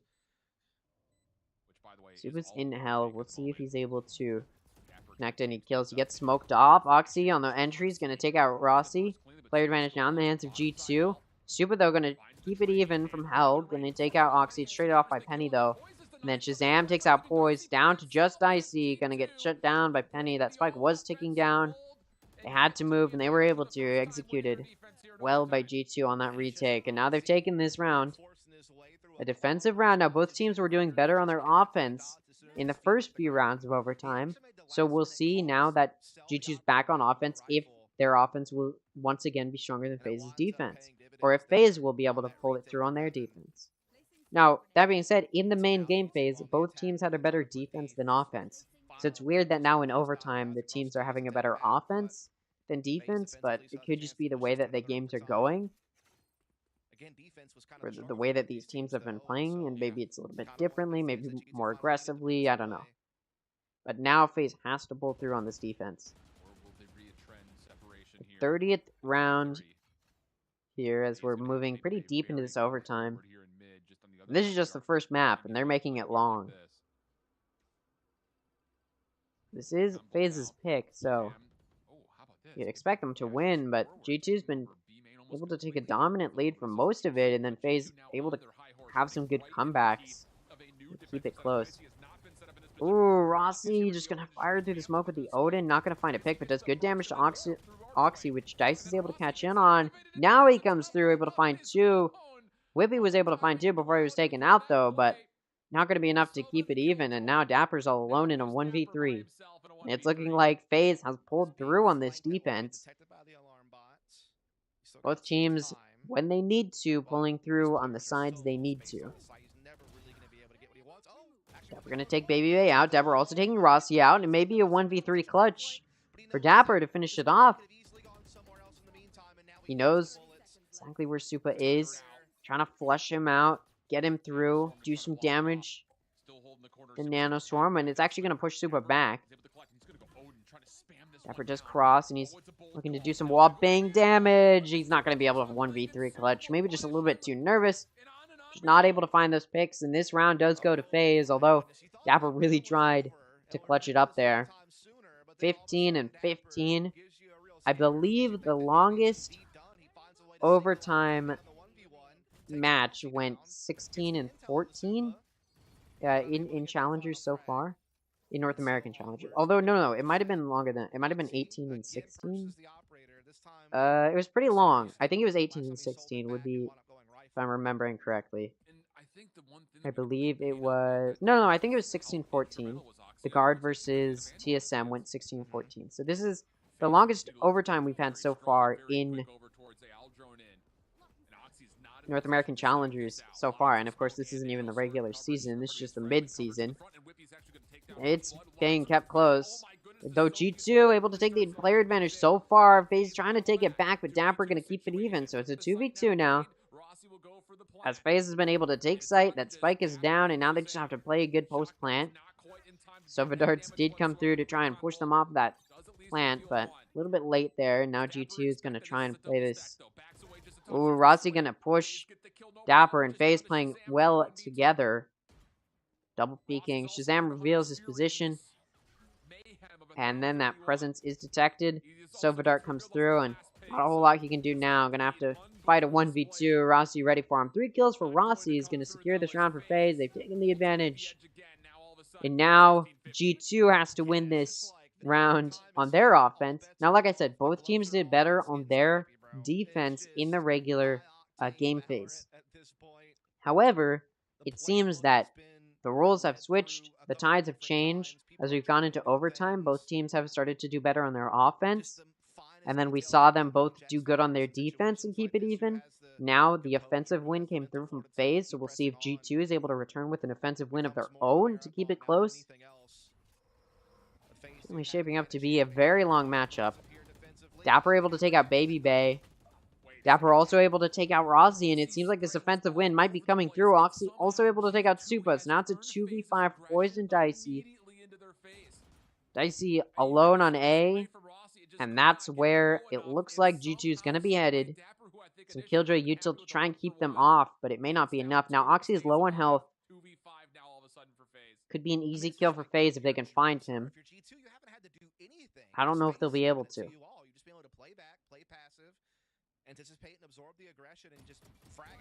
Ooh, Dapper gonna find Dicey. And now they've taken A's side as that lockdown is able to come through. Now it's a 1v5 for Poise. Overtime. No point in saving. No point in dying to the spike. You just gotta go for it. Oh, he's probably gonna get... No, doesn't quite get timing, but Whippy's still gonna win that exchange. A flawless round from G2 is gonna keep this overtime alive. Whichever team wins this, if they want to win at this point, it's going to go 18 and 16. Now, I don't think you can draw. I don't think they let you draw. Maybe. I mean, it says the max numbers here is 34. 34 rounds? I don't think so, though. That wouldn't make sense. But yeah, I don't think it's possible to draw. I think this will just go until it ends. Not very many games not very many like sports allow it to end in a draw. Esports are similar. I believe baseball can end in a draw. Or not in a draw. I meant not very many teams can go or games can go on forever. That's what I meant. Like, not very many games have the potential, whether it be sports or esports. And Valorant's one of those games that can just go on forever. First point of contact, Whippy pushed back. Doesn't really get a lot of damage either. And here comes 5v5. Damage sort of done to either side. It's being kept pretty even so far. Whippy, though, gonna get the first blood. Also gonna shoot through the smoke, find Rossi. Okay. With Supa, though, with 2 kills of his own, gonna keep it even. 3v3. Enter on. We have a 3v3. One flash remains for Penny. The long play from Dicey is trying to get underway. Again, I do believe both teams should have an overtime to use. I think you get... Maybe you only get one additional timeout in overtime, but I think it's every round of overtime. I could be wrong about that. Still even. 3v3. This round could still go either way, although the health not in the favor of FaZe. Dapper Giving the advantage to G2. Gonna find those kills, and now it's down to Faze to play this post-plant. Time is ticking. Kills kept pretty even. Poise able to get a pick as his teammates picked off, but player advantage coming through for G2, and they're gonna take this round. Doing better on their offensive now. So now FaZe has to return by doing good on their offense. See if they're able to. This is getting to be a very, very long game, and now FaZe uses their timeout. We'll see if it matters. You can tell that both teams are starting to get exhausted. We saw how close that round was the entirety of the time. But both teams need to maintain good stamina, and it's important to remember they may just want to end this map when it, like, you know, one team may be like, okay, this is still just the first map, we need to just keep it going. But I also know from FaZe's perspective, they don't want to risk that, because if it goes to Haven, the map that G2 chose, you can almost certainly expect G2 to win it, although we have seen G2 perform poorly on Haven against Oxygen in mid-season. And also in the regular season, we saw G2 perform poorly on Haven. But either way, like, you know FaZe doesn't want it to go to Haven. Because clearly G2 feels confident in Haven. And although FaZe has a lot of matches for G2 on Haven to study and know how to counterplay, you definitely know that FaZe doesn't want it to go there. No matter how confident you feel you can play against your opponent, you'd rather not go to the map that they picked. And so, as far as, like, if a team is just going to be like, all right, we don't have the stamina for this, I think G2 should just, obviously they don't want to lose it, but if it does go long enough that one of the teams has to decide, all right, we need to just end it, because this isn't even the third map, you know, I'd be willing to guess it'd be G2 to just end it. FF. FaZe gonna push up aggressively. It doesn't work out. It's kept pretty even. Sorry, not FaZe. G2 pushes up aggressively. Whippy.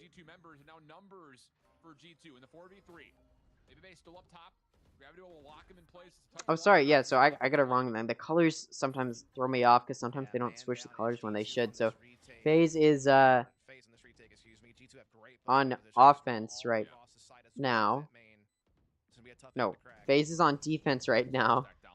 The colors are wrong. Ooh, G2 though, keeping it close, and this round does go to G2. 18-16, the longest overtime we've seen so far in North American Challengers, but the first map, can you believe it? It's just the first map of this series. Goes to G2. The next map is going to be G2 versus FaZe on Haven. A difficult one for both teams, but that map is picked up by G2, or picked by G2, so you'd expect them to probably pull through on that one. That's still to come, though. Go ahead and take a listen to what these commentators have to say. I mean, I don't really have anything to talk about. This is a long match. Had their own little stretch in the first half. The reel it in close. Second half's very scrappy. We get into OT where it gets even scrappier. It's just a slobber knocker at that point, man. You don't know what's going to happen. It's just wild. You know, when you got two teams that are willing to, you know, push the limits defensively with attacking the periphery of the map and being assertive. What's mind-blowing to me about that overtime is although both teams played better on their defense in the main game phase, it seemed to be that it didn't matter. It really didn't matter whether somebody won on offense or defense. The enemy team was just able to pull it through either way, and that's what kept it going for so long, and that's why that overtime stayed going for so long. Yeah, again, that defense was strong for both teams in the main phase, but it was also 7-5 for both teams going into, you know, the end of those rounds. So both teams won 7 rounds on their defense. So that's still pretty close regardless, which is why the overtime was able to keep going that long. But it should be pointed out, that was a scent picked by FaZe, which means if G2 was able to keep it that close and secure the map win, it's not looking good for FaZe as we move into Haven. And this is an elimination matchup, which means whichever team loses this, it's the consolation prize of $1,000 and is done with mid-season. They're not eliminated from North American Challengers. They're eliminated from mid-season. Their chance at a lower bracket run is done. And we'll have to just wait and hear from them and see them once again when we move to Split 2. And so that's why both of these teams are fighting so hard and willing to put up with that much overtime and able to keep it going. Although FaZe was the one who took that loss, they kept it pretty long. And it should be said, like, this match was supposed to start at, 4 p.m., but the first match went by really quickly. So I think it started at, like, 3:30, and now it's 4:55. So it probably started at more like 3:40 or 3:45, but still, like, a very long game there. Just goes to show. It just goes to show how long that game went. Let me see if they've put in the stats from that game. They have. Okay, so let's go ahead and break it down. How did all of these players do? Let's take a look first at FaZe Clan here. We've got Suba with 27, Dicey with 25. I'm not going to super be looking at the deaths. The ratio here is pretty close for everyone, but only Suba has the positive one. Dicey with 25 and 24, 20 and 24 for Poised, 15 and 26 for Rossi, 27 and 28 for Baby Bay. Again, kept very, very close. I mean, obviously the worst performer for FaZe was Rossi. I definitely want to hear the analysts have to say, though, so I'm just going to stop my own analysis because I'm tired from that game, and I'm not nearly as qualified as these people are, so I do want to hear what they have to say about how that round went, or that map went. FaZe flips a switch, and the whole game turns around. We end up going into multiple overtimes before we see a conclusion come through there. But goodness, Dryad, that was a marathon from both teams. Yeah, so many things happened, and like you said, it's starting 6-0 for G2. It seemed like it was gonna be over so quick, and then it is a good answer from FaZe. I think overall from FaZe, yes, they don't win it. I'm happy to see them performing a little bit better on the defense, but it was brutal. So back and forth. We saw Baby Bay ace, and then just the overtime after overtime after overtime, until finally G2 could take the upper hand. But that was just insanity from beginning to end. Look at the timeline. The icons are so small. There's so many rounds. 34 rounds of play. That definitely was a war of attrition between these two teams. Like, who's going to break first? It's insane. You can just see how well these teams are playing. 8 and 11 post plants, 9-11 post plants for G2. 0 thrifties, 0 clutches for either side. That's how well these teams were playing. When a team had the player advantage, it almost always went to that team. That's how well these teams were playing, that they weren't blundering those player advantages. Which oftentimes we see happen in a lot of these games, where these teams who are just poor performers don't end up with those able to carry through those player advantages, I should say. Look at G2 though, 2 players with 32 kills. I don't want to say Shazam was performing poorly at all. 19 kills being the bottom frag, that's absolutely insane. It obviously had a higher average combat score, but like, we're just looking at kills, like 19 to 20 to 23, 32 again. Like, well played from G2. They deserve that win, but you look at FaZe and they really tried hard. If you just want to look at one of FaZe's players that probably could have pulled through a little bit better, it's definitely Rossi. Shazam was really good about using his util effectively to carry his team through on some of those retakes and post plants.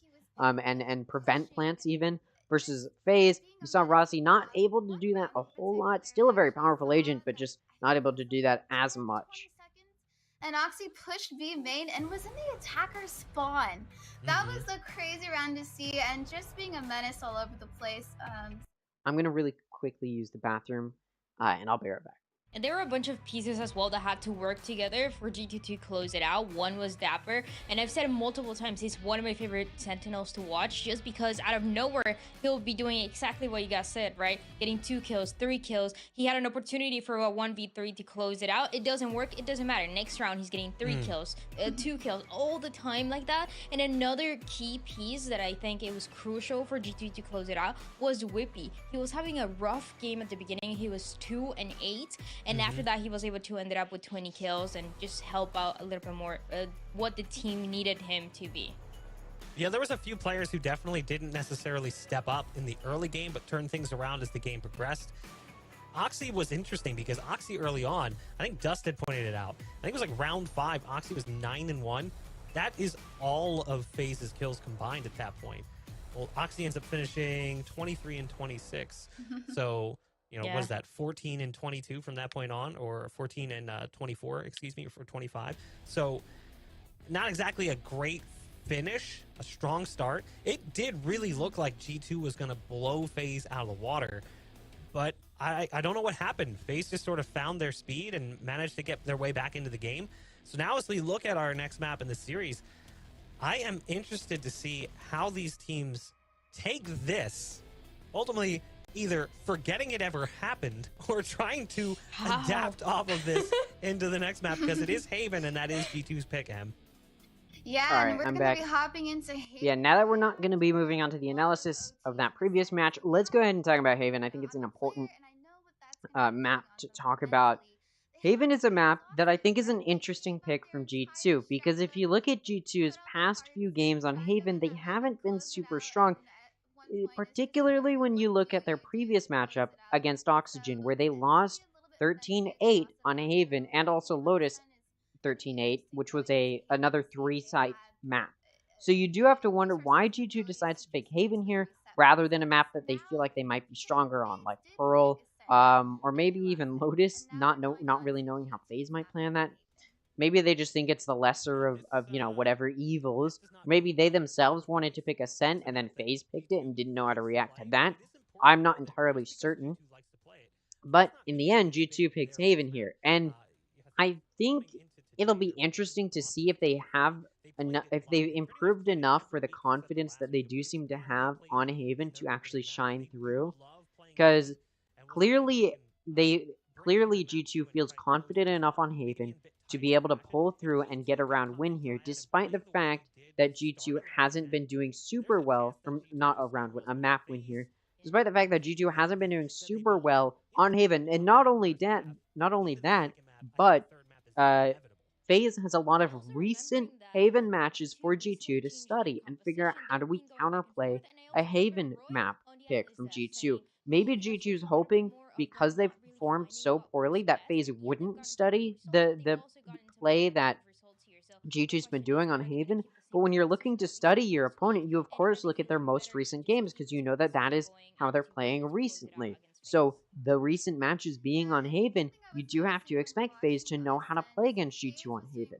Now, of course, FaZe isn't a team that we've seen play a whole lot on Haven, so we don't really know if they're strong on Haven, but we do know that G2's Haven is not as dominant as you'd expect when they are picking Haven themselves. And I do think maybe they thought, or maybe they were hoping to pick Ascent, and then FaZe picked it, so they're like, alright, we gotta pick something we feel somewhat confident in, which is probably why they went for G2 here, because for Haven, because you do have to feel confident in a map that you've been losing so poorly on, because you do have to improve on it.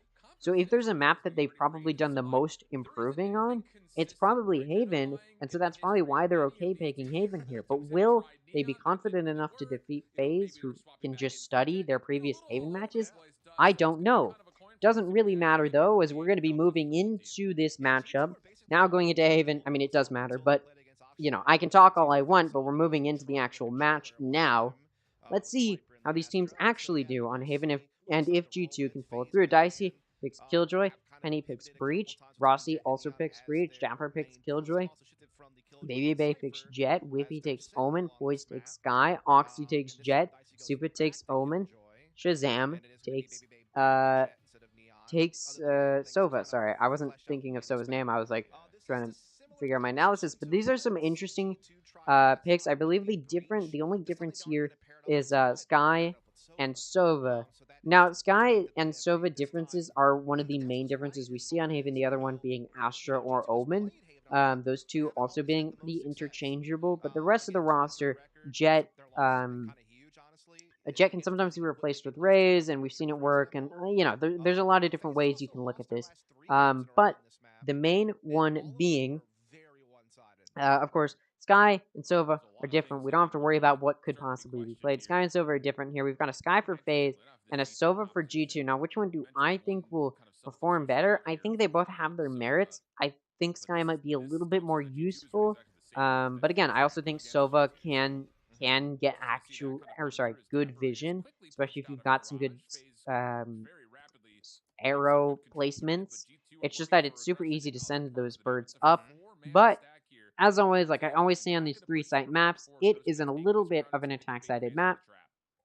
And that is because it's a difficult rotate for the defense. So if offensively you can play well and aggressively and get early picks, it's difficult to play retake. On the defense, Boy's sending that dog. The dog seems to get stuck, not going to be able to clear sewers. Although there are 4 there, and it looks like Faze may be wary to this or have a suspicion, as most of them are actually rotating towards C. Now all of them rotating towards C.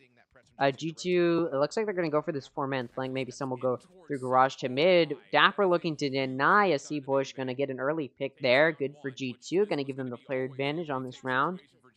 Oxy trying to clear. Going to be able to. Should have been an easy pick for Poise, but isn't able to find it.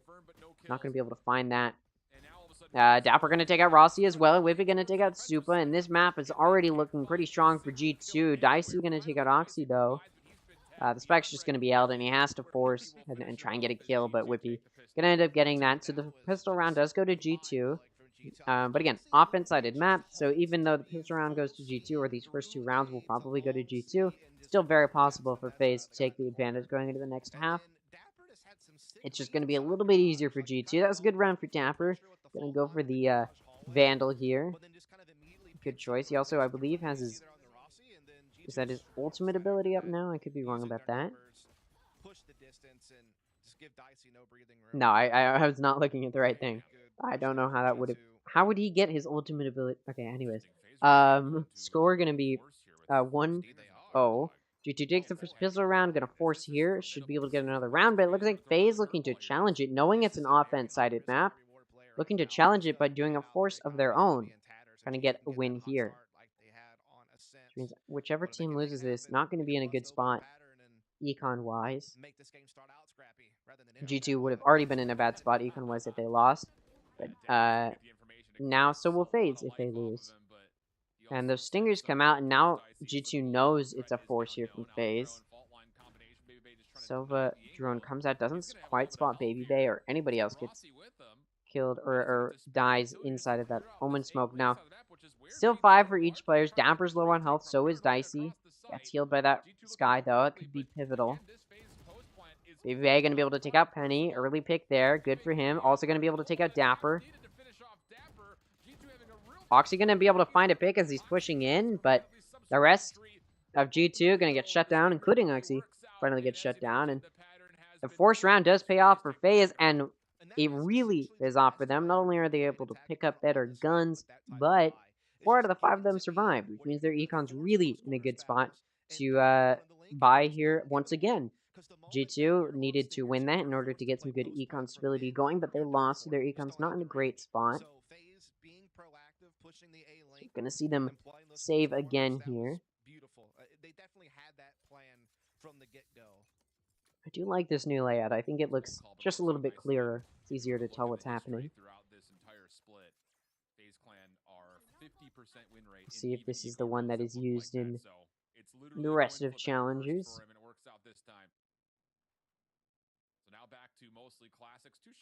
Looks like FaZe is going to be aggressing this mid and maybe B. G2 is getting ready to push out from garage. Not going to find anything quite yet. Dicey going to take out Oxy, and then Dapper jump peeking out. Not going to find anybody. And it's a 4v5. We're not going to find any picks, that's what I meant. FaZe is leaning towards A, but there's 3 on A for G2, so it'll be pretty heavily defended. We're going to take out Penny. Still nobody clears where Shazam is. What took them so long? Able to find 3 kills before Poise shuts him down, and that's going to even the player count out for G2. Now Whippy's still low, but Dapper going to be able to take out Poise. Could this be a save round win for G2? Maybe it is. Dicey able to take out Dapper. And then Whippy trade that off. So one player left alive for Whippy, and it's a thrifty to win G2 that round. A round that should have easily gone to Faze. Lost all because they did not clear Shazam in that corner. I don't know what kind of miscommunication went on there, but they just decided not to peek it, I guess. Good trigger finger there from Shazam. Gonna hold himself back before getting those picks. Well played there from Shazam's gonna secure them that round, and now their Econ's definitely gonna be in a good spot. See though, out here with this op, ready to find a kill. Weird set of rounds we've had so far. Bruh. That's what happens when you had Faze on a forced buy though. Excluding the Stinger. Definitely looking for a win though. Regardless. Dog comes out. It's gonna. I don't know if it's saw. Yeah, well now it does. Sees Oxy there. Oxy announces the operator. And the Honor's Fury comes through, which does damage to Baby Bay. Nobody else though. Doesn't follow up with the second shot. So Baby Bay will stay alive and actually do a little bit of clearance here at Sewer while the rest of FaZe Clan are more focused Baby on Bay is trying to pushing hit up Mercy long. short, and FaZe is getting ready for the C push.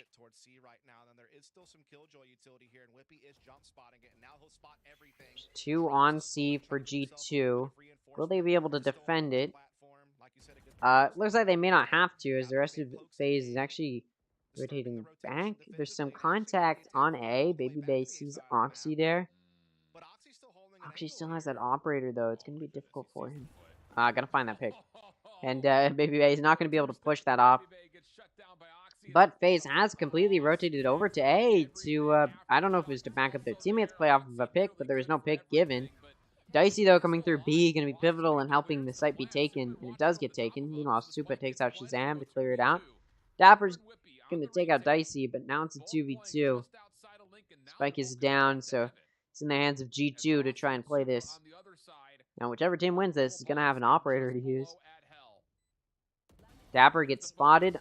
Ooh, Supa from that box. Going to be able to get both Dapper and Whippy. 3 kills there.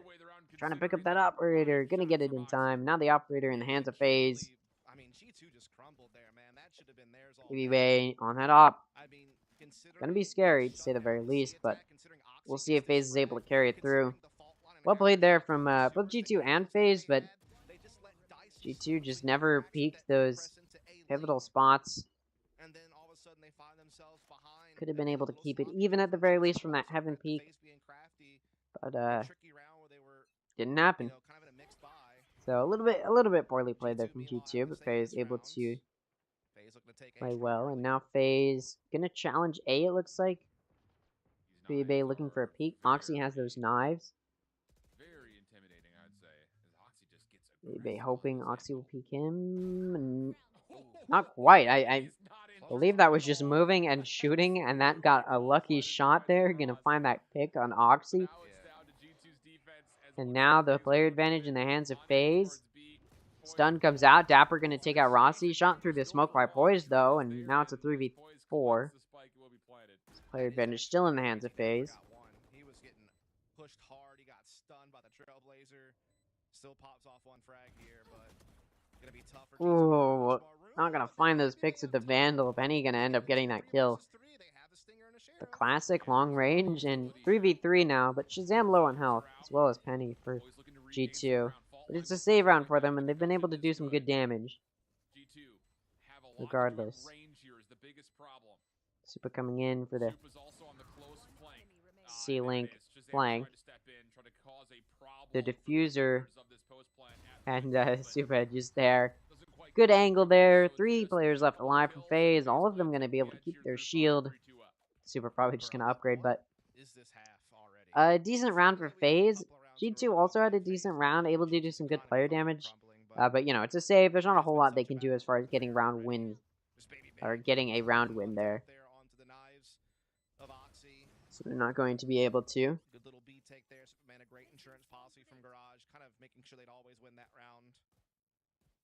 Now both teams going to be on a bye. Both teams have that operator. The operator on Baby Bay now. It had been given to Dicey for that previous round. And sort of just traded around the players, but it's on Baby Bay now. We'll see if he's able to pull through for a kill. Oxy's pushed up aggressively into A lobby. Not gonna find anybody to kill. So he gets smoked off with the jet smoke. Manages to escape though, and now the rest of Faze. And now Faze pushing into C. It looked like G2 was ready for an A push, but that's not what happened. Dapper though gonna start to lock down C by getting that pick on Baby Bay. Now it's a 5v4. Shazam able to take out Supa as well, and now it's a 5v3. Easy for G2 to take this.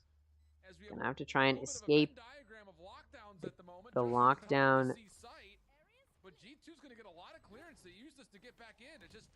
Counter lockdown as well is going to be difficult for G2 to outplay. We're also going to take out Shazam while Oxy takes out Dicey and Poise. Not looking good for FaZe. They're just going to be able to stick it. Rossi gets taken out. That round goes to G2, and it's being kept pretty even. Now remember, it's offense-sided. Haven is a 3-site map, so it's offense-sided. Now, it's less offense-sided than a map like Lotus, but it is still offense-sided. So, FaZe, in theory, should be getting a few rounds in their advantage, and off of that loss, taking a timeout, you can't blame them. They should be able to secure an advantage here going into the next half, and they haven't been able to. Haven't really even been able to get ahead very well, so probably a good decision to take this time out here. On Haven, again, a map that both teams have played quite a lot, but have not had the best records. Right. Granted, 3 players on FaZe with 4 kills, keeping it pretty consistent with their kills. Still playing pretty solid, but again, on offense on Haven, you want to be playing better than your opponent. You want to be getting more rounds than your opponent. And the way you do that is either by aggressively taking a site and getting a pick on your way in, which makes it difficult to play retake for the defense, or making a lot of noise on one site and then quickly rotating over to the other sites, which makes it difficult for the defense to rotate. But defense isn't good at, G2 is good at not rotating and not being faked out, whereas FaZe seems to always try and fake the enemy out. Always tries to fake G2 out as to where they're going, and it doesn't really pay off. We'll see how it pays off now. Oxy aggressive with the operator, Baby Bay with the knives out. Oh, so much revealed off that recon bolt, but Oxy does not get a look at any Let's see, looking for a pick with that op. Not gonna find it, gets smoked off. Now FaZe is getting ready for an A push, and G2's predicting an A push. 3 on A. Ready for it. Ready for it. You have to figure it's always going to be the tip of the spear in this team. Yeah, I mean, FaZe are keeping their forces loaded up at A. They still have presence with this turret at middle, thanks to Dicey's. Like Dicey's looking to maybe make some noise, find a pick there that they can rotate off of. Silver Drone comes through and it spots Rossi. And now that gives G2 even more confirmation that it may be an A hold here from FaZe. Getting ready. Silver Dart comes off as well, and now they know it's probably still an A hit. FaZe knows that G2 knows, and they're just going to back up. Now, they only have 30 seconds, so wherever they take it, they need to stick. And it looks like they've backed up off of A, and they're going to be looking at C. Whippy's just been jump peeking this entire time, sees that dog come out, and now the rest of G2 knows. Most likely an A hit. The Killjoy Swarm, Nano Swarm comes out to prevent the push, but it's going to get on, and the spike's going to go down. This was the plan all along. That's why they kept that A defense in place for so long, so they must have some idea on how they want to play this retake. They try to flash their way into Garage. Baby Bay comes aggressive. Ooh, Garage executed well. Baby Bay able to find a pick while Dicey locks the other 2 players trying to push Garage down, and now she's down to 2 left for G2. Shazam going to prevent Baby Bay from getting those picks with those knives. But the rest of FaZe is going to back up. And G2 going to back out. Boys may be looking to aggress FaZe and deny a save for the last 2 remaining players, but I'm not going to be able to. Is that wall bangable? Kind of hoping that they could play a retake C if they had to. It'd be a little bit weird if you could. Anyways, 3-4 going to be the score. FaZe may be able to utilize that timeout We'll see if they're able to now get some good round advantage and round momentum in their favor. G2 Esports taking a timeout. Again, they've already performed pretty well so far, able to keep it pretty even. And that's the most you can hope for, is keeping it even when you're on defense on an offense-sided map. But they're taking this timeout to try and keep it even more even. Faze able to take that round advantage is not what they want. I mean, they want to keep it as even as possible, but they also want to try and take the advantage going into the next half, if possible for them. These 3 rounds for G2 have come, one off the pistol and one off the weird eco situation. So they really only won it at full purchase. They've only won a single round of defense so far. Right. Interesting scenes. And again, you know, we talked about the long history of this map and how the meta has certainly been more asserted on, you know, what you look to use in the form of things like a breach and then a dedicated sentinel, whether it be killed. I mean, oh, sorry about that. These are 2 teams that If you're like, if you're looking at what exactly G2's doing wrong here, I don't think they are doing anything wrong. I think they're playing just about as good as you can on defense. Maybe they held A for a little bit too long there. But you can't blame them for that. They did seem to feel confident that they'd be able to retake C, but putting like 3 on A, and then honestly it was one who was on B but leaning more towards A as well, so it was really 4 on A. It was good for them. Now Faze trying to make some noise on A and then rotate over to C, but G2's ready for it. Good prediction from G2. And they are not wasting any time. No. Oh, and Whippy just gets absolutely destroyed before he could do anything to deter this push. And Dapper's on site still. He's getting a little bit of Dapper gonna lock it down, able to find one. Rossi gonna trade it off, and the player advantage still in the hands of Faze. Shazam, though, gonna prevent the plant with that shock dart. Now it's gonna even out the player count. It's a 3v3.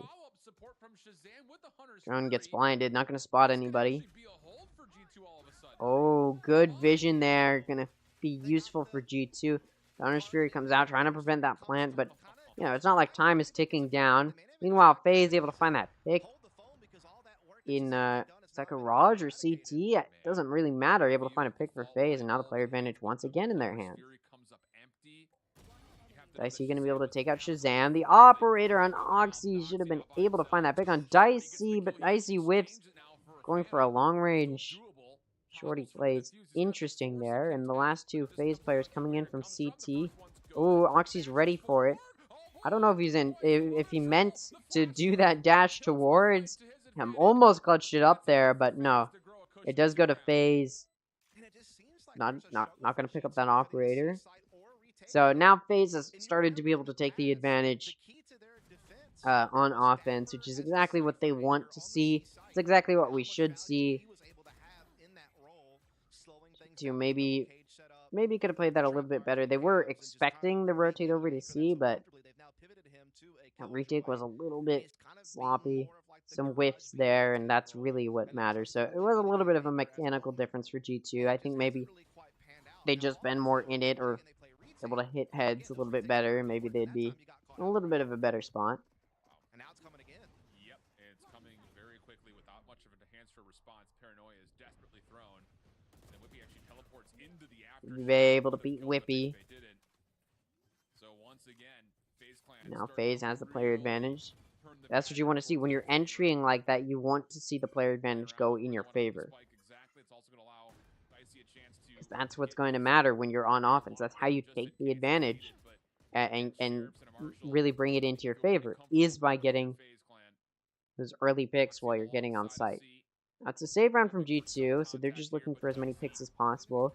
Dicey gonna deny Oxy, Supa gonna deny Dapper and Penny, so now she's down to Shazam to find at least one. Able to find Supa. Also going to trade it off, as much as G2 can hope for on a save. Now, Faze has secured at least half of the half, looking to gain the advantage going into the next half. Of course, again, that's what you'd expect from the offense on Haven. What G2 is looking to do now, they're on a bye. They just definitely want to bridge that gap as much as possible. Again, you're on defense on Haven. You shouldn't be expecting to gain the advantage going into the next half, but you want to keep it as close as possible. That's definitely what G2 is looking for here. Looks like this Breach ultimate may be coming through. And Penny, he was looking for some early contact there. That's why they four-stacked A. It's not the best read, but it looks like G2, who was leaning C, may just be backing up and moving. Or sorry, it looks like Faze, who was leaning C, may be backing up and moving towards A. I mean, don't get me wrong, Dapper's probably more used to playing this anchor role. I mean, again, that was what he used to always do as Cypher, though. That's the big difference. Now he's having to do it as Killjoy, a little bit different utility set to try to anchor with. As the pressure is being felt at A, Oxy will back off. Still has two defenders. Now Faze is He's trying to just rotating towards A. See if he can catch Really something want here. to hit A. They're going to encounter quite a bit of feedback for players, actually, as well as a Breach ultimate there, but that lockdown comes out, and it looks like G2 wants to play back and just wait for that to go down before they use their retake ults. Shazam in heaven looking to cross. Going to be able to, decides to back up a little bit and not cross for that. Ooh, the shock dart not going to deny the plant, unfortunately, and it's not even going to do damage to the planter. Now, that Breach ultimate from Faze comes through.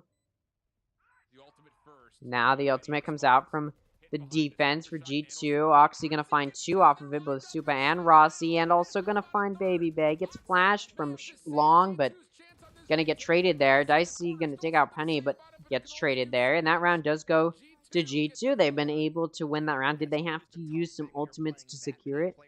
Yes.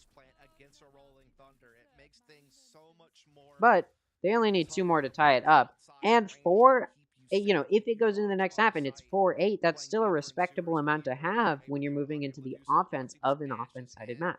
Catches both stun players underneath heaven. Helps find a third pretty quickly after that, and then the rest of G2 coming to the fold. So finally a big response out of G2 to keep this half close with 2 rounds left to play.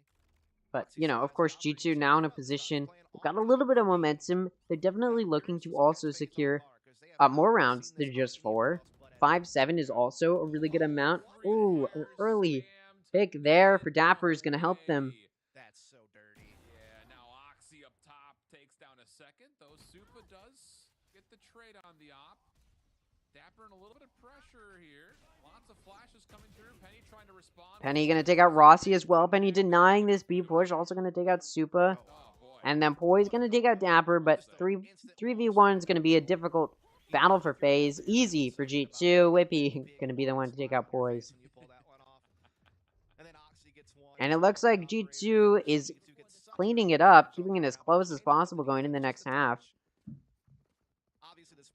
Faze, they just need one. They just need one more round to give themselves the advantage going into the next half and take advantage of the offense-sided map. And G2 is making that as difficult as possible.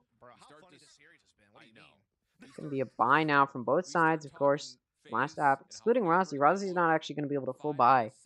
Going to have to sacrifice and go for that Stinger. We'll see if his util is more useful here.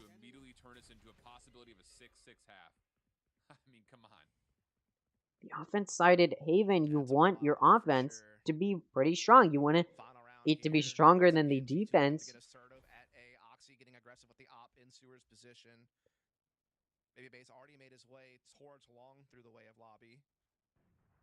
Be a 5v5. Early pick there for Oxy's. Going to give them the player advantage. Like I talked about on Ascent afterwards, whichever team gets that first blood and can get that player advantage typically ends up taking that round. And we may just see that happen again here for G2. Supa, though, going to use his Omen TP. Shazam definitely heard that and knows that Supa is in a position to plant, but Shock Dart's only going to stop him for so long. Not going to be able to plant. Score's going to be 4-4.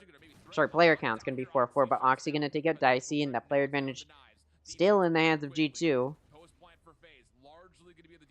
Baby going to start getting flushed out of that position. They know there might be one there, and it's going to work out. Another kill there for G2. Shazam going to take out Poison. It's a 1v4. They know he's detained. They know where he might be. Ready for the possibility that he's there. Ooh, and he doesn't know if they're sticking it or not. Either way, it was halved, and it looks like G2 has tied it up going into the next half. That's impressive. Give me 1 second. I'll be right back.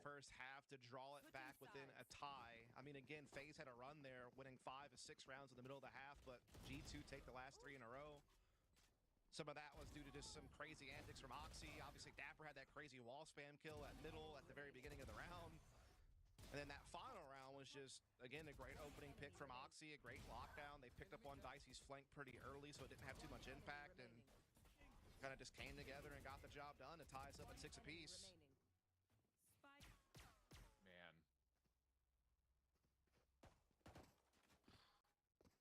What a series. Definitely much different than last time. Because remember, the last time it was a I'll 3-mapper, say. but they were all landslides for whoever won. This time has been just back and forth as much as you can possibly get. Well, it's Faze opening with some breach utility over towards A lobby, but not a lot of contest towards sewer or long. It's actually going to be a 3-man hit towards mid, and there's an alarm bot here. Sorry about that. Trying to figure out what I'm gonna have for dinner. So if Faze popped Anyways. the window, would they ever expect that? And yeah, I think now all of a sudden the alarm bells will ring. Score is 5-5. Or sorry, the player count still 5-5. I didn't miss too much. Just that the pistol round started, and the spike is now on A. G2 looking good here. Now again, offense-sided map. G2 was able to keep it even going in the next half. That's exactly what you want. Obviously, even better would be taking the advantage on defense, but keeping it even is really the best you can hope for on defense on an offense-sided map. So now that G2's on offense, they should be able to take the advantage and take a win here. And it's the map that G2 chose, so you'd expect them to play well. We saw really good pistol round execution, but of course, pistol round is not the make or break. And it is still even, so it's not like pistol round is going to put somebody really far in the lead. And pistol round does go to G2, though, so they should take another round off of that. And knowing that it's an offense-sided round, FaZe should not try and force again here like they did in the previous half, and it did pay off for them. But, you know. I dare you to bring Stinger to... Let's go.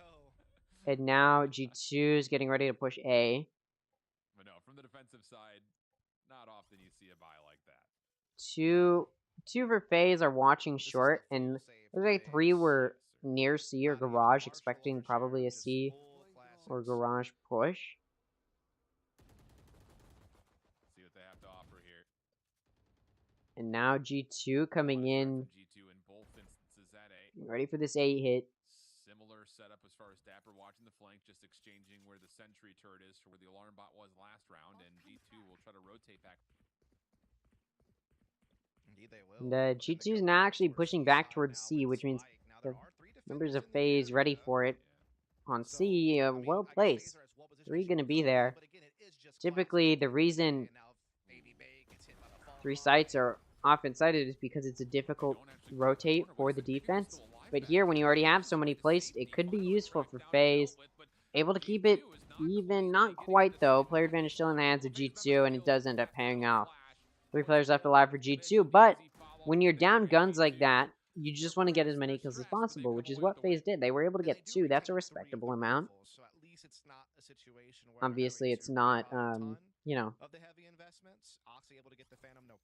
the make or break. So it's, you know, kind of no harm, no foul on that. Though that was maybe a little bit scared than they wanted it to be. FaZe on the fly, though. Vantil's a now, both sides going to be on a full buy. Of course, FaZe, all that save, going to have just slightly better guns and shield. Early gathered from G2 here at C-Long. Now, Bird comes down from Poise, trying to get some vision. It's going to be able to.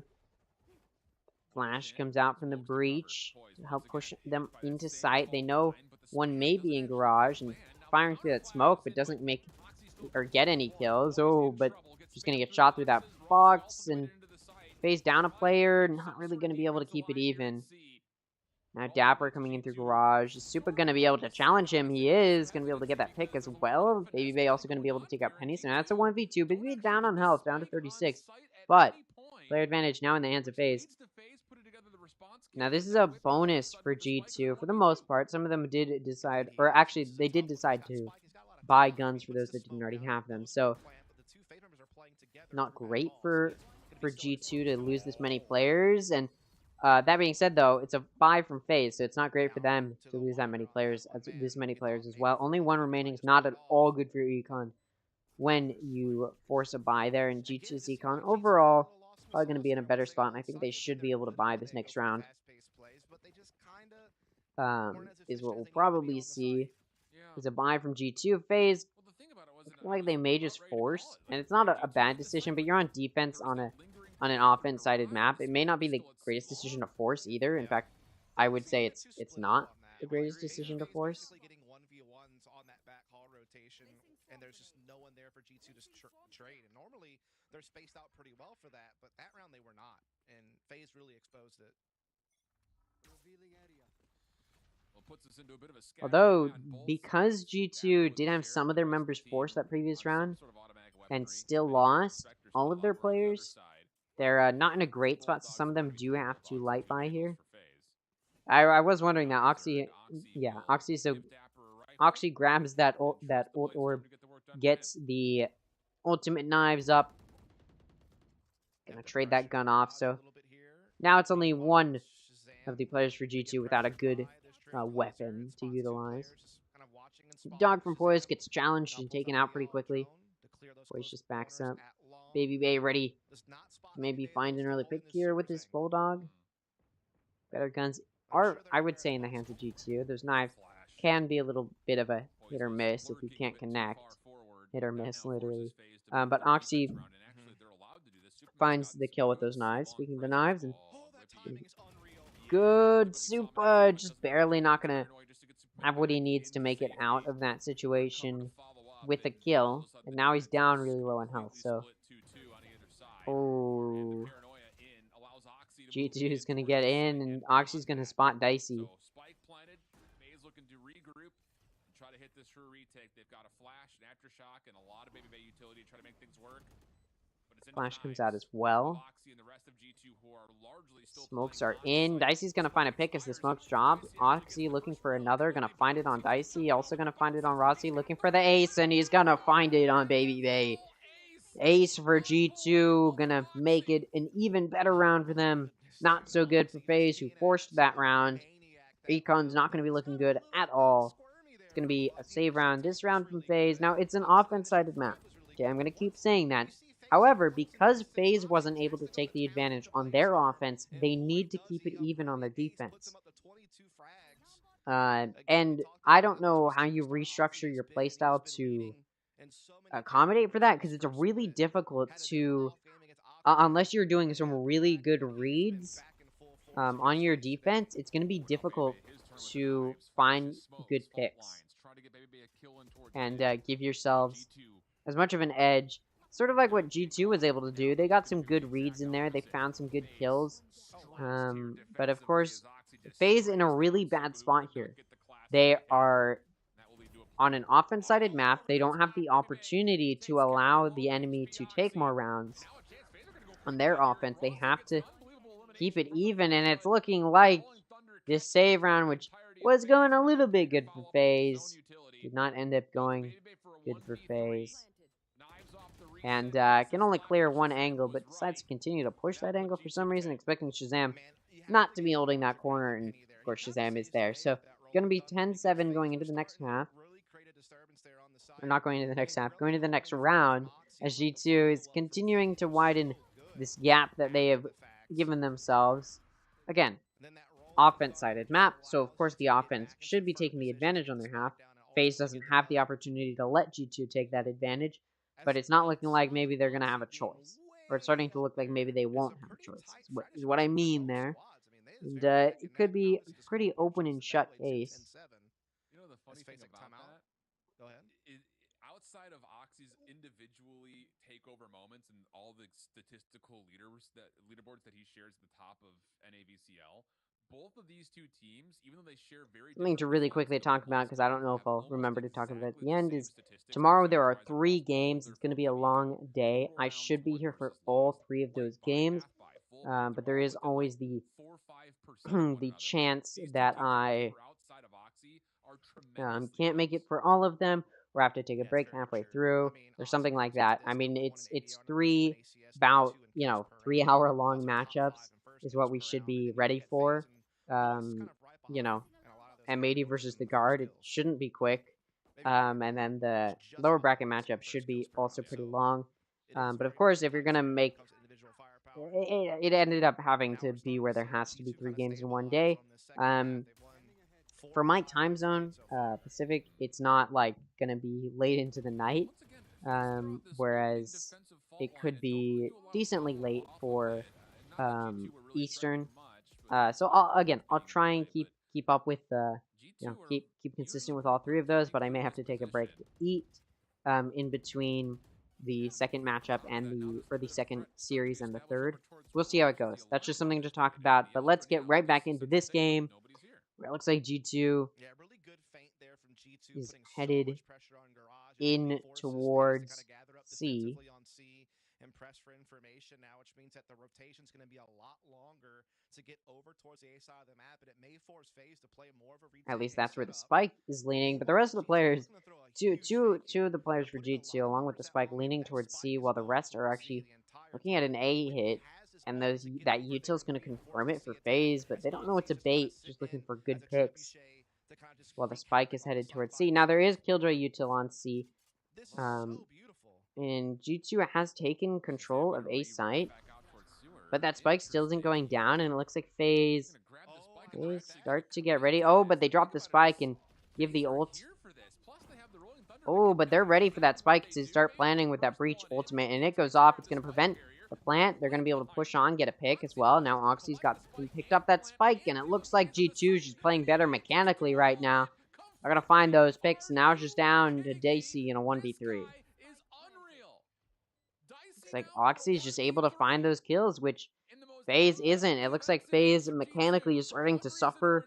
Maybe the stamina they had to blow through in that first map did not help them, continue to stay good and consistent with their kills.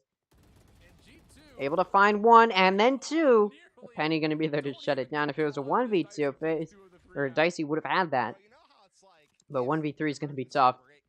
Spraying with a Vandal as well. Doubly as tough.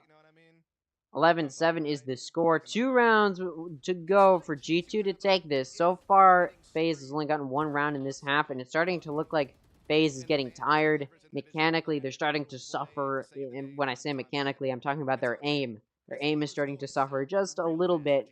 Not able to connect. Whereas you look at Oxy, still very strong in his play. 26 and 15. And that first map going that many rounds in overtime did not impact him at all. Look at Faze, and it's looking like maybe their stamina is starting to wear out. You see them force here to try and prevent the 12th round for G2. Dicey gonna find 1, traded off by Penny, and then Penny finds a kill on Poised as well, and now it's a 3v4 for Faze. It's gonna be a difficult round, and it looks like G2 may have secured. May be secured in their play here. They can't find something quick. It has to be fringent upon getting a kill on site, right? Because this post plant is so dynamic. Here comes the play. Flash comes through. Baby Bay's gonna be there to clear it. Not gonna find another. Penny's gonna take Baby Bay out. Supa gonna take Penny out, though. Rozzy takes out Shazam. Now it's a 1v2 for Dapper. The spike's getting diffused. Do they know he's coming from Garage? Not quite. He's not gonna find 2, though. We'll find 1, and in the nick of time, Spike's gonna get, not in the nick of time, there's so much time there, but Spike's gonna get diffused, and Faze has prevented that 12th round. However, it was an expensive round for Faze, and still not in a good spot economy-wise, and they have to decide if they want to save, let G2 get to that 12th round, so that way they can force round wins, I mean. Because if G2 gets to that 12th round, Faze is gonna have to force, apparently that first map going that long affected my stamina. But, yeah, so if Faze lets G2 get the win here, it could be a safe pick or a safe choice. But it looks like they're going to go for the force. Their econ's not horrible. I mean, Dicey would be able to win, or sorry, buy for next.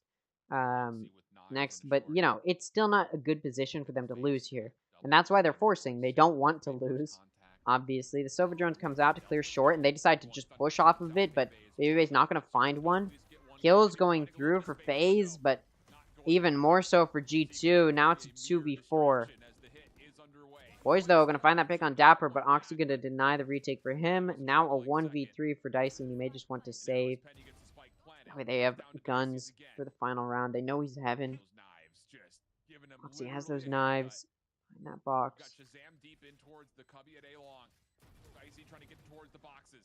Gets forward. Dicey trying to find cover. He doesn't know where any of them are except for Oxy. He has no idea where Shazam is long. And Oxy gonna find the kill on Dicey.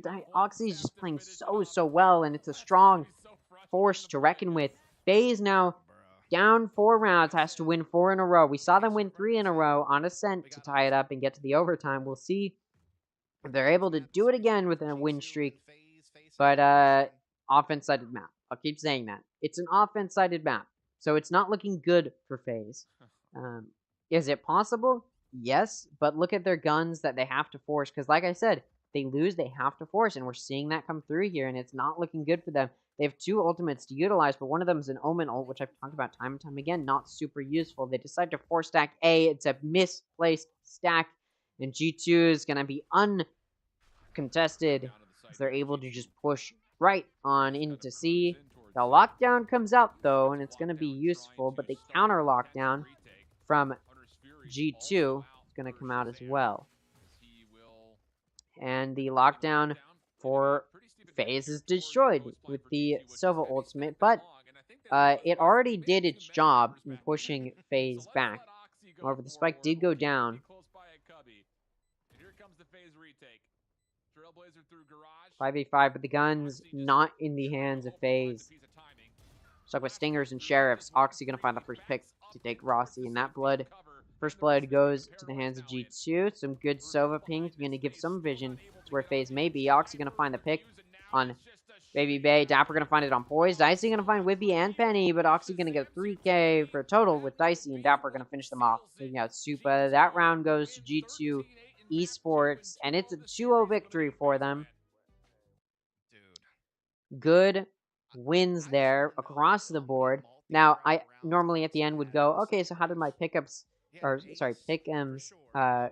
match up? But my lower bracket pick'ems are just completely messed up overall. I think the only one that realistically could have gone was Disguise, but of course they lost that. So now, my pick'ems for the lower bracket are completely messed up, although my upper bracket still in a good spot here. But that's going to be it. Like I said, tomorrow's, I'm going to try and be there for all of those games, but maybe I may have to take a break in between, like maybe the 2nd and 3rd series, and I think they'll probably allow more time for that. But yeah, tomorrow's going to be a really long day for this, yeah, I'm still going to try and be here for most of the games, and most of the time there. Probably going to have to take a break to eat and all that good stuff, but be here tomorrow. Thursday, I might have to be late, as always. On Thursdays, but yeah, I should be good for tomorrow at the very least. The 3-game series, the upper final tomorrow between M80 and the Guard, and we'll see how it goes. Thank you so much for watching this live stream. If you guys did enjoy, make sure to scroll down and see if you subscribe. If you are, thank you so much. If you aren't, I would hope you'd consider it. Thank you guys so much for watching, and I'll see you all tomorrow. Thank you so much. Bye.